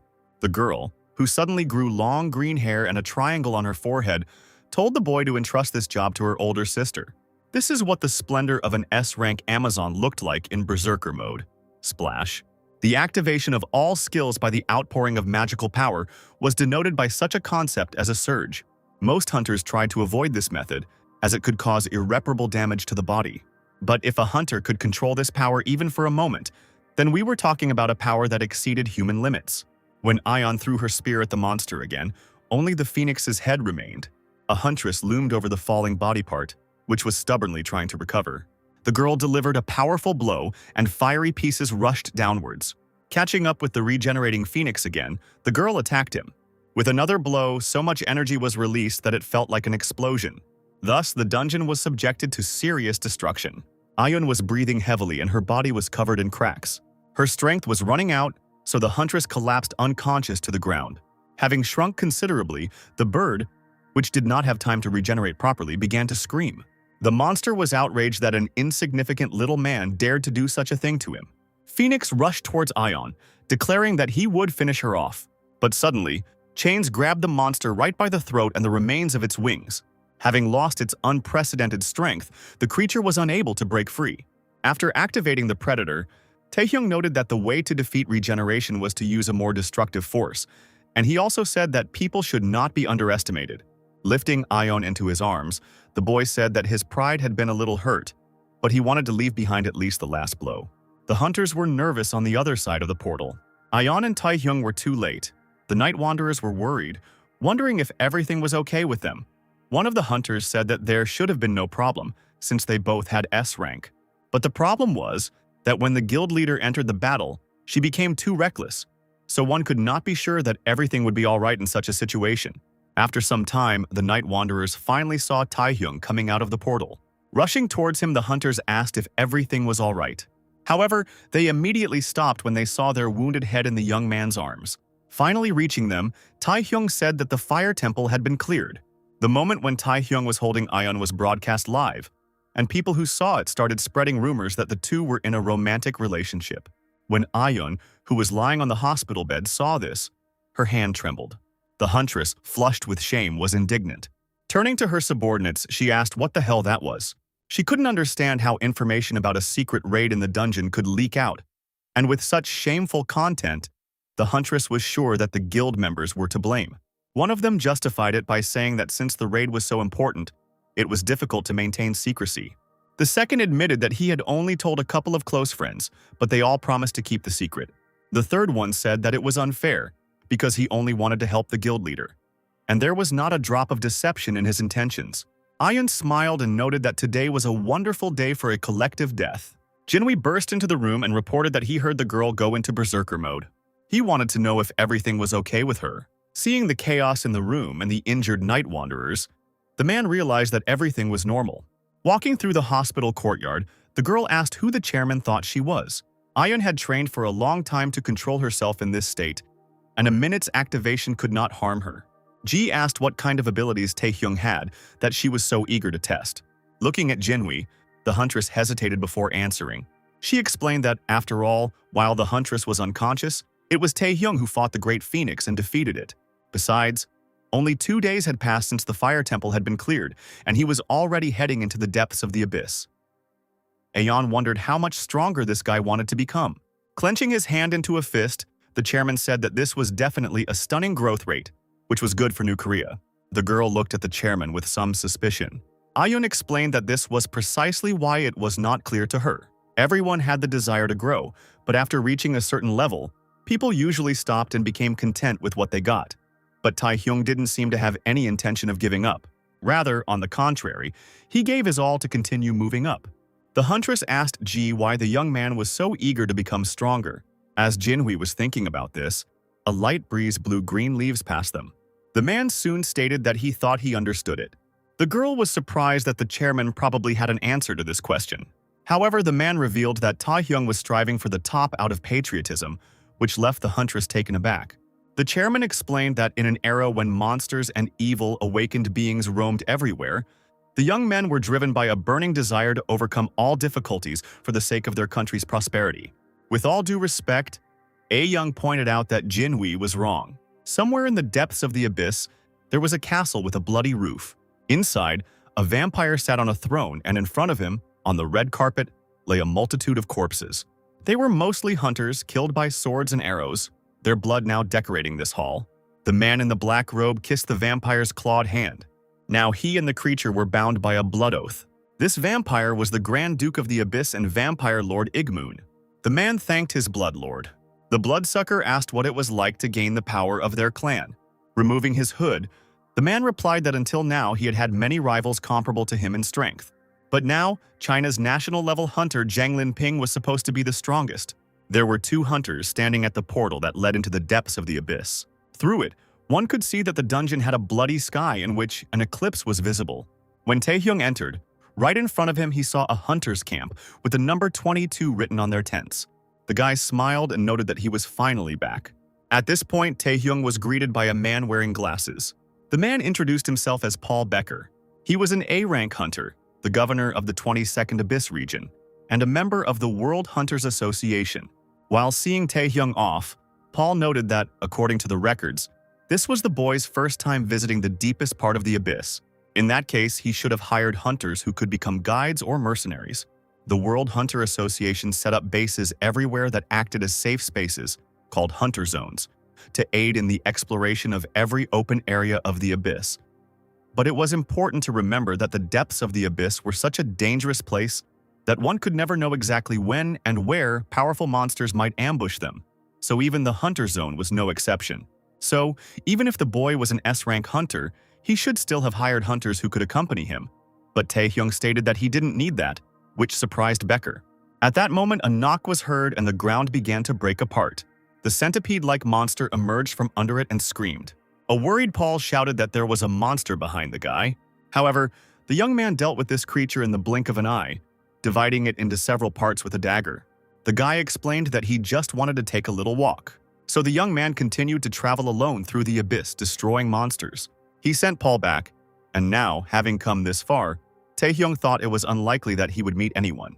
By absorbing the Great Phoenix in the Fire Temple, the condition for activating the contract with the devil, which required 200 units of mana, was achieved. But the guy couldn't understand why the skill had changed. As with Narendra, it wasn't just about controlling monsters, but about creating gates. And the one-to-one designation clearly indicated how many times they could be used, eventually turning it into a one-time skill. Holding the crystals in his hand, the boy wondered if all of this was due to the influence of the predator. And yet, the young man believed that instead of dragging around a bunch of monsters, it would be better to acquire one powerful exhibit. Taehyung used a mana enhancement stone, an item made by processing magical stones and temporarily enhancing mana. It was as if a skull had burst out of the ground, followed by various bones. Since the contract with the devil was activated, a gate was created from these very bones. Stepping through them, Taehyung was curious about where these gates led and what kind of exhibit awaited him. Having crossed the portal, the boy came across a long staircase leading to a castle, hovering in the air on what looked like a torn-out piece of land.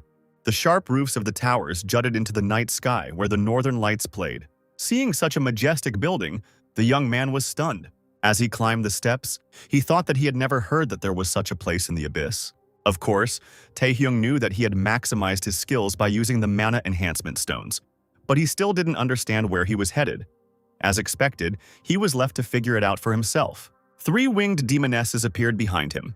The snide girls began to attack the guy, causing damage to the stairs. The young man was able to repel this blow by arming himself with a blade and strengthening his skin with stone. While in the air, the demonesses sarcastically remarked how scary it was. They asked why it was necessary to wave something so dangerous. The girls wondered how it would be worth punishing him. Taehyung realized that they were S-rank succubi. They were monsters that sucked out the life force of people through mental attacks such as illusions or brainwashing. The encounter with S-ranked succubi seemed strange to the young man, as usually such monsters were around rank B1. One of the demonesses said that the poor man seemed to have wandered into the wrong place, and the second declared that the guy must have been tasty. Taehyung understood that since it was about the subject of the contract, it was necessary to defeat these demonesses. So Taehyung pushed off the ground in an attempt to reach the girls. The demonesses were even a little surprised by the young man's courage.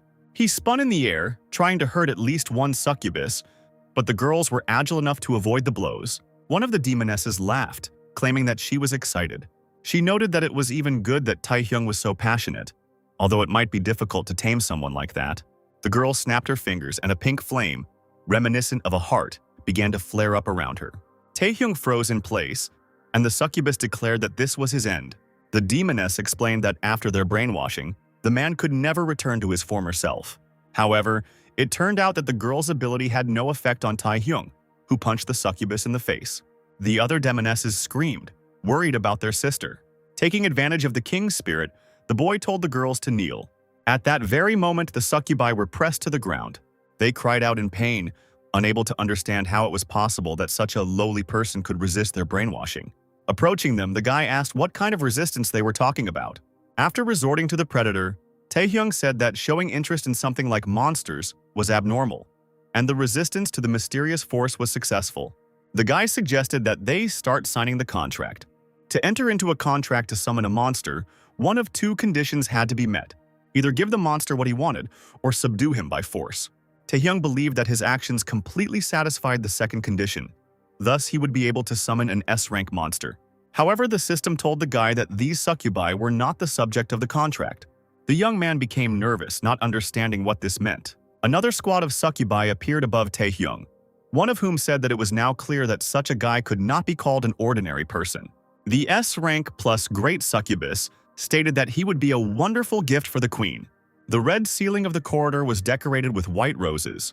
Also suspended from the ceiling by thorny vines were naked women and men, on whose faces one could see smiles of pleasure.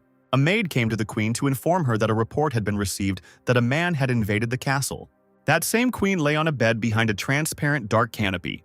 After thinking for a bit, she asked if it was really a man who had come to see them. Suddenly smiling, the demoness, next to whom the tentacle was spinning, thought that this would be amazing entertainment. Smoke rose from various parts of the castle due to the fierce battle. Inside it, Taehyung tried to escape from the succubi through the corridors. The girls called him a cowardly little brat and said that he was a gift for the queen and that he absolutely had to be caught. Looking back, the young man thought about how unlucky he was. Ahead of Taehyung, two more succubi burst into the corridor, smashing the windows to pieces. The guy wondered why there were so many of these demonesses. The girls raised their legs and pointed them towards the guy. However, the young man sank to the floor, slipping between the succubi. Taehyung used King's Spirit, which left the girls stunned. The demonesses were thrown out through the roof by a powerful force. For some time, the young man was left alone under this hole. He thought that if ordinary succubi were not the objects of the contract, then in the end there was only one thing left. The monster that used even the great succubi as its subordinates was a being called a queen. The guy found himself in front of the door where the maid was standing. Realizing that he was the intruder, the girl told him to quickly go inside. The demoness explained that the queen was already expecting him. The young man entered the room, in the middle of which stood the same canopy bed from which tentacles stretched across the floor. There were also columns here, next to which people were suspended, from which a mysterious liquid was dripping. Sitting up in bed, the succubus greeted the man in her palace.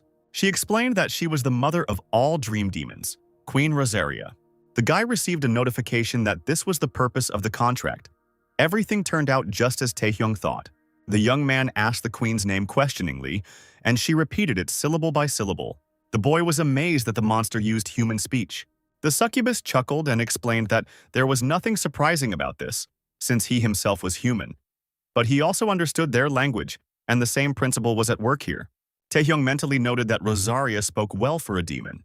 The queen asked what had brought the young man to her domain. Perhaps it was wealth, fame, or perhaps he was simply lost, or maybe he just came to satisfy his hunger. The guy replied that all the options were wrong. Taehyung stated that he came to sign a contract with her. At first, the demoness was surprised, and then she laughed loudly. She noted that a very impudent little man had come to visit her. Pointing her finger at him, Rosaria asked if that wasn't too presumptuous. The queen of the succubi, the Grand Duchess of the Abyss Rosaria, of unknown rank, asked if Taehyung, when choosing toys, also made a contract with them. The next second, tentacles reached out to the guy. In making this decision, the young man used the king's spirit against the tentacles. He declared that he would subjugate the queen by force. The guy, jumping around the room, avoided the slimy shoots of Rosaria. At the same time, Taehyung used the chains to move the dagger, injuring the tentacles. Pushing off from one of the tentacles, the guy rose into the air. Taehyung took the dagger in his hand and reinforced himself with stone skin. First, he wanted to try to take out the queen with one blow. But quite suddenly, for no apparent reason, the stone skin and chains collapsed. Taehyung's eyes widened in surprise. The Duchess mocked him and called him a poor fellow and snapped her fingers. After this, the room suddenly became empty and dark. The king-size bed suddenly turned upside down. Taehyung was alarmed as he fell down somewhere above the city. He screamed, and the demoness watched from above. The guy didn't understand what was happening. His skills weren't activated. Moreover, it was located in the very center of the city.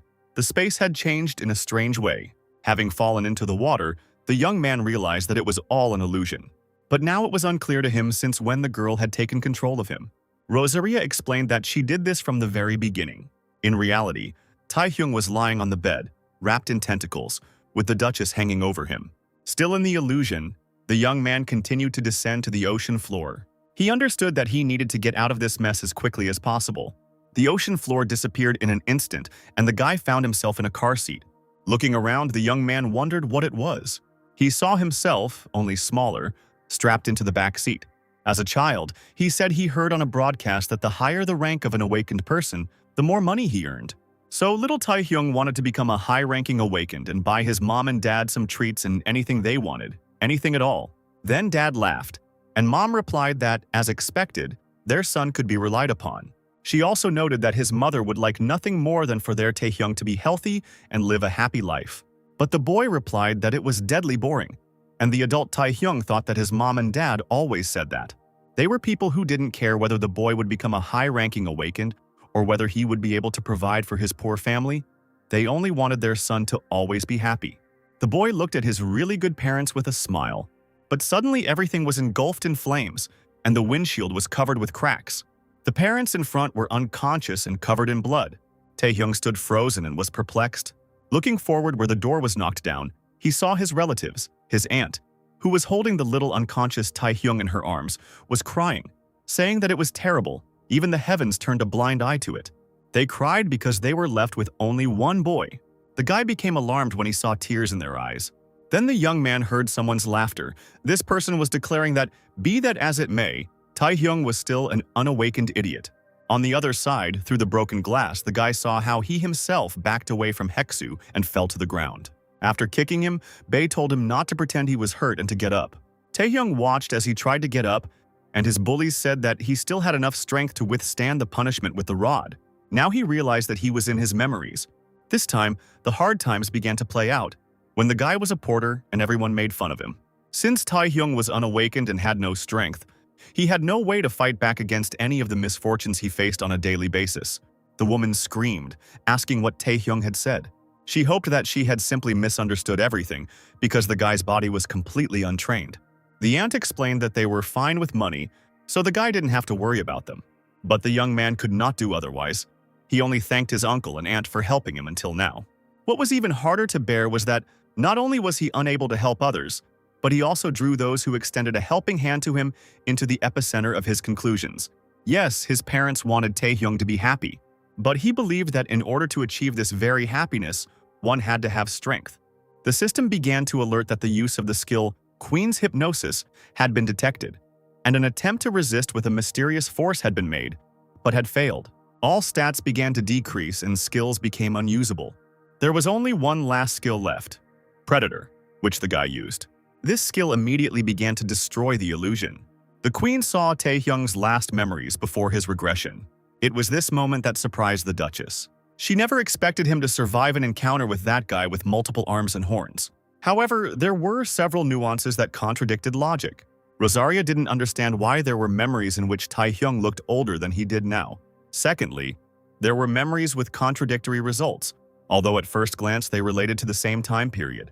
The Queen really wanted to see what secrets the guy was hiding. She continued to watch as the monster destroyed everything. And at some point, the Duchess saw the very king who allowed Taehyung to go back in time appear in the sky. Seeing this creature, Rosaria was stunned. She knew that this creature was a king. While she was off guard, the predator's skills got to her. The Duchess fell to her knees in shock. Looking forward, she saw that her tentacles were no longer holding anyone back. Holding a dagger to her neck, Taehyung noted that she was spying on other people's memories. He said it was a disgusting hobby for the Queen. Breathing heavily, the boy again told Rosaria to take the oath of summoning. The Duchess was surprised that anyone could escape her welcoming embrace, but in her opinion, Taehyung was still a fool. She asked if the guy really thought he could kill her with this toy, and he replied that he would know when he tried it. Smiling, Rosaria noted that this was another bluff. The Duchess wrapped her tentacles around the boy again, pressed herself against him, and lifting him and herself off the ground, noted that she would still accept his contract. After this, the Queen sank her fangs into the boy's shoulder, causing the young man to scream. The system notified that the contract conditions had been fulfilled and the summoning oath was pronounced. The skill contract with the devil was replaced with Queensman, and the skill rank was adjusted. A new skill, full hypnosis was registered, and the skill rank was also adjusted, and the attractiveness rating was increased. Taehyung fell onto the bed and lost consciousness. The queen told the one chosen by the king to get a good night's sleep. After some time, the guy was already in a deserted space. He woke up from someone's voice calling him. Rising up, the young man saw Becker and the portal in front of him. A worried Paul said it was a great relief to him that the boy was safe and sound. Taehyung asked where he was, and the man replied that Taehyung was in the hunter's zone. Becker was returning to patrol and found him here unconscious. The manager asked if something had happened to the young man, who assumed that Rosaria had sent him there. In the system window, the guy discovered new skills and other changes. As expected, what happened was not a dream. The contract with the devil was replaced with the summoning skill, Queen's Man, and the guy even acquired a new skill called Full Hypnosis. If he had summoned Rosaria, he would have been able to deal with even the national forces he might have encountered in the Asian-friendly tournament. And the hypnosis given by the Duchess had an endless range of applications. However, Taehyung didn't understand why the queen suddenly changed her mind. He also recalled the demoness's last words. The young man guessed that the Duchess knew the king.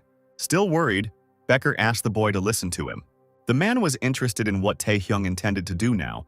After all, at least now he should hire a hunter who would take on the role of a guide. The guy thanked him for his concern, but noted that it was unnecessary. He had completed all his urgent matters, so it was time for him to return home. Meanwhile, Ayeon was leaving the hospital. 3 guys appeared in front of her and congratulated her on her discharge. One of them, with a scar on his face that ran from his chin through his mouth, asked how the guild leader felt. It was the deputy head of the Night Wanderers Guild, A-rank hunter Jonghan Soo. The huntress asked how many more people she had to beat to prove she was okay, at which point the deputy laughed. He replied that what was more important was that they had very interesting news for the girl. The man reported that Taehyung had already returned from the depths of the abyss. The leader was surprised and asked if it wasn't too early. And indeed, even if it was Taehyung, exploring the depths alone was too difficult. Jong noted that this was, after all, a place that had been dubbed a grave for S-ranks. But the problem wasn't that he had returned. The problem was who was going to meet the young man. Ayeon asked what kind of person he was. Khan replied that the boy was supposed to meet with the head of the Indivisibles, one of the 4 largest guilds. Right now, in front of Taehyung, was the hunter Kwon Kang-hyuk, the very leader of the Indivisibles. Seeing this man, the young man became nervous. Smiling predatorily, Kwon asked if the guy was that same Taehyung. He invited the young man to engage in combat once. The man began to approach the guy menacingly. Kang was a man who was called the best tank of the new South Korea. There were many entertaining stories about him, such as tens of hours of fighting monsters or exterminating hundreds of monsters single-handedly. But the most famous fact was that this man carried out forced recruitment into the guild through duels. The man stated that he would attack first. Dissatisfied with this statement, the girl slipped forward. Hyuk was surprised by Secretary Kim's actions. Kwon Kang-hyuk's secretary, B-rank hunter Kim Hye-yeon, indignantly asked if he was really going to be reprimanded by the Human Rights Commission again. She reminded him that if Kwon continued like this, he would be banned from entering the abyss, and she would have to justify herself again. The girl greeted the young man and introduced herself to Taehyung, who was already ready to fight. Hye-yeon noted that he probably knew about the inhumane forced recruitment of their group's leader, but they were here to formally invite Taehyung to join them. An unhappy Kwon asked what inhumane meant and what she was even talking about. The secretary explained that if the young man expressed his intention to join, there would be no need for him to take part in the duel, and the boy asked whether it really meant that if he refused to register with the guild, he would be forced to do so. The girl replied that while that was true, it was also a very good offer for Taehyung. Haya knew that the boy was going to take part in the Asian-friendly tournament. She explained that they, the Indivisibles, were the most specialized guild in the field of abyssal exploration among the 4 major guilds. They also had numerous dungeon raid schedules and mandatory support for abyssal exploration. If Taehyung were with the guild, he would definitely be able to compensate for his lack of achievements. The young man remained silent, as if he was not at all interested in Hyeon's words. Laughing, Kwon put his hand on the secretary's shoulder and asked her to stop. He decided that since the guy didn't pay attention to such words, he should go ahead. However, suddenly Taehyung said that he changed his mind. The girl raised her fist up, happy that she had managed to convince the young man to join them. Kan asked if it really meant that the boy was going to join the Indivisible Guild. However, Taehyung suddenly asked what the hunter was talking about. Standing almost right next to Kwon, the young man declared that he would simply act using the methods of the Indivisibles. He also stated that whoever wins will get what they want. In response, either pleased or angry, Kang insulted Taehyung by agreeing with him. At the Indivisible headquarters, a crowd of people gathered around the dueling arena. Surrounding Taehyung, the journalists said that they had heard that the boy was going to be forcibly recruited into the Indivisible Guild. They were wondering if Taehyung had any relationship with the leader of the Nightwalkers, of which the hunter Ion was a member, and why he had agreed to a duel with Hyuk in the first place. Keeping up with the young man, who was tired of their attention, the reporters declared that his opponent was the best tank of the new South Korea and asked if the young man was sure that he had any chance of winning. Although Taehyung tried not to show it, he was terribly irritated by all these people. Mentally, he asked to let him pass already, a little more, and the guy would be ready to tear them all apart with the help of the spirit of the king. The journalists were asking why Taehyung continued to remain silent, and suddenly a girl's voice was heard from among the crowd, trying to get through the reporters. She begged to be interviewed too. Her hand in the green sweater stubbornly reached out to Taehyung. Suddenly, he grabbed the girl by the wrist and pulled her towards him. The young man noted that he had not seen reporter Kim for a long time, recalling that they had already met during the hunter exam. The blushing girl also confirmed that they hadn't seen each other for a long time. Seeing how Taehyung was still holding the reporter's hand, all the other journalists began to actively talk about it. Kim was surprised that this guy even remembered a person like her who flashed before his eyes.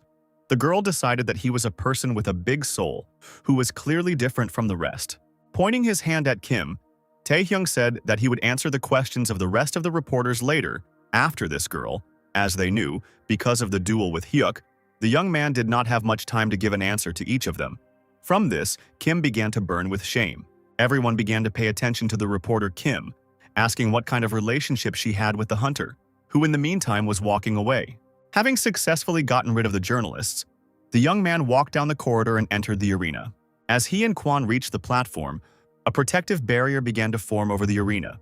Laughing, Kang was pleased with Taehyung's arrival. He noted that he supposedly thought the young man was scared, so he might not come. Running his finger across his throat, the guy replied that those were his words and suggested that they finally start the fight. Indivisible's commentator, B-rank hunter Choi Hye-sol, said that this was the grand match that everyone was eagerly awaiting. To win, all that was needed was to bring the enemy to his knees. The commentator said they were opening the 120th forced recruitment, but then he stopped himself and noted that it was more of a duel to recruit talent who stood guard over human rights. Kwon asked if it was time to take a look at Taehyung's abilities. The young man answered him that there would be no concessions. The boy, using the king's spirit, declared that he would show his strength. By using the king's spirit at full power, Taehyung was able to suppress an S-rank monster in one fell swoop. He was sure that even a hunter like Kan must have had some difficulty moving. However, smiling, Hyuk said that it was actually quite good. Stroking his chin with his thumb, the man noted that there was one thing. Kwon stated that it was impossible to capture him like that. The next second, with the speed of a cheetah, Kan darted forward, going behind his opponent's back. Taehyung, who didn't have time to react, was surprised to notice how the hunter was filling his fist with energy. With animal strength, Hyuk hit the guy, pushing him back. Having cleared his throat, the flying youth directed his chains at the enemy who rushed forward. Kwon noted that the technique of tying up the young man was simply amazing. But if he thought he could stop Kan with something like that, the man was extremely upset. Using horsepower, Hyuk broke the chains. Taehyung was amazed by the guild leader's skills. Now an elephant suddenly appeared above him. The man pushed off the ground and flew towards the young man, intending to attack him with his foot. The guy got nervous and urgently needed to react to this somehow. With great force, Kwon crashed into the floor. Dust rose up and the tiles flew apart. With his eyes shining, Kan stood on one leg and looked forward. He chuckled and noted that the young man was a master at running away. Hyuk was interested in how the guy intended to defeat him.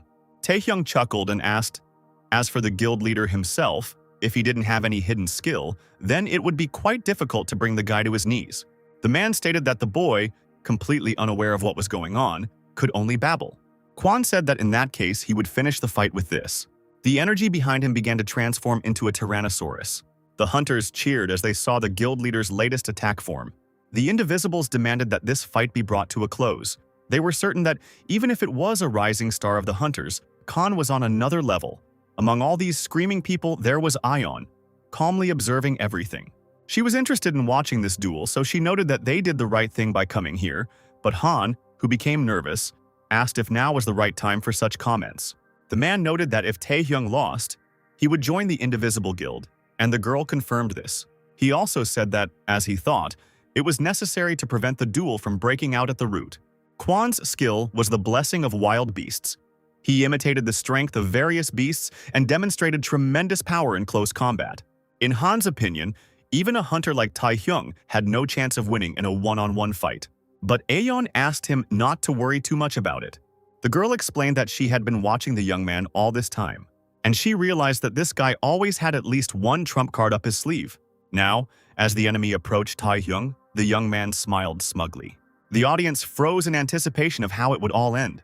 What happened next left them all in shock. Reporter Kim managed to capture the incident on camera. The commentator asked what it was. The guild leader himself knelt down. Kwan, who was nervous, also couldn't understand what had happened. Smiling widely, Taehyung turned around and asked if the boy had won. Meanwhile, somewhere off to the side, Hyun was trying to explain the situation to the Human Rights Commission, insisting that Kwan had indeed requested a duel first, but that his opponent had voluntarily accepted the challenge. For a while the protective dome dissolved, there was complete silence in the hall. The hunters couldn't believe that Khan had lost. It was surprising that the one who did not kneel even after going through hundreds of dungeons knelt down himself. The hunters claimed that it was all a lie, and they were sure that there was a violation of the rules. People demanded that they fight again, because this result was invalid. Taehyung listened calmly, as the hunters demanded that he fight as expected in another battle. The boy turned back to Hyuk, who was still kneeling. To some extent, the young man expected something like this, but he never thought that he would be driven into a corner by a series of such powerful close combat strikes. What else could one expect from the best tank of New South Korea? Luckily, during the final attack, the mind control skill Full Hypnosis, which he had received from Rosaria, worked as it should. The young man only had to speak a command, and the man obeyed. Kwan's jaw clenched and he shook with anger. Khan didn't understand how he was incapacitated. He didn't remember the last seconds of the attack and assumed it was a mind control skill. He was unhappy that he made such a mistake. The man, clicking his sharp teeth, noted that this was some kind of curse. He shouted loudly and demanded that everyone in the arena immediately become silent. While the hunters stood in shock, Ion smiled. Hyuk said that he didn't know what skill the young man had used, but the loss was entirely his fault, and the outcome of the fight was decided. He argued that if the hunters were members of the Indivisibles, they would calmly accept the outcome of the duel. But if they were dissatisfied, they should enter the arena so that Kwan could personally crush their skulls. A surprised Jong asked if Hyuk had really lost. Smiling and eating popcorn, Aeon could see that Kwan was furious that he lost to Taehyung. Now that the mind control had completely worn off, Khan finally stood up. Still, the leader of the Nightwalkers never expected that the young man would bring Hyuk to his knees. In his finest hour, as expected, the guy still had some hidden skills. The young man really never ceased to surprise her every time. Aeon chuckled quietly to herself as she continued to eat popcorn, and a nervous Jong noticed that she had a strange expression on her face. Kwan walked towards the boy, his steps firmly on the cracked floor. The man stopped only when he was practically right next to Taehyung, towering over him. Extending his hand to him, the young man noted that it had been a wonderful fight. Hyuk said he would only ask one question and asked if the guy had planned to win this way from the start.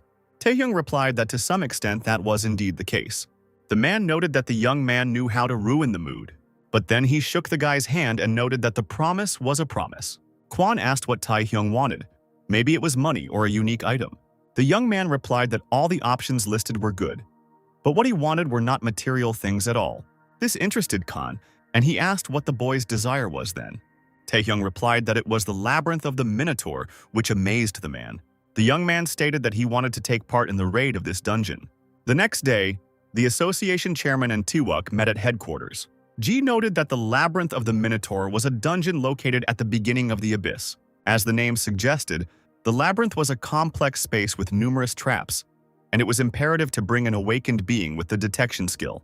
Although the location was at the beginning of the abyss, it was still a place that numerous guilds and S-rank hunters tried to clear, but suffered a crushing defeat. Currently, the Indivisibles had gained the right to carry out raids and were preparing for an invasion in complete secrecy. So it was surprising that Taehyung found out about this, and even decided to go to such a place. Taewook asked if everything would be okay. Jinwi couldn't say that there was no need to worry, since one could never know exactly what might happen in the abyss. However, There was nothing they could do about it. The only thing they could do was to trust in those who were going to clear the dungeon. Ji admitted that he, of course, was also full of determination in his younger years. However, what he was worried about was not the difficulty of clearing the dungeon, it was the human factor. All that remained was to hope that Ji's worries would be in vain. At that moment, hunters contacted Jinwei. The girl apologized for the sudden call, but it was urgent. It turned out that they had been contacted by the Japan Hunters Association. The man was surprised because, if we were talking about East Point, then this issue had long been settled. The huntress explained that the saint had sent an invitation to Taehyung. A whole squad of indivisible hunters had already gathered in the gate control room on the association's basement floor. Before entering the dungeon, a count of all the hunters began. They were all completely different, as were their reactions to the upcoming raid. Including Taehyung, there were 100 hunters in total. All these people who were supposed to go to the labyrinth of the Minotaur were gathered. Hyeyeon glanced at Kwon, who was looking straight into the portal. He smiled broadly and noted that it was excellent. Hyuk then said that it was time for them to face the monsters of this dungeon. One by one, the hunters entered the portal, where they began the battle. Someone was giving orders, someone needed a healer, another wave was approaching the hunters, and they needed to activate defensive skills on the front line. Taehyung fought confidently against the Minotaurs, who, before dying, regretted having gotten involved with this man. The young man dealt them numerous blows as if it were incredibly easy. Without any problems, he destroyed all the monsters that were near him. Hearing someone's voice, Taehyung turned around. Kwon, approaching him with the head of a minotaur in his hand, noted that the guy had excellent dexterity. The man asked the young man if he liked the weapon he had given him. Taehyung replied that it was a nice dagger, and he just needed to get his weapon, which he had used before, repaired. Hyuk admitted that he originally wanted to give this item to the guy if he joined the guild. This weapon was called Aslan and was of rare rank. Since the boy's participation in the raid was also beneficial for the Indivisibles, the guild leader thought that this would be a good reward for the lost bet. The boy thanked Kwon for this and asked if there would be any problems if they continued to delve deeper into the labyrinth. Taehyung pointed out that the Minotaur's labyrinth was a place where every raid had failed for the past 30 years, and if they didn't take special measures, the raid would be difficult. But Hyeyeon told him not to worry about it. She explained that those participating in the raid of this labyrinth were veterans of their craft, rank B and above. They were no longer only successfully suppressing the monsters without being driven back, but they also searched for and eliminated all the traps in the labyrinth using the detection skills of the deputy guild leader. Although he was a quiet one, he was truly trustworthy. Moreover, a few months ago they managed to find the key to passing the dungeon. This information already interested Taehyung.